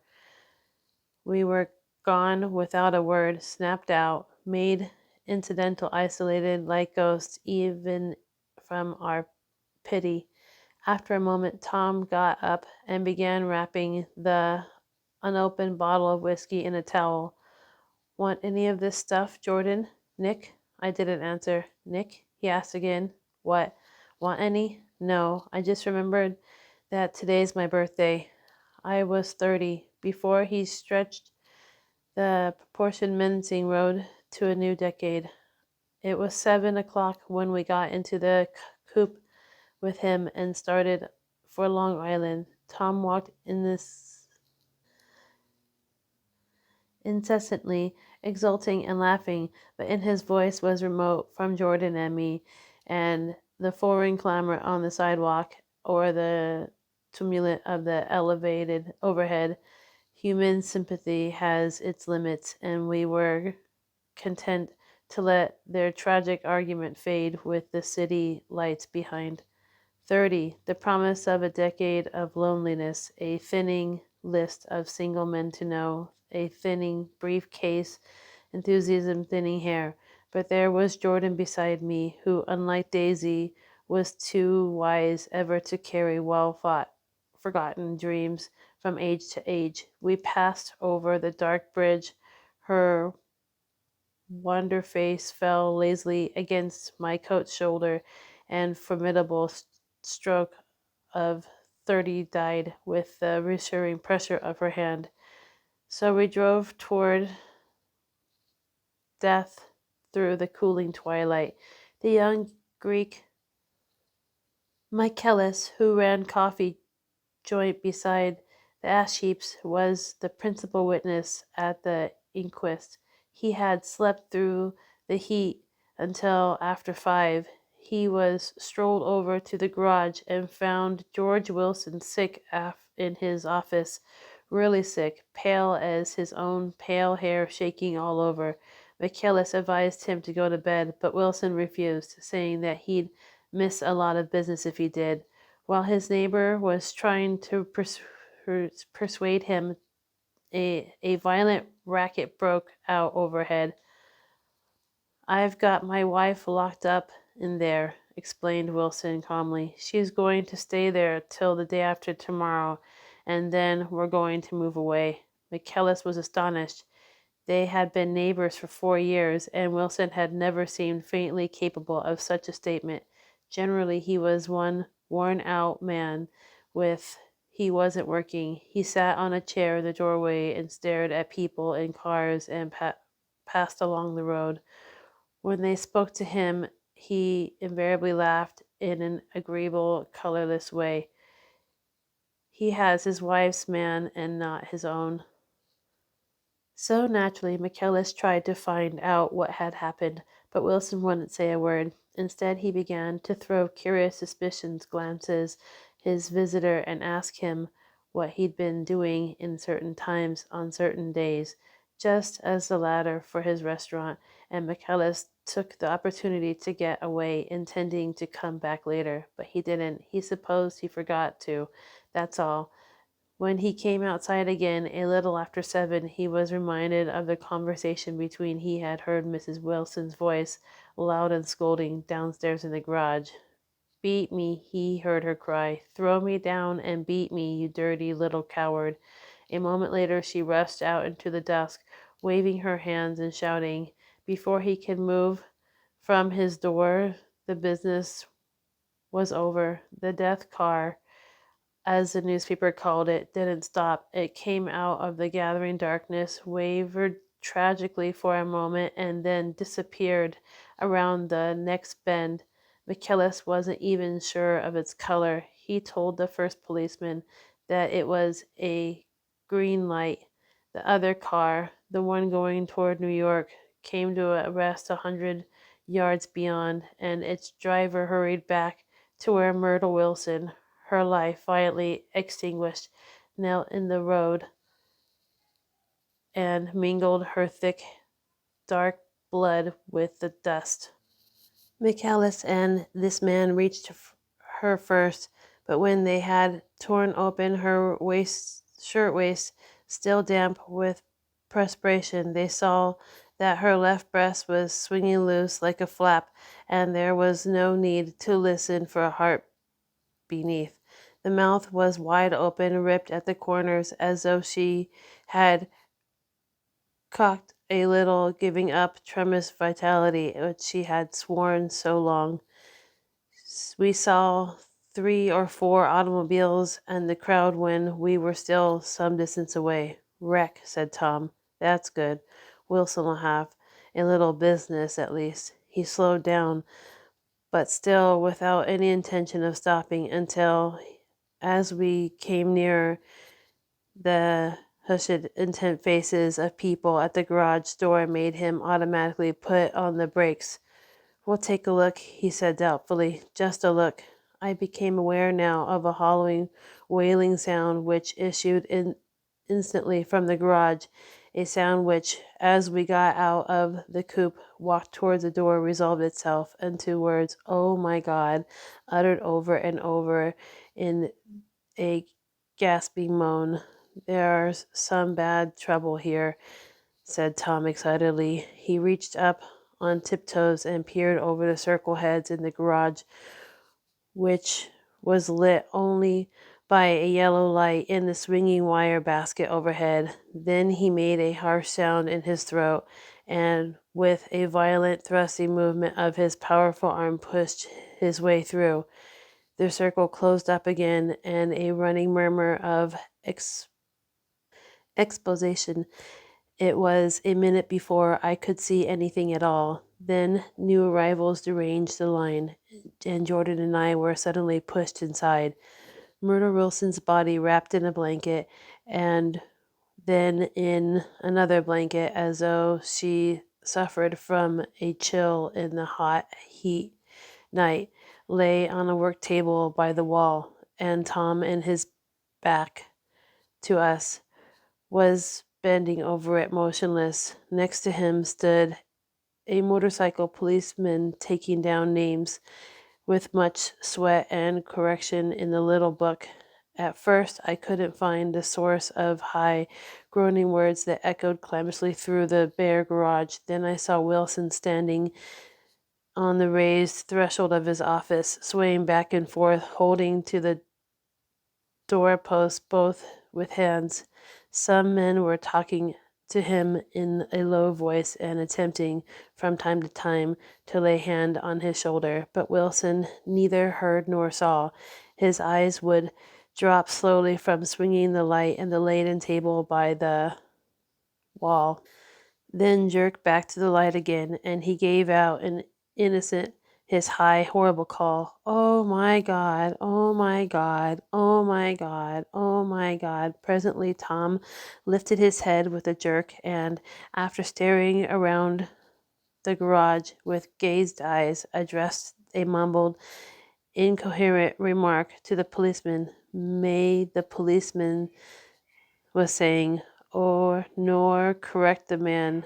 Maver, listen to me, muttered Tom fiercely. R, said the policeman. O, G, G. He looked up at Tom. Broad hand fell sharply over his shoulder. What are you, what you want, fella? What happened? That's what I want to know. Otto hit her.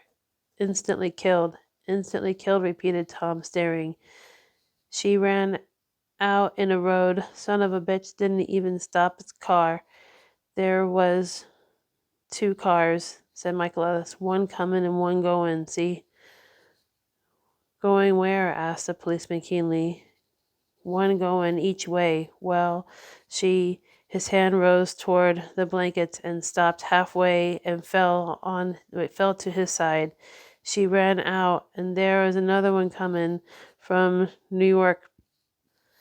Knock right into her, going 30 or 40 miles an hour. What's the name of the place here?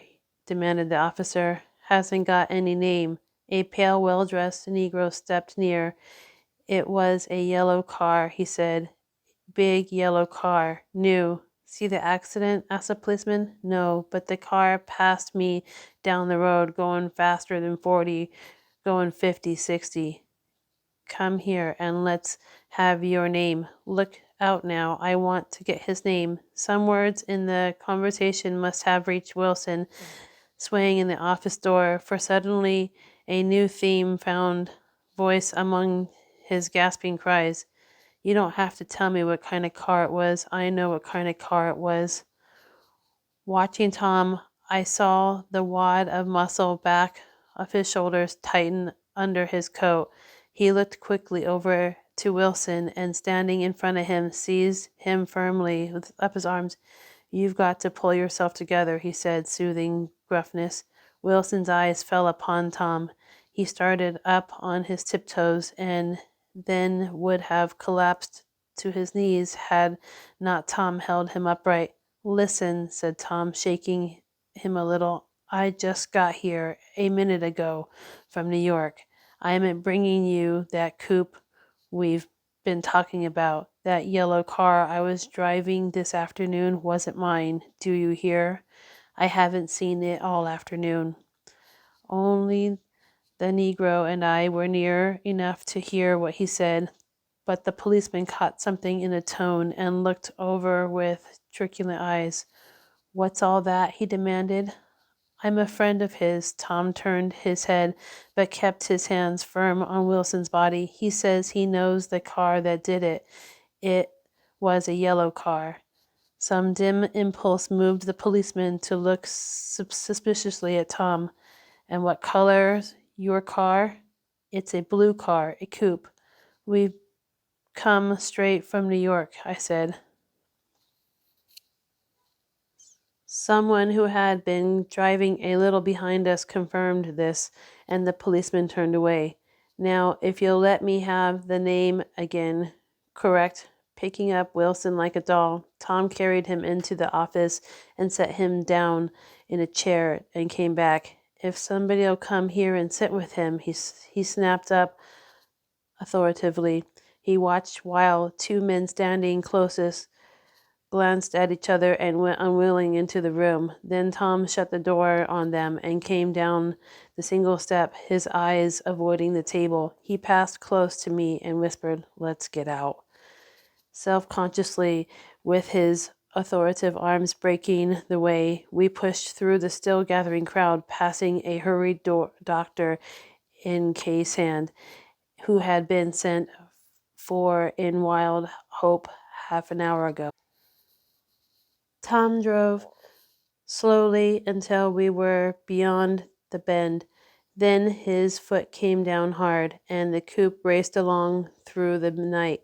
In a little while I heard a low, husky sob, and saw that the tears were overflowing his face. "The goddamn coward," he whispered. "He didn't even stop his car." The Buchanan's house floated suddenly toward us through the dark, rustling trees. Tom stopped beside the porch and looked up at the second floor, where two windows bloomed with the light among the vines. "Daisy's home," he said. As we got out of the car, he glanced at me and frowned slightly. "I ought to have dropped you in West Egg, Nick. There's nothing we can do tonight." A change had come over him, and he spoke gravely, with decision.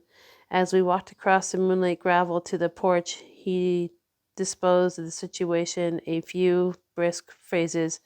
"I'll telephone for a taxi to take you home, and while you're waiting, you and Jordan better go into the kitchen and have them get you some supper. If you want any." He opened the door. "Come in."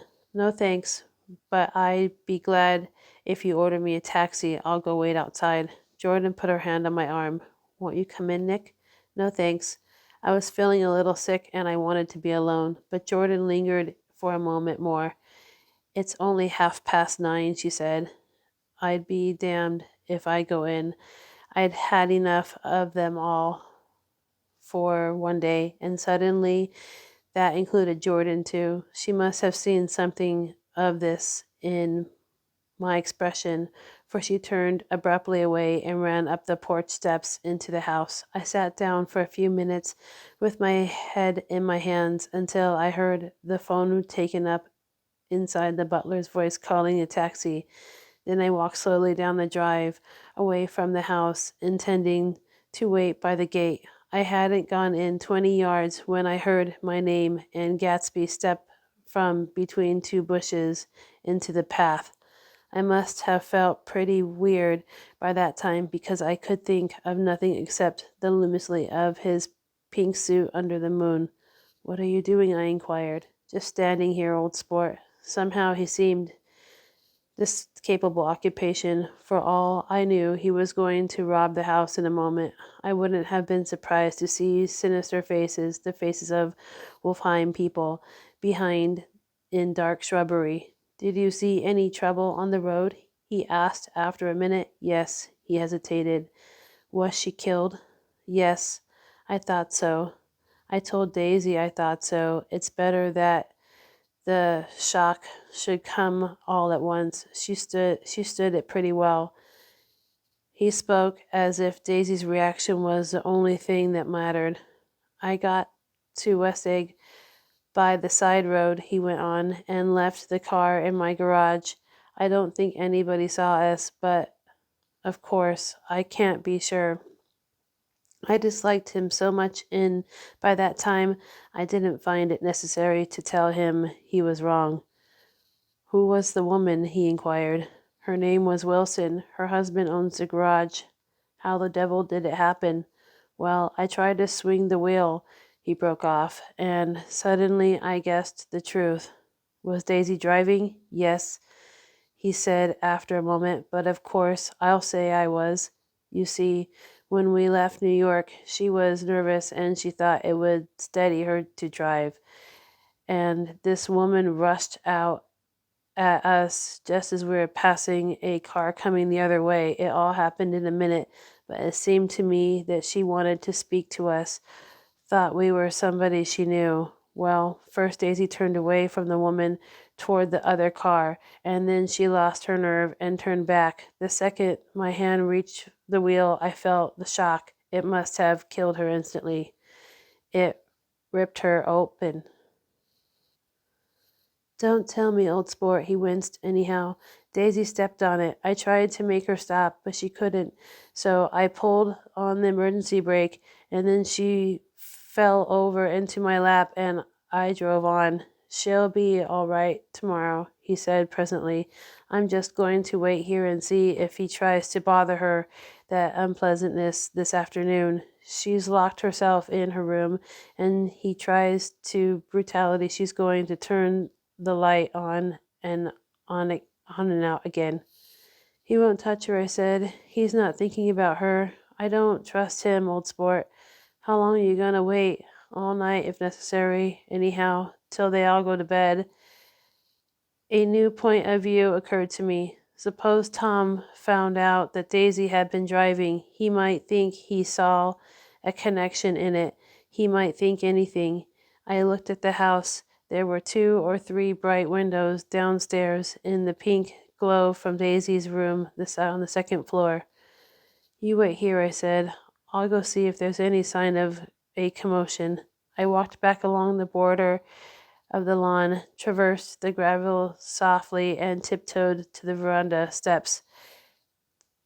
The drawing room curtains were open, and I saw the room was empty. Crossing the porch where we had dined the June 3 months before, I came to a small rectangle of the light, which I guessed was the pantry window.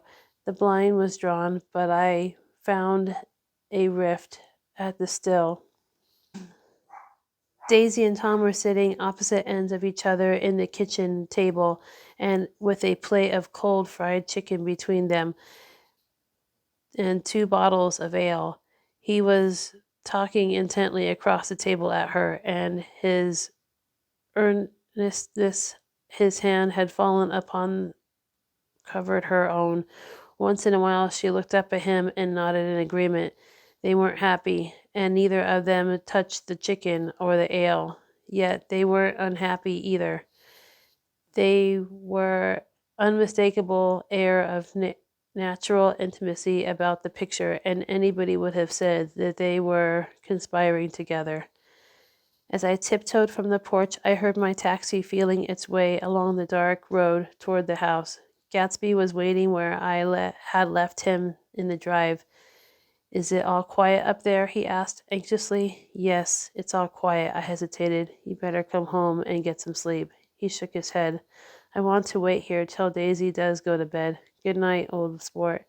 He put his hands in the coat pockets and turned back eagerly to his scrutiny of his house, as though my presence marked the sacredness of the vigil. So I walked away and left him standing there in the moonlight, watching over nothing. Chapter 8.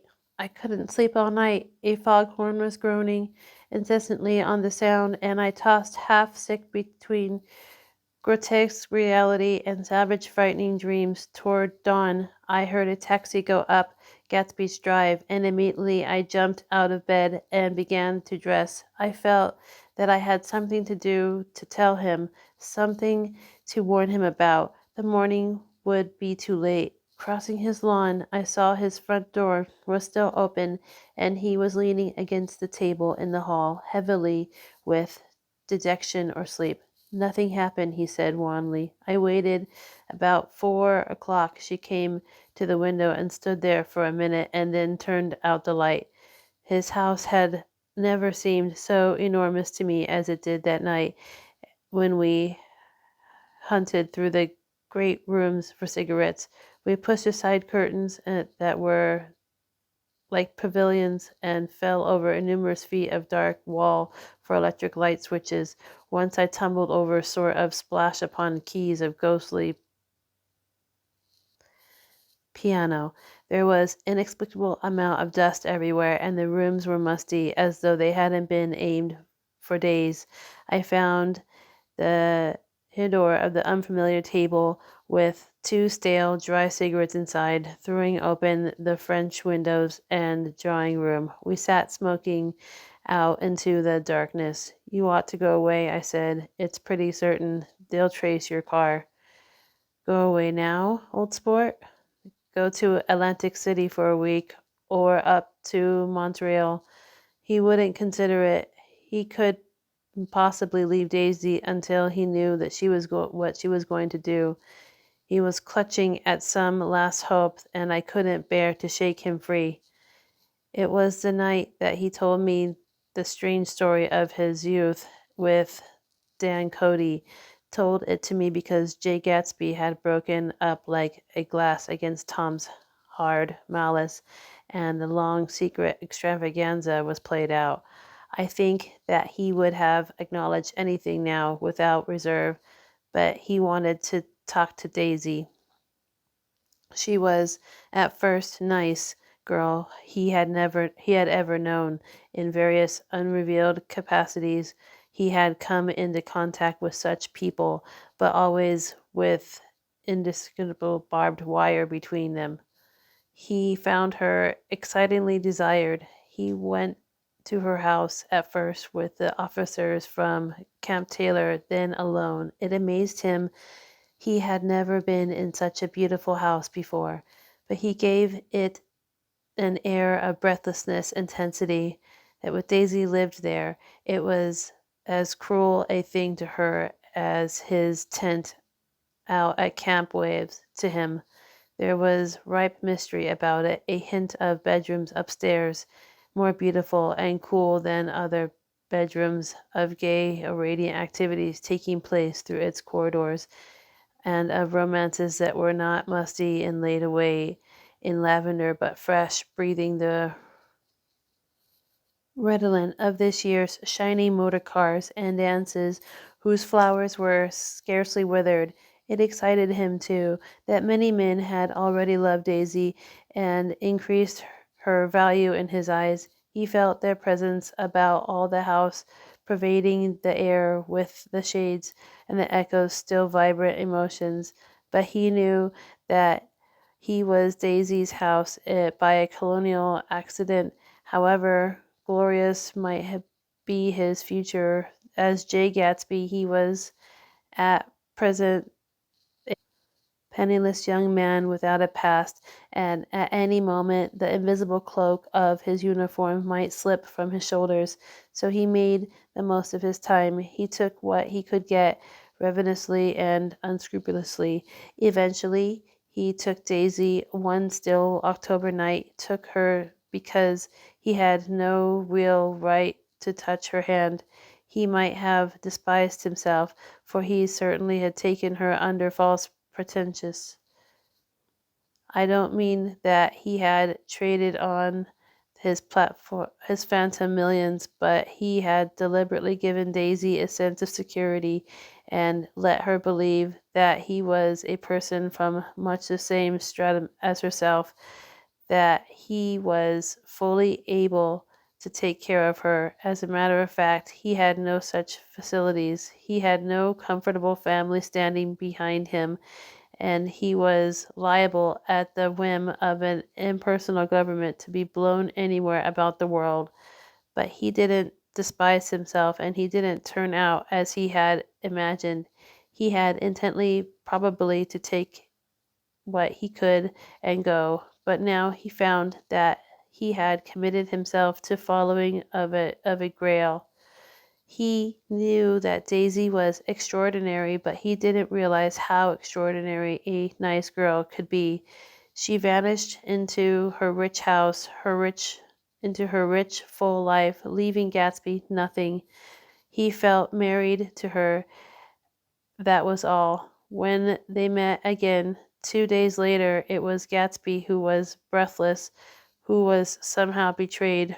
Her porch was bright with the bought luxury of starshine The wicker of the settee squeezed fashionably as she turned toward him, and she kissed her curious and lovely mouth. She had thought a cold, and it made her huskier and more charming than ever, and Gatsby was overwhelming aware of the youth and mystery that wealth imprisons and preserves, of the freshness of many clothes, and Daisy, gleaming like silver, safe and proud above the hot struggles of the poor. I can't describe to you how surprised I was to find out I loved her, old sport. I even hoped for a while that she'd throw me over, but she didn't, because she was in love with me too. She thought I knew a lot because I knew different things from her. Well, there I was, way of ambitions, getting deeper in love every minute, and all of a sudden I didn't care. What was the use of doing great things if I could have a better time telling her what I was going to do? On the last afternoon before he went aboard, he sat with Daisy in his arms for a long silent time. It was cold. It was a cold fall day with fire in the room, and her cheeks flushed now and then, and she moved his and he changed his arm a little. Once he kissed her dark hair shining, and afternoon had made them tranquil for a while, as if to give them a deep memory of a long parting the next day promised. They had never been closer in their month of love, nor communicated more profoundly with one another than when she brushed silent lips against his coat shoulder, and or when he touched the end of her fingers gently, as though she were asleep. He did extraordinary well in the war, and he was a captain before he went to the front, and following the Argonne battles he got his majority of his command, like the divisional machine guns. After the arms spice he tried frantically to get home, but some complications or misunderstanding sent him to Oxford instead. He was worried now. There was a quality of nervous despair in Daisy's letter. She didn't see why he could come. She was feeling the pressure of the world outside, and she wanted him to feel the presence beside her and be assured that she was doing the right thing after all. For Daisy was a young and artificial world, was redolent of orchid and pleasant, cheerful sobbery in orchestras which set rhythm of the year, summing up the sadness, suggestiveness of life in new tunes all night. Saxophones wailed, and hopeless comment of the Bale Street blues, while the 100 pairs of golden and silver slippers shuffled shining dust. At the gray tea hour there were always rooms that throbbed instantly at the low, sweet fever, while fresh faces drift here and there like rose petals blown by the sad horns around the floor. Through this twilight universe, Daisy began to move again with the season. Suddenly she was again keeping half a dozen dates a day, and with half a dozen men, and drowsing asleep at dawn with the beads of chiffon and evening dress tangled among the dying orchids on the floor beside her bed, and all the time with her was crying for a decision. She wanted her life shaped now, immediately, and the decision must have made by some force of love, of money, of unquestionable practically that was close at hand. That force took shape in the middle of the spring with the arrival of Tom Buchanan. There was a wholesome bulkiness about his person and his proportion, and Daisy was flattered. Doubtless there was any certain struggle and a certain relief. The letter reached Gatsby while he was still at Oxford. It was dawn on a Long Island, and he went about the rest of the windows downstairs, filling the house with gold turning light. The shadow of a tree fell abruptly across the do, and ghostly birds began to swing among blue leaves. There was a slow, pleasant movement in the air, scarcely the wind, promising cool, lovely day. I don't think she ever loved him. Gatsby turned around from the window and looked at me challengingly. You must remember, old sport. She was very excited this afternoon. She told her those things in that way that frightened her, that made it look like as if I was some kind of cheap sharper. And the result was she hardly knew what she was saying. He sat down gloomily. Of course, she might have loved him for just a minute when they were married, and love me more even then. Do you see? Suddenly he came out with a curious remark. In any case, he said, it was just personal. What could you make of that except to suspect some intensity in his conception of the affair that couldn't be measured? He came back from France when Tom and Daisy were still on their wedding trip and made miserable but irresistible journey to Louisville on the last day of his army pay. He stayed there a week, walking the streets where their footsteps had clicked together through the November night, and revisiting the out-of-the-way places which they had driven her car. Just as Daisy's house had always seemed to him more mysterious and gay than the houses, so his idea of the city itself, even though she was gone from it, was pervaded with a melancholy beauty. He left feeling that if he had searched harder, he might have found her, that he was leaving her behind. The day couch was the penniless now. It was hot. He was out. The track curved, and now it was going away from the sun, which, as it sank lower, seemed to spread itself in benediction over vanishing city where she had drawn her breath. He stretched out to his hand desperately as if to snatch only a wisp of air to save fragrant spot that she had made lovely for him, but it was going by too fast for his blurred eyes, and he had lost part of it, the freshest and the best forever. It was 9 o'clock when we finished breakfast and went out on the porch. The night made a sharp difference in the weather there, for the autumn flavor in the air. The gardener was the last one of Gatsby's former servants came to the footsteps. I'm going to drain the pool today, Mr. Gatsby. Leaves will start falling pretty soon, and then there's always trouble with the pipes. Don't do it today, Gatsby answered. He turned me apologetically.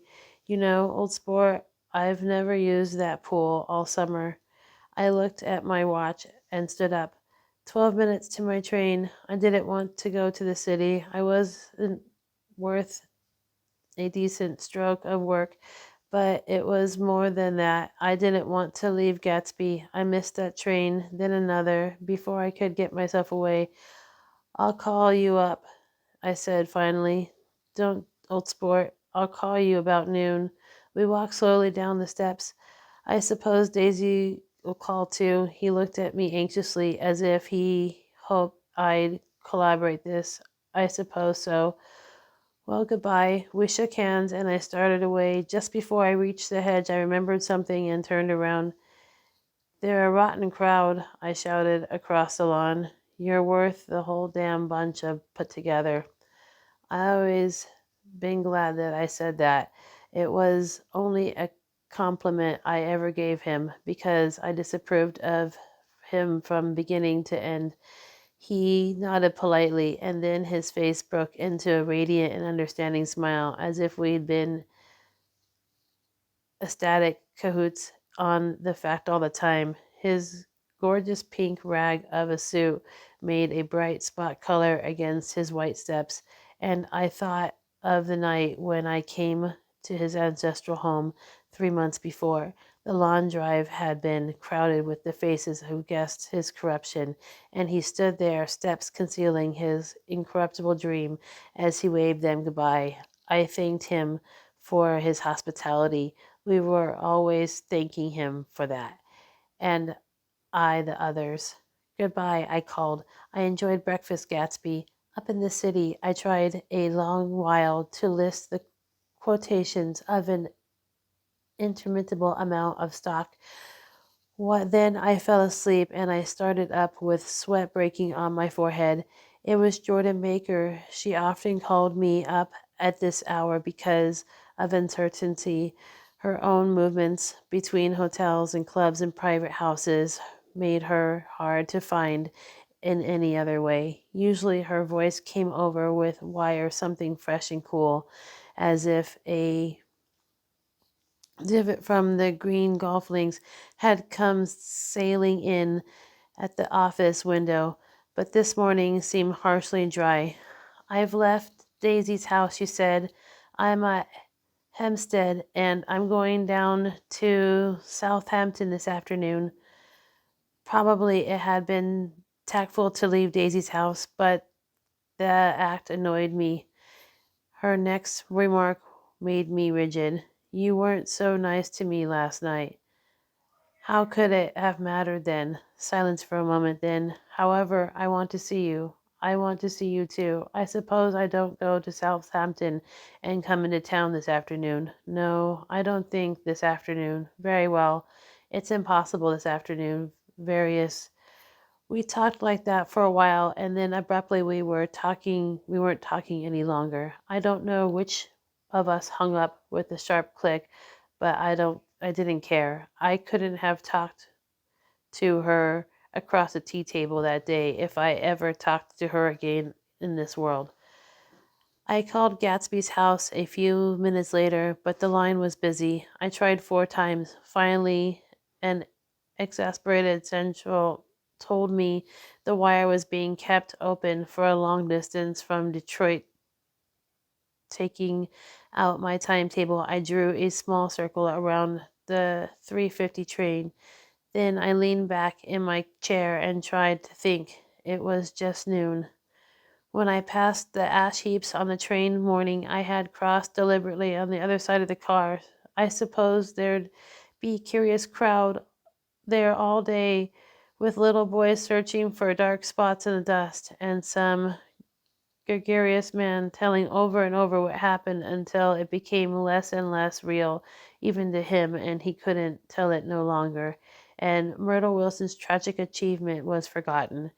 Now I want to go back to a little and tell what happened at the garage after we left there that night before. They had difficulty in locating the sister, Catherine. She must have broken her rule against driving that night, for when she arrived she was stupid with liquor and unable to understand that the ambulance had already gone to Flushing. When they convinced her of this, she immediately fainted, as if that was the intolerable part of the affair.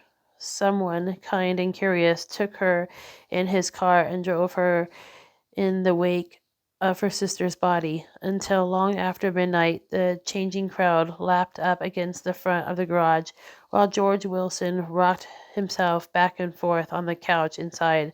For a while the door of the office was open, and everyone who came into the garage glanced irresistibly through it. Finally someone said, with a shame, and closed the door. Michaelis, after several others, men were with him. First 4 or 5 men, later 2 or 3 men. Still later Michaelis had to ask the last stranger to wait there 15 minutes longer, while he went back to his own place and made a pot of coffee. After that he stayed there alone with Wilson until dawn. About 3 o'clock the quality of Wilson's incoherent mustard changed. He grew quiet and began to talk about the yellow car. He announced that he had a way of finding out whom the yellow car belonged to, and then he blurted out a couple months ago his wife had come from the city with her face bruised and her nose swollen. But he heard himself say this. He flinched and he began to cry. Oh my God. Again, this groaning voice. Michaelis made a clumsy attempt to distract him. How long have you been married, George? Come on there. Try and sit still a minute and answer my question. How long have you been married? 12 years. Ever had any children? Come on, George, sit still. I asked you a question. Did you have any children? The hard brown beetle kept thudding against the dull light, and whenever Michaelis heard the car go tearing along the road outside, it sounded to him like a car hadn't stopped a few hours before. He didn't like to go into the garage because the workbench was stained where the body had been lying, so he moved uncomfortably around the office. He knew every object in it before morning, from time to time he sat beside Wilson trying to keep him more quiet. Have you got a church you go to sometimes, George? Maybe even if you haven't been there in a long time, maybe I could call up the church and get a priest to come over and he could talk to you, see? Don't belong to any. You ought to have a church, George, for times like this. You must have gone to church once. Didn't you get married in a church? Listen, George, listen to me. Didn't you get married in a church? That was a long time ago. The efforts of the broken out rhythm of his rocking. For a moment he was silent. Then the same half-knowing, half-bewildered look came back into his faded eyes. Look in the drawer there, he said, pointing at the desk. Which drawer? That one. Michaelis opened the drawer nearest him. There was nothing but a small, inexpensive dog leash made of leather and braided silver. It was apparently new. This? He inquired, holding it up. Wilson stared, nodded. I found it yesterday afternoon. She tried to tell me about it, but I knew it was something funny. You mean your wife bought it? She had it wrapped in tissue paper in her bureau. Michaelis didn't see anything odd in that, and he gave Wilson a dozen reasons why his wife might have bought a dog leash. But convincingly, Wilson had heard some of them say explanations before from Myrtle because he began saying, "Oh my God," in a whisper. His comfort left several explanations in the air. Then he killed her, said Wilson. His mouth dropped open suddenly. Who did? I have a way of finding out. You're morbid, George, said his friend. With this has been a strain to you, and you don't know what you're saying. You'd better try and sit still quiet till morning. He murdered her. It was an accident, George. Wilson shook his head. His eyes narrowed and his mouth widened slightly, and the ghost of the superior. I know, he said, definitely. I'm one of those trusting fellas. I don't think any harm to nobody, but when I get to know a thing, I know it. And it was the man in the car. She ran out to speak to him, and he wouldn't stop. Michaelis had seen this too, but it hadn't occurred to him that there was any special significance in it. He believed that Mrs. Wilson had been running away from her husband rather than trying to stop any particular car. How could she have been like that? She's a deep one, said Wilson, as if that answered the question. Ah, he began to rock again, and Michaelis stood twisting the leash in his hand. Maybe you got some friend I could telephone for George? This was a forlorn hope. He was almost sure that Wilson had no friends. There was not enough of him for his wife. He was glad a little later when she noticed a change in the room, a blue quickening by the window, and realized that dawn wasn't far off. About 5 o'clock, it wasn't enough outside to snap off the light. Wilson's glazed eyes turned in ash heaps where small gray clouds took off frantic shape and scurried here and there in the faint wind. I spoke to her, he muttered. Long After a long silence, I told her she might fool me, but she couldn't fool God. I took her to the window, and with an effort he got up and walked to the rear of the window and leaned his face pressed against it. And I said, God knows what you've been doing, everything you've been doing. You may fool me, but you can't fool God. Standing behind him, Michaela saw with a shock that his looking eyes of Dr. T. Eichelberg, with just emerged pale, enormous from the dissolving night. God sees everything, repeated Wilson. That's an advertisement, Michaelis assured him. Something made him turn away from the window and look back into the room, but Wilson stood there a long time, his face close to the window pane, nodding into the twilight. By 6 o'clock, Michaelis was worn out and grateful for the sound of the car stopping outside. It was one of the watchers of the night who before had been promising come back, so he cooked breakfast for 3, which he had another man ate together. Wilson was quieter now, and Michaelis went from home to sleep. When he woke 4 hours later and hurried back to the garage, Wilson was gone. His movements, he was on foot all time, where afterward traced the Port Roosevelt and then to Gad's Hill, where he bought a sandwich and he didn't eat, and a cup of coffee, and he must have tried to, and walking slowly, and he didn't reach Gad's Hill until noon. Thus far, there was no difficulty accounting for his time. There were boys and had seen a man acting sort of crazy. The motorist at whom he stared oddly from side of the road.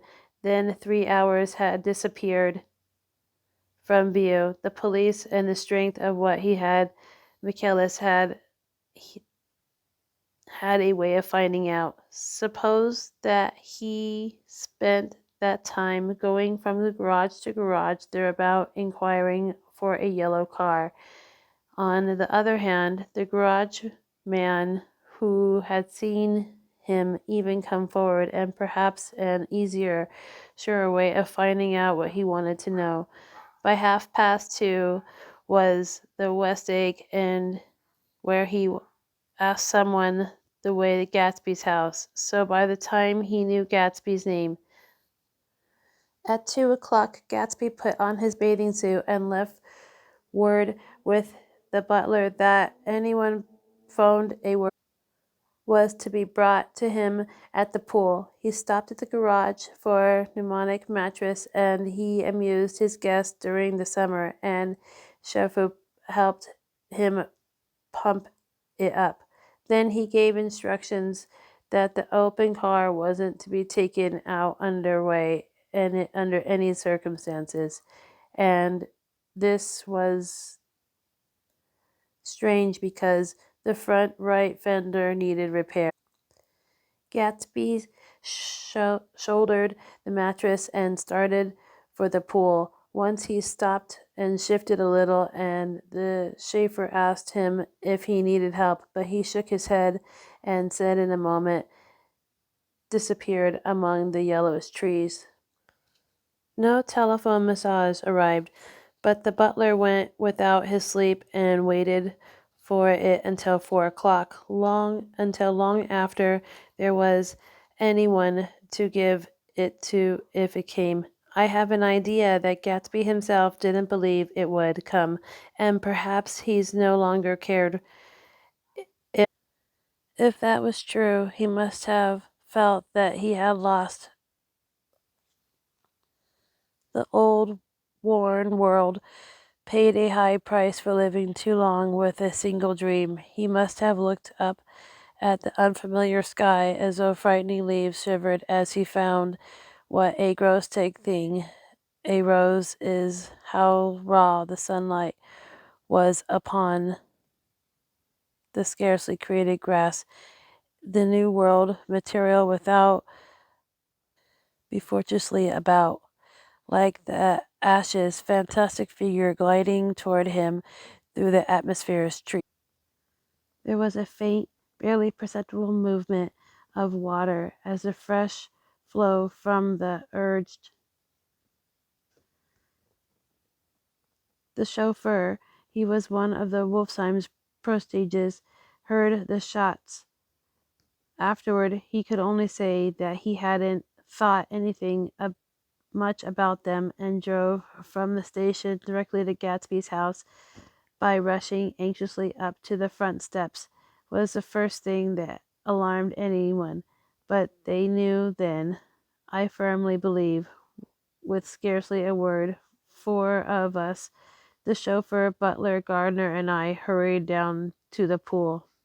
There was a faint, barely perceptible movement of the water as a fresh flow of one end urged its way up toward the drain and at the other, with little ripples that were hardly of the shadows of the waves, and the lantern mattress moved irregularly down the pool. A small gust of wind scarcely corrugated the surface was enough to disturb the accidental course with the accidental burden. The touch of cluster of the leaves revolved it slowly, tracing like the lake compass thin red circle in the water. It was after we started with Gatsby towards the house that the gardener saw Wilson's body a little way off in the grass, and the holocaust was complete. Chapter 9. After 2 years, I remember the rest of that day, and that night, and the next day, as only an endless drill of police and photographers and newspapermen in and out of Gatsby's front door. A rope stretched across a main gate, and the policeman kept saying, out of curiosity, but little boys soon discovered that they entered through my yard. And there were always a few of them clustered open-mouthed about the pool. Someone in a positive manner, perhaps a detective, used the expression madman, and he bent over Wilson's body that afternoon, and the Adventist authority of his voice set the key for the newspaper reports the next morning. Most of the reports were the nightmare, grotesque, circular, eager, and untrue. When Michaela's testimony at the inquest brought the light to Wilson's suspicions of his wife, I thought the whole tale would shortly be served as up in Runcie Pesquet, but Catherine, who might have said anything, didn't say a word.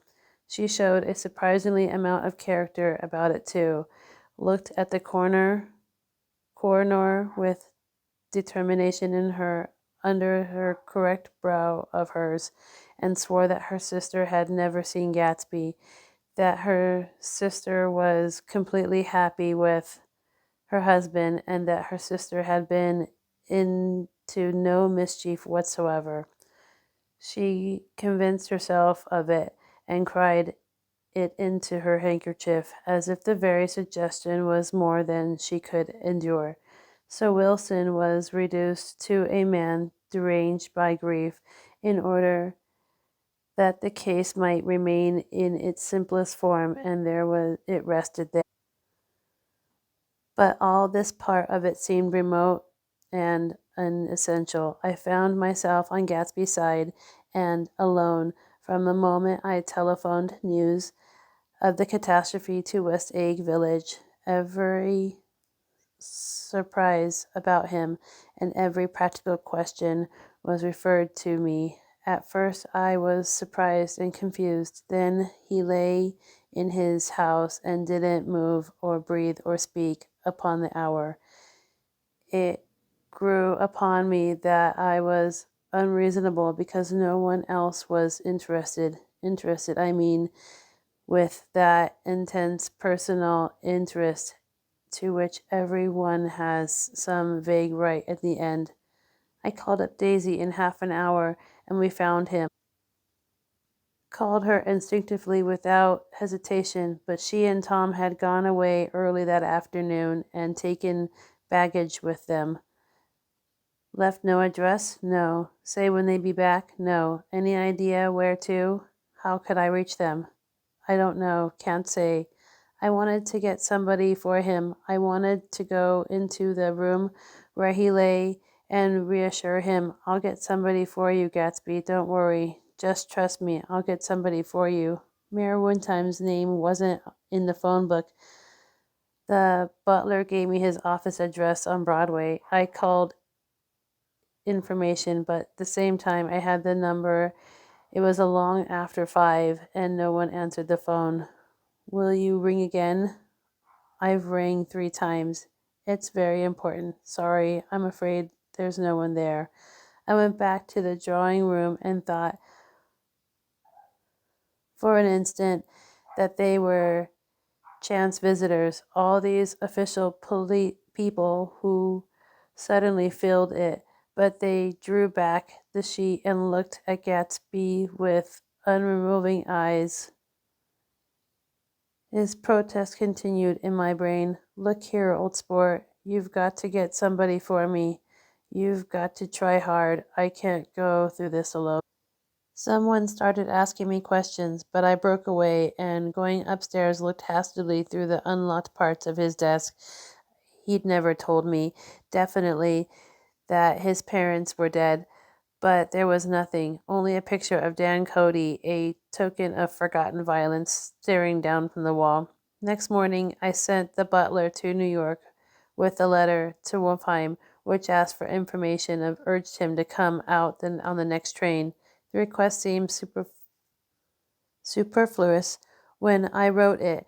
I was sure he'd start when he saw the newspapers, just as I was sure he'd be a wire from Daisy before noon, but neither a wire nor Mr. Wilhelmsheim arrived. No one arrived except for more police and photographers and newspapermen. And when the butler brought back Wumpheim's answer, I began to have a feeling of defiance, of scornful solitary between Gatsby and me against them all. Dear Mr. Carraway, this has been hard. One of the most terrible shocks of my life. To me, I hardly can believe that it is true at all. Such a mad act as that a man did should make us all think. I cannot come down now, as I am tied up in some very important business, and I cannot get mixed up in this thing now. If there is anything I can do a little later, let me know in a letter by Edgar. I hardly know where I am when I hear about a thing like this, and I am completely knocked down and out. Yours truly, Mayor Wolfheim. And then hastily added beneath. Let me know about the funeral, ECT. I don't know his family at all. When the phone rang that afternoon and long distance said Chicago was calling, I thought this would be Daisy at last. But the connection came through as a man's voice, very thin and far away. This is Slago speaking. Yes, the name was unfamiliar. Hell of a note, isn't it? Get my wire? There haven't been any wires. Young Perk's in trouble, he said rapidly. They picked him up when he handed the bonds over to the counter. They got a circular from New York giving 'em the numbers just 5 minutes before. What do you know about that, eh? You never can tell in these hick towns. Hello? I interrupted breathlessly. Look here. This isn't Mr. Gatsby. Mr. Gatsby's dead. There was a long silence on the other end of the wire, followed by an exclamation, then a quick squawk as the connection was broken. I think it was on the 3rd day that a telegram signed Henry C. Gatz arrived from a town in Minnesota. It said that only the Slender was leaving immediately to postpone the funeral until he came. It was Gatsby's father, a solemn old man, very helpless and dismayed, bundled in a long, cheap ulster against the warm September day. His eyes leaked continuously with excitement, and then I took the bag and umbrella from his hands, and he began to pull so insistently at his sparse gray beard that I had difficulty in getting off his coat. He had on the point of collapse, so I took him into the music room and made him sit down while I sent for something to eat, but he wouldn't eat, and the glass of milk spoiled from his trembling hand. I saw it in Chicago's newspaper, he said. It was all in Chicago newspaper. I started right away. I didn't know how to reach you. His eyes, seeing nothing, moved seasonally about the room. It was a madman, he said. He must have been mad. Wouldn't you like some coffee? I urged him. I don't want anything. I'm all right now, Mr. Caraway. Well, I'm all right now. Where have they got Jimmy? I took him into the drawing room where his son lay and left him there. Some little boys had come up the steps and were looking in the hall. When I told them who had arrived, they were reluctantly away. After a little while, Mr. Gatz opened the door and came out, his mouth ajar, his face flushed slightly, his eyes leaking in isolated and unpunctual tears, and he reached an age where death no longer had the quality of ghastly surprise. And when he looked around him for the first time and saw height and the splendor of the hall, with the great rooms opening from the into other rooms, his grief began in the mix with it an odd pride.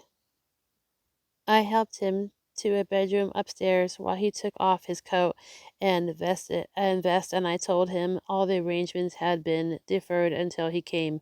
I didn't know what you'd want, Mr. Gatsby. Gatz is my name. Mr. Gatz. I thought you might want to take the body west.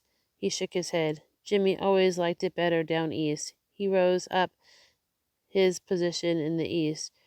Were you a friend of my boy's, Mr.? We were close friends. He had a big, huge future before him, you know. He was only a young man, but he had a lot of brain power here. He touched his head impressively and nodded. If he'd have lived, he'd been a great man like James J. Hill. He'd have helped build the country. That's true, I said uncomfortably. He fumbled at the embroidered covert, trying to take it from the bed, and lay down stiffly and was instantly asleep. That night, an obviously frightened person called up, demanded to know who I was before he would give me his name. This is Mr. Caraway, I said. Oh, he sounded relieved. This is Kelspringer. I was relieved too, for that seemed to promise another friend at Gatsby's grave. I didn't want it to be the papers and draw a sightseeing crowd, so I'd been calling up a few people myself. They were hard to find. The funeral's tomorrow, I said. 3 o'clock, here at the house. I wish you'd tell anybody who'd be interested. Oh, I will, he broke out hastily. Of course, I'm not likely to see anybody if I do. His tone made me suspicious. Of course you'll be there yourself. Well, I'll certainly try. What I called up about is— Wait a minute, I interrupted. How about saying you'll come? Well, the fact is, the truth of the matter is that I'm staying with some people up here in Greenwich, and they'd rather expect me to be with them tomorrow. In fact, there's sort of a picnic or something. Of course, I'll do my very best to get away. I ejected an unrested huh, as he must have heard me, and went in on nervously. What I called up was a pair of shoes I left there. I wondered if it'd be too much trouble to have the butler send them on. You see, there's tennis shoes, and I'm sort of helpless without them. My address is VF. I didn't hear the rest of the name because I hung up the receiver. After that, I felt the curtain of shame for Gatsby. One gentleman to whom I telephoned implied that he had got what he deserved. However, that was my fault, for he was one of those who used to sneer most bitterly at Gatsby on the courage of Gatsby's liquor, and I should have known better than to call him. The morning of the funeral, I went to New York to see Mayor Wolfsheim, and I couldn't reach him any other way. The door that I pushed open and the advice elevator boy was marked the Swastika Holding Company. At first, there didn't seem to be anyone inside, but then I'd shouted hello several times in vain. An argument broke out and a partition, and presently lovely Jewess appeared at the interior door and scrutinized me with black hostile eyes. "Nobody's in," she said. "Mr. Wolfshine's gone to Chicago." The first part of this was obviously untrue, for someone had begun to whistle the rosary tunelessly inside. "Please say that Mr. Carroy wants to see him." "I can't get him back from Chicago, can I?" At this moment a voice, unmistakably Wolfsheim's, called "Stella" from the other side of the door. "Leave your name on the desk," she said quickly. "I'll give it to him when he gets back. But I know he's there." She took a step toward me and began to slide her hand indignantly up and down her hips. "Young man, you think you can force your way in here any time," she scolded. "We're getting sick and tired of it. And when I say he's in Chicago, he's in Chicago." I mentioned Gatsby. "Oh," she looked at me over again. "Will you just what was your name?" She vanished. In a moment, Mayor Wolsheim stood solemnly in the doorway, holding both hands. He drew me into his office, remarking in a relevant voice that it was a sad time for us all, and offered me a cigar. "My memory goes back to when I first met him," he said, "a young major just out of the army and covered over the medals and he got in the war. He was so hard up to he keep on wearing his uniform because he couldn't buy some regular clothes. First time I saw him when he was come into Winsburn's pool room at 43rd Street and asked for a job. He hadn't eaten anything for a couple days. 'Come on, have some lunch with me,' I said. He ate more than $4 worth of food in half an hour. 'Did you start him in business?' I inquired. 'Start him? I made him.' 'Oh.' I raised him up from nothing and right out of the gutter. I saw right away he was a fine appearing gentleman young man, and when he told me he was at Oxford, I knew I could use him good. I got him to join the American Legion, and he used to stand high there. Right off, he did some work for a client of mine in up to Albany. We were so thick like that in everything." He held up two bulbous fingers, always together. I wondered if this partnership had included the World Series transaction in 1919. "Now he's dead," I said after a moment. "You were his closest friend, so I know you'll want to come to his funeral this afternoon." I'd come. Well, come then. The hair on his nostrils quivered slightly, and he shook his head, and his eyes filled with tears. "I can't do it. I can't get mixed up in it," he said. "There's nothing to get mixed up in. It's all over now. When a man gets killed, I never like to get mixed up in it anyway. I keep out. And when I was young, a man in a different. If a friend of mine died, no matter how I struck them to the end, you may think it's sentimental, but I mean it to the bitter end."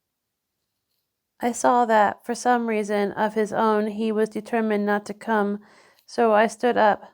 Are you a college man? He inquired suddenly. For a moment, I thought he was going to suggest a connection, but he only nodded and shook my hand.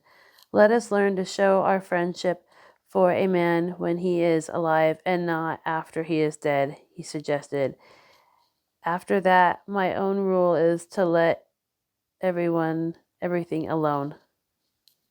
When I left his office, the sky had turned dark, and I got to West Egg in a drizzle. After changing my clothes, I went next door and found Mr. Getz walking up and down excitedly in the hall. His pride in his son and his son's possessions was continually increasing, and now he had something to show me. Jimmy sent me this picture. He took out of his wallet with trembling fingers. Look there. It was a photograph of the house, cracked in the corner and dirty with many hands. He pointed out every detail to me eagerly. Look there.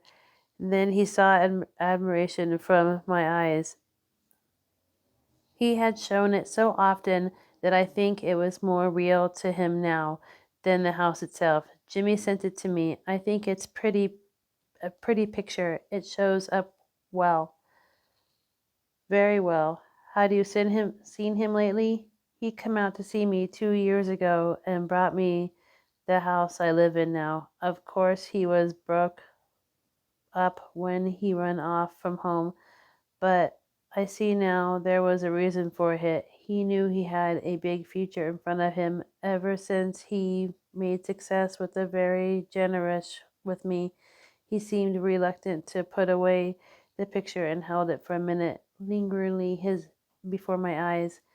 He returned it to his wallet and pulled from his pocket a ragged old copy of a book called Holopaulin Cassidy. Look here.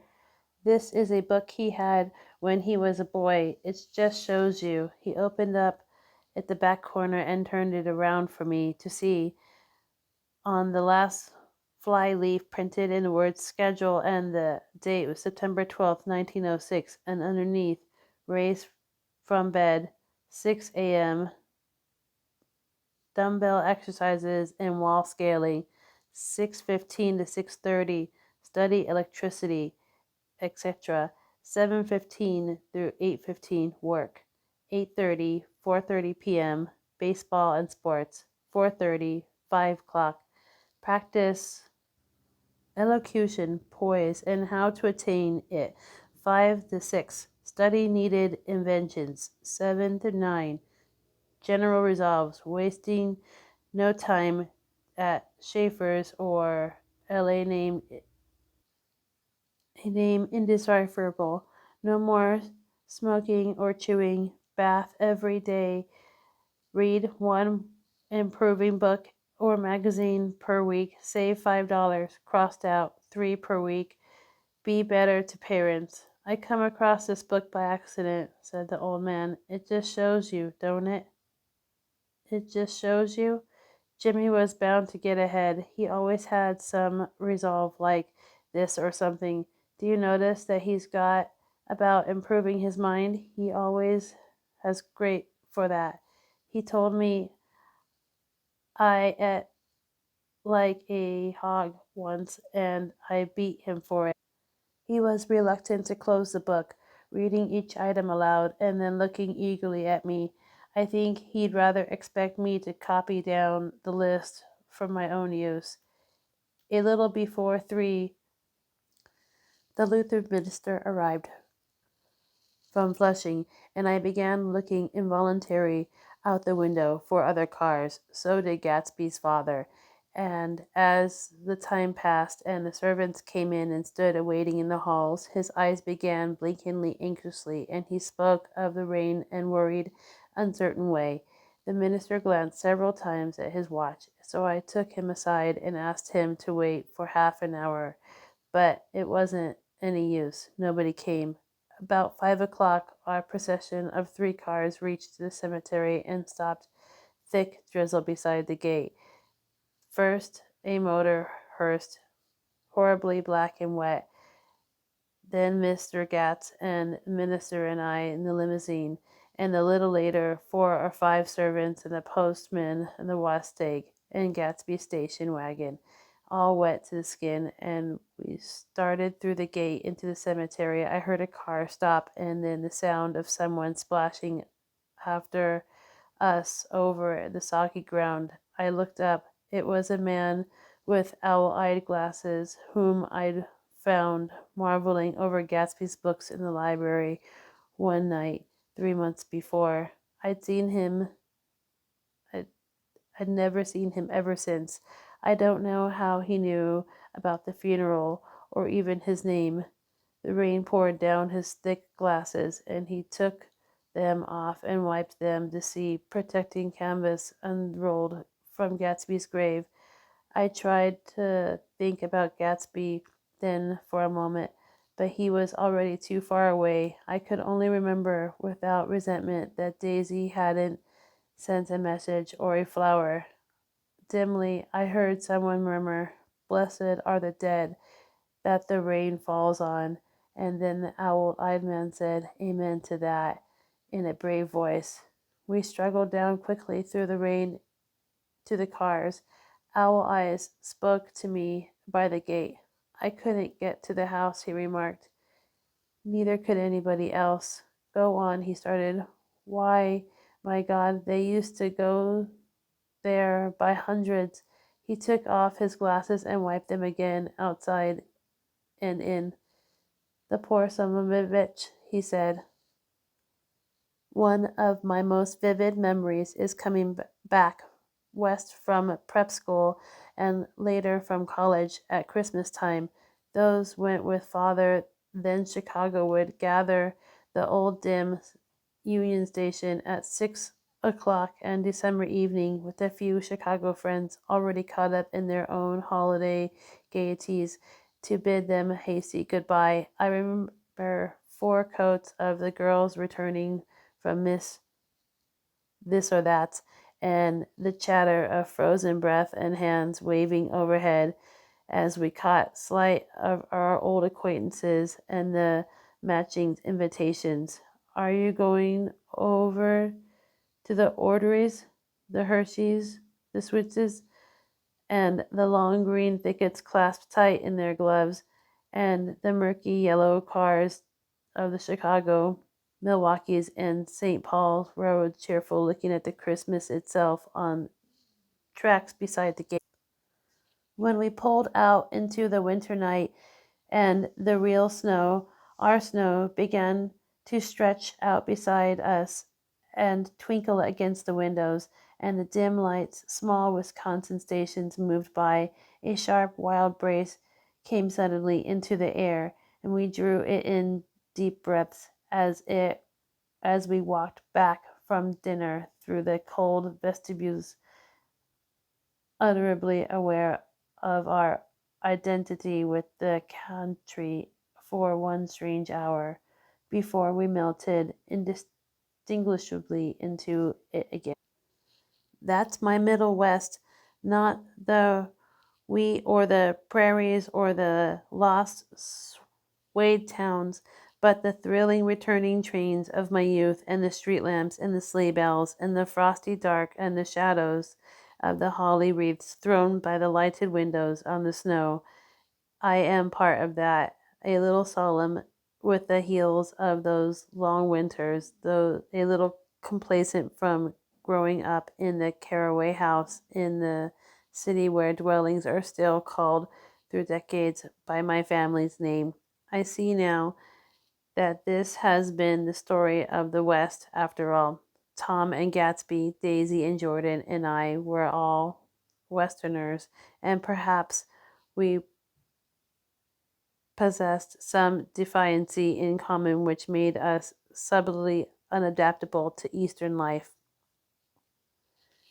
Even when East excitement even when I was most keenly aware of its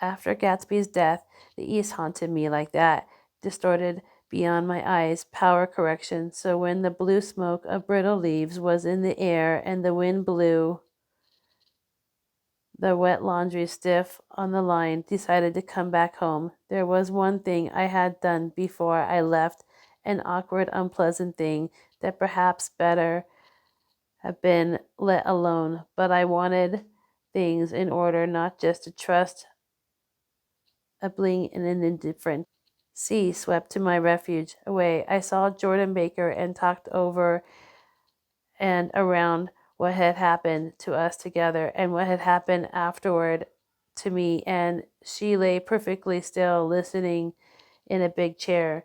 She was dressed to play golf, and I remember thinking she looked like a good illustration, her chin raised, little jaunty, and her hair color autumn leaf. Her face was the same brown as a faint fingerless glove and on her knee, and when I had finished, she told me without comment she was engaged to another man. I doubted that, though there were several she could have married at a nod of her head, and I pretended to be surprised. Just for a minute, I wondered if I wasn't making a mistake. Then I thought it all over quickly and got up and said goodbye. Nevertheless, you did throw me over, said Jordan suddenly. You threw me over on the telephone. I don't give a damn about you now, and it was a new experience for me. I felt a little dizzy for a while. We shook hands. Oh, and do you remember, she added, a conversational we had about driving a car? Why, not exactly. You said a bad driver was only safe until she met another bad driver. Well, I met another bad driver, didn't I? I mean, it was careless of me to make such a wrong guess. I thought you were rather an honest, straightforward person. I thought it was your secret pride. I'm 30, I said. I'm 5 years too old to lie to myself and call it honor. She didn't answer, angry and half in love with her, and tremendously sorry I turned away. One afternoon in October, I saw Tom Buchanan. He was walking ahead of me along Fifth Avenue, his alert, aggressive way, his hands out a little from his body and as if to fight off interference, his head moving sharply here and there, adapting itself to the restless eye.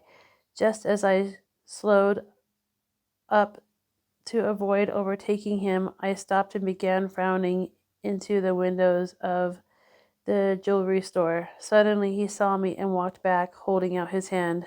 What's the matter, Nick? Do you object to shaking hands with me? Yes, you know what I think of you. You're crazy, Nick, he said quickly. Crazy as hell. I don't know what's the matter with you. Tom, I inquired. What did you say to Wilson that afternoon? He stared at me without a word, and I knew I had guessed right about those missing hours. I started to turn away, but he took one step after me and grabbed my arm. I told him the truth, I said. He came to the door while we were getting ready to leave, and when I sent down a word that we weren't in, he tried to force his way upstairs. He was crazy enough to kill me if I hadn't told him who owned the car.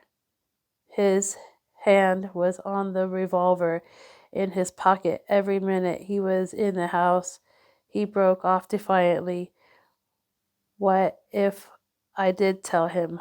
That fellow had it coming to him. He threw dust into your eyes just like he did into Daisy's, but he was a tough one. He ran over Myrtle like you'd run over a dog and never even stopped his car.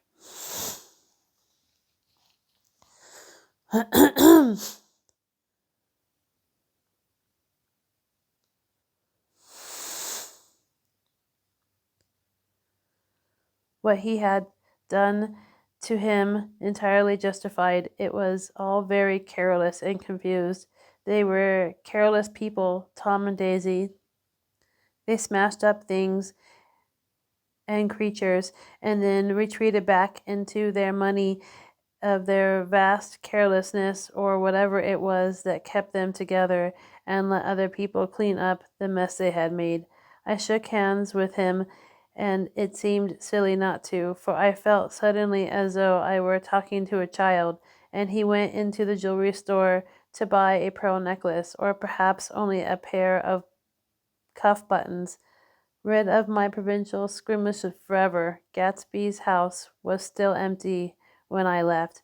The grass on his lawn had grown as long as mine, and one taxi driver in the village never took a fare past entrance gate without stopping for a minute and pointing inside. Perhaps it was he who drove Daisy and Gatsby over the East Egg the night of the accident, and perhaps it was had made the story about it all his own. I didn't want to hear it, and I avoided him when I got off the train. I spent my Saturday night in New York because those gleaming, dazzling parties of his with me so vividly that I could still hear the music and the laughter, faint and inconsistent, from his garden and the cars growing up and down the drive. One night I did hear a material car and I saw its lights stop at the front steps, but I didn't investigate. Probably it was some final guest who had been away at the ends of the earth and didn't know that the party was over. One night my truck parked in my car, sold to the grocer. I went over and looked in the huge, incoherent failure of a house once more, and the white steps, an obscure word, scrawled by some boy with a piece of brick, stood out clearly in the moonlight, and I erased it, drawing my shoe raspingly along the stone, and then I wandered down by the beach and sprawled out on the sand. Most of the big shore places were closed now, and there were hardly any lights except the shadowy, moving glow and a furry boat across the sand, and the moon rose higher and essential houses began to melt away until gradually I became aware of the old island that flowed once for Dutch sailor eyes. A fresh green breast of new world. It vanished trees. The trees had made a way for Gatsby's house, had once pardoned them whispers, and the last of the greatest of all human's dreams.